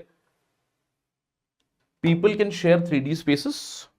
It can be based on real world, and we talk about this metaverse mainly because of the idea of virtual reality, augmented reality. In fact, I can tell you that there was another question on AR VR as well. Okay, so if you look at UPSC questions, they asked about blockchain, they asked about augmented reality, virtual reality, they asked about crypto, they asked about NFT, then eventually they ended up with metaverse. Okay, so an interesting kind of development where your entire metaverse as an idea, it is emerging. Why? It is emerging because of artificial intelligence, because of Internet of Things, because of big data, because of cloud computing, because of more and more sensor technology, because of virtual reality, because of augmented reality, because of blockchain technology. All these things are giving rise to a virtual world called metaverse. Now, a mains question can be expected on this, pros and cons of metaverse, because metaverse has many benefits, but metaverse can lead to a lot of problems. People getting socially isolated from the society and entering the realm of digital world only. One of the drawbacks. Okay, I have been discussing that in the classes as well. Okay, so this is about metaverse. Another easy question, I would say. I think that's the end of our series where I had promised you that we'll be discussing last 12 years question papers. I hope that you have enjoyed this series thoroughly. And my intention was not just to discuss the questions that you already know. My intention was to ensure that you understand the trend. Again, understanding UPSC is a little tough, but understanding certain trends in UPSC is relatively okay. And then how to solve the questions. Again, many a times in class also I tell that there are questions that no matter how much you prepare, there will be questions where you will find that maybe I don't know some statement, or maybe I don't even know the question. Even such questions can be solved simply by using common sense, simply by using your general awareness. So I hope this was a fruitful series for you and you would take benefit out of it. Apart from that, if you want to connect with me, if you have any queries, you can always reach out to me on my social media ID. This is my Instagram ID. You can directly message me.